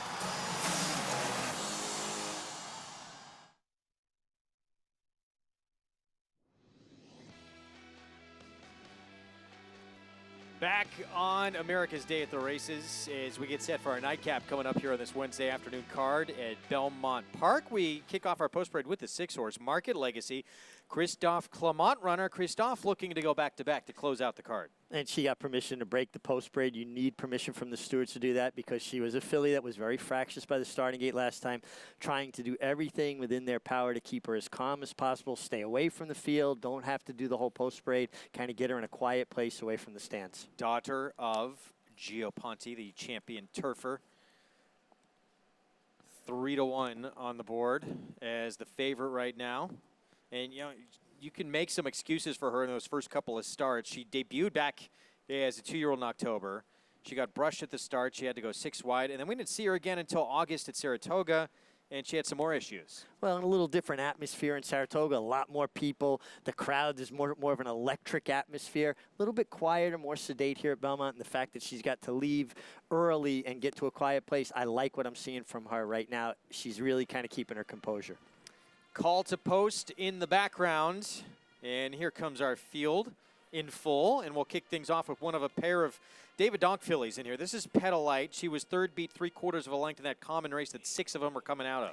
Very well drawn inside, projects to get a ground-saving, coveted pocket trip. Really like the way she ran last time when they finished very strongly. 14-1 on Tatarazzi. She actually took money in her only turf start in her debut for John Terranova. If you put a line through her last race, which was an off-the-turf event, certainly her first race isn't terrible, and she could take a step forward. 3-horse, the great Joel Rosario on board, just second try on turf. Second try on turf, sprinted 5.5. I'm looking elsewhere. That was off a long layoff, got bumped to the break, off slow, and now stretches out. Some intriguing things to like. The 4 Double Happiness, second time out, Bill Mott. Usually Bill Mott's horses improve, but he goes to 7-pound apprentice, loses Junior Alvarado. Sterling Beauty. Here's another David Donk runner, that 5 with Jose Ortiz. I like the way she finished up last start. Finished up well. If she can work out a decent trip. She's earned $52,000 with 4 third-place finishes. It does pay to have New York breds. 7-horse is Sandra's Mind. She tried to go gate to wire last time out. She saved all the ground in that race, and she couldn't seal the deal. Couldn't seal the deal. They came home in 23 flat, though, really finished. I do think she's part of the pace here with Eric Cancel. Paradiso. Second time on turf. She actually hit the gate and had Dylan Davis that could not have felt good. He slammed into it. Slammed into it, and then she was a bit rank, throwing her head around. She is by Artie Schiller out of a flatter mare. A lot of turf pedigree. I don't think you can judge her off of that one turf effort. Yeah, definitely some upside with the 8. Blame It on Mom. First time on turf. She's by Freud. By Freud. Bruce Savine gets Javier Castellano aboard. I'm taking a wait-and-see approach. 14-1 on a first-time turfer that Acacia liked the look of. Amos, it will be Joe Bravo aboard. Bred by Senator, longtime New York State Senator Howard Nolan, and she's certainly been trying to get on the turf. 2 starts back, good second in the slop. by Twirling Candy. Shown some ability on the main track to sit close to the pace. Dancing Slippers, huge long shot, 71-1. Rajiv Mirage on board. 3 starts on turf and has not hit the board. Has not hit the board and tried the Stallion Stakes 2 starts back. Robbie Davis finally gets her back with maidens. And on the outside at 9-2. See if we get a look at 2 Cent Tootsie. I thought you could make a case for this one. How, is that difficult to be the way this race is drawn here? To be all the way on the outside? It's not a great post, but it's not impossible on the outer turf course. The inner turf course, it's next to impossible to break from the wide spot and get it done. I do think this horse, third start off the layoff, has a look because Tommy Albatrini is a horse that is a trainer, that races horses into condition. Well, David Donk, we saw him talking to his riders, plural, before we went to break. He sends out the Rail Runner Pedalite. He also has the 5 Sterling Beauty. Let's go to Acacia Courtney for more. That's right, 2 runners in here. And Dave, we'll start with Pedalite down to the rail. How encouraged were you by her last performance off of a little bit of a layoff? She was pretty game in between horses late. Yeah, I thought it was a pretty good race. Might have needed the effort. Probably would have liked to have done a little bit more with her. So I was really pleased with it, the 2 turns. Johnny's back aboard, so we'll let him do his thing. And with her tactical running style, does that give you a little bit more confidence of her maybe getting a trip in here? Yeah, I think so. I think the way the course is playing is pretty firm. You know, there's a little bit of speed in here, but, you know, I'll let Johnny do what he wants to do. Sterling Beauty coming out of the same race, and she's kept some good competition. Tell me a little bit about how she's doing. Yeah, she's doing well. You know, she's obviously stake placed in the Stallion Series, a couple of good fillies in there. A pretty good race last time, covered up. Irad tried to get out, maybe got out a little bit late, got days for it. So I think it's a question, both of them, who has the best turn of foot. All right, Dave, thanks so much for your time. Best of luck with your 2 fillies in here. Thanks, I appreciate it. That is always the question, guys. Who's going to have the best finish late in the race? Thanks, Acacia. Well, he's got 2 fillies, and of the 2, I really liked Sterling Beauty, the way she finished last time out, better than what I saw from Pedalite. Well, and just what Dave alluded to, Irad Ortiz having to kind of alter course, angle out kind of abruptly late, searching for room, actually did bother some horses and was sanctioned by the stewards for it. If she can work out a smoother journey, and it's easier for riders on this turf course than it is tight 2-turn turf course at Saratoga. This is basically a 1-turn mile and a 16th. They're just coming out of a little bit of a dog leg. Meanwhile, the favorite is that outside runner, that 12 filly, 2 Cent Tootsie, Jose Lezcano, back aboard for turf start number 4, and this will be the 3rd start of her 3-year-old campaign. I think going back to Tommy Albatrini, a guy that doesn't really tighten horses up. He allows them to race into condition. Jose Lezcano has been riding tremendous. Great job by his agent, Jason Bites, getting him the right kind of horses. And you know, I do have a little concern about the outside post, but it's not the end of the world. Again, they're breaking more of a little bit of a dog leg instead of an actual turn out of the chute. Middle of our screen there, you see Market Legacy, Manny Franco, Christophe Clement. As I say that, we move away, but there's the 6. In those green silks, Patricia Generazio, Gioponte filly. And again, excuses for each of her first 2 starts, and now just a second time going route of ground. Well, and it looks to me like she's really holding her composure, and that was my main concern. You know, and we got to watch her. She gets closer and she gets up into the gate. Sometimes that's when they start to act a little bit. And you can see she's getting a bit antsy. She does have cotton in her ears because horses tend to react more to noise than they do actually something visual. They can be very sensitive that way, so they try to mute their hearing just a little bit to kind of take some of the edge off. I'd like to see her get in the gate because I think she's getting a little more wound up with all the horses around her behind the gate. You see she's kind of slapping the ground a little bit with her front feet. That's when a horse is starting to show some agitation. Well, again, this is the one who came out early to get away from all the horses and get away from the post parade. And now looking, yeah, a little skittish, a little agitated. See if she can calm down. Most of the field loaded to this point. We'll see if the starting gate crew can get her in A-OK. Looks like she's gonna be the last to load. They send it upstairs, the nightcap from Belmont. Let's send it to Larry Colmus for the call. 2 Cent Tootsie coming up to the outside stall. They're all in line.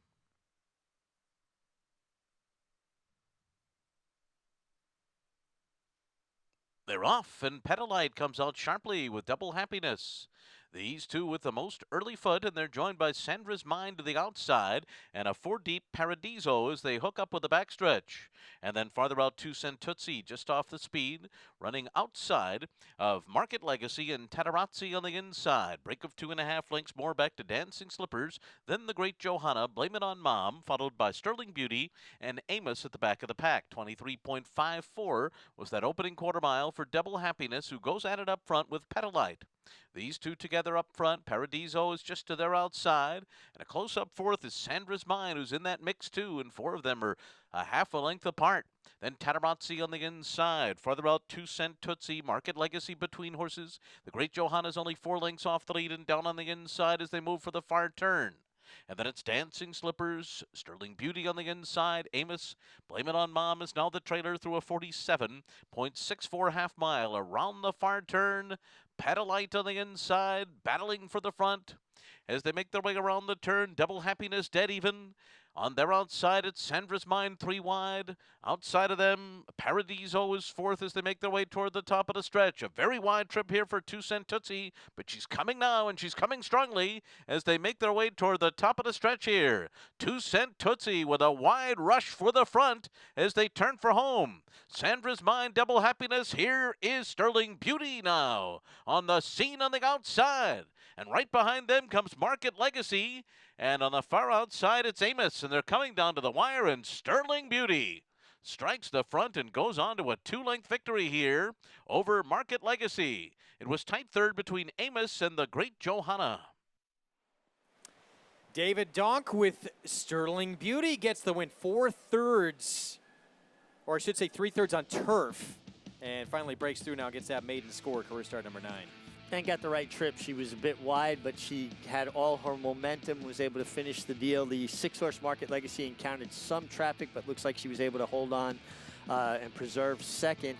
So a good run from Sterling Beauty, who had already banked $52,000, added a bit more to her purse strings there. 9-2 as you see her finish strong here. And let's see if we can decipher who holds on for second. It does look like, yeah, Market Legacy the 6. Gets second there. David Donk, all smiles here as he takes the nightcap.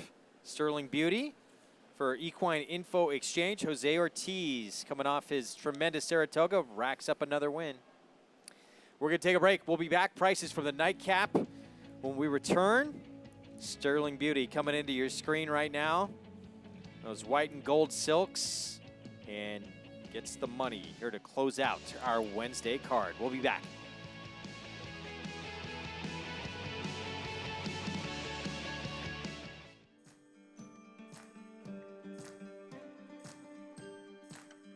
Hip 621, a filly from the first crop of champion sprinter Run Happy, out of a stakes-winning half-sister to Chasing Bubbles, winner of the New York Stallion Series Stakes. This New York-bred filly will be offered by Woods Edge Farm at Keeneland, September.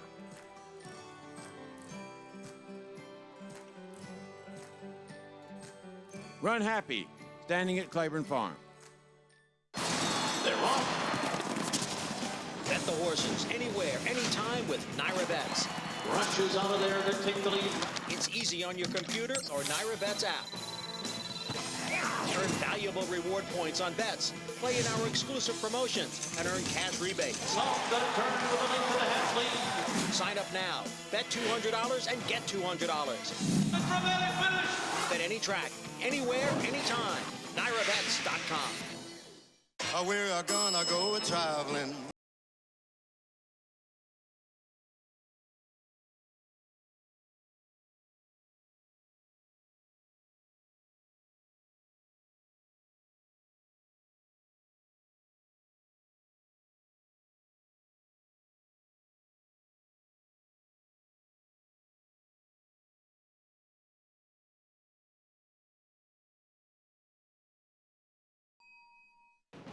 Eclipse champion Blade was considered by many as the breakout stallion of 2018. His top runners included Grade 1 winner and Eclipse Award finalist Marley's Freedom, plus Grade 1 winner Fault, and graded stakes winners Morale, Beyond Blaine, Miss Kentucky, and Blaine. This year, his 2-year-olds have sold up to $700,000. Outstanding results, outstanding value. Blaine, standing at Claiborne Farm.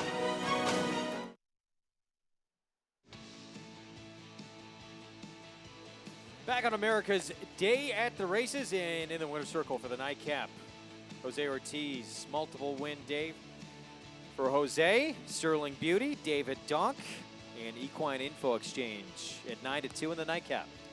And just a real nice run from her. Jose was able to, keep her clear of traffic. Last time she was a little bit bottled up with his brother, and she came down the middle of the track, was very good. A little bit wide, but got it done. Takes the Saratoga jockey title, and now, after a little bit of time away at Kentucky Downs, gave some jockeys some opportunity to get some W's in his absence. He's back. No rest for the weary. Got done with Saratoga, took off for Kentucky Downs. He loves to ride, and it shows. The results are there. Let's head downstairs to the winner's circle and check in with Acacia. Greg, thank you. I'm joined by Kathy Cimino, the CEO of Equine Info Exchange, owner of Sterling Beauty. And Kathy, your first win as an owner. Congratulations. How does it feel? It feels amazing, especially today on 9/11. I was downtown 18 horrible years ago, and I just want to thank my team and Sterling Beauty for giving me a wonderful memory on 9/11. This is my first win as an owner. I bought her for $7,500 at the Fazig-Tipton mixed sale. I picked her out myself. I bought her myself. I go to the barn so often, and we've had a real bond. I raced in Saratoga. It was my first race as an owner, and she came in third in a stakes race. And I'm just so proud of this filly.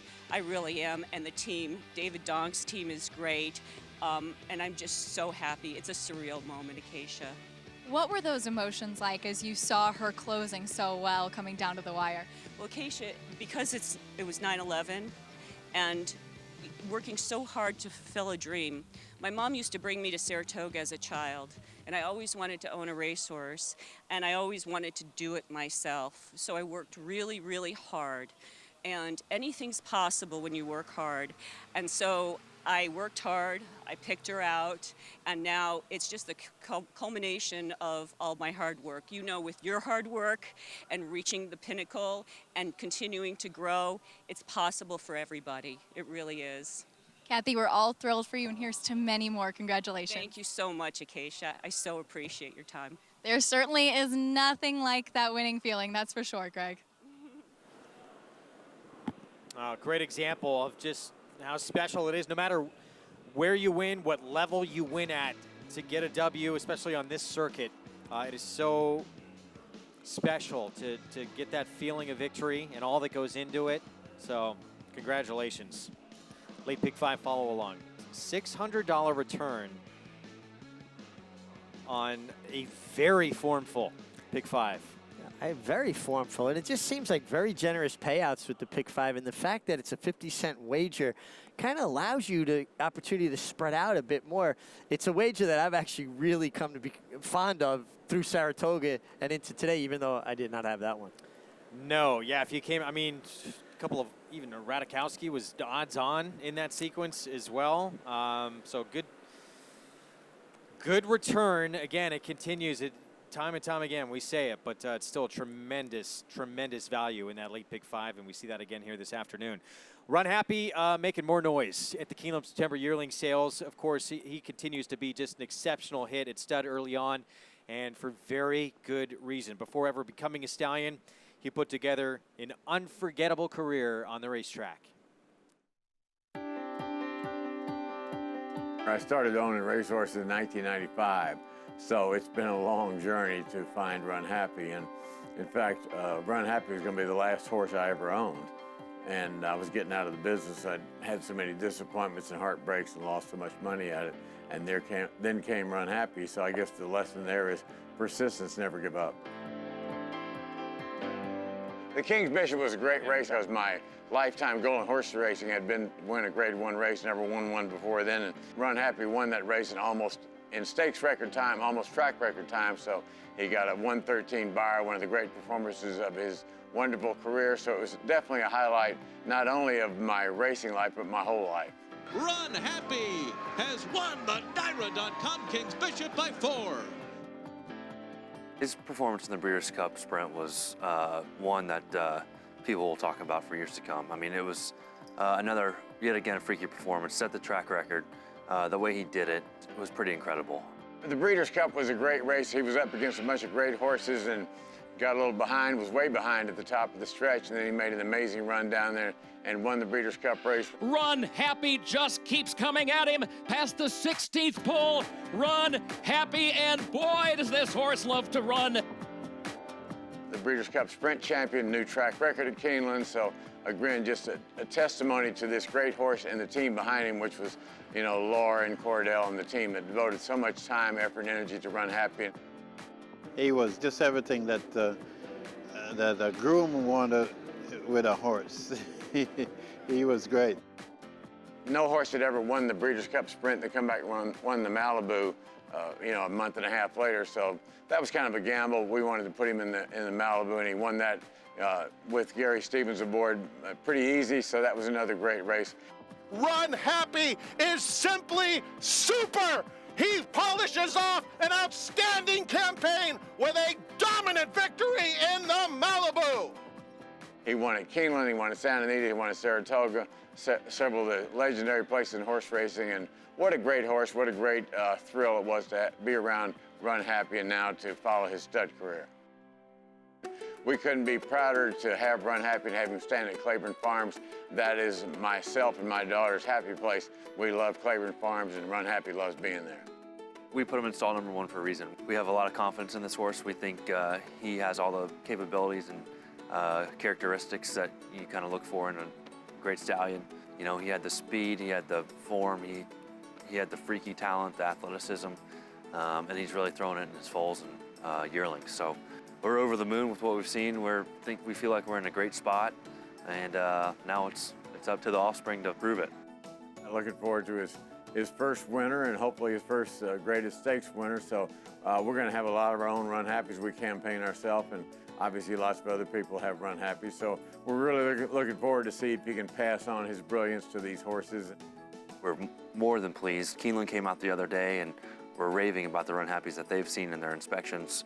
And we have a couple here that are very nice, and one's extremely nice, and he's a Book 1 candidate. So we're looking forward to showcasing him in Book 1, hopefully at Keeneland. And, you know, I think the buyers will like what we've seen. We have 4 Run Happy yearlings, and we hope to buy some more at the sale. So hopefully we'll end up with 10 or 12 by next year. We decided to stay in for the majority share of Run Happy. So Run Happy is still part and parcel of our family. We think about him every day, and he's just, he's a champion to all of us. Well, he was a champion on the racetrack, and now we're going to see his offspring in 2020 again. Win next summer, Saratoga Open maiden special weight race with a Run Happy. There's a $100,000 bonus on the line. Not a bad incentive for a horse that's shown really well. His yearlings have been selling well. They're good-looking individuals, rugged, good-boned individuals.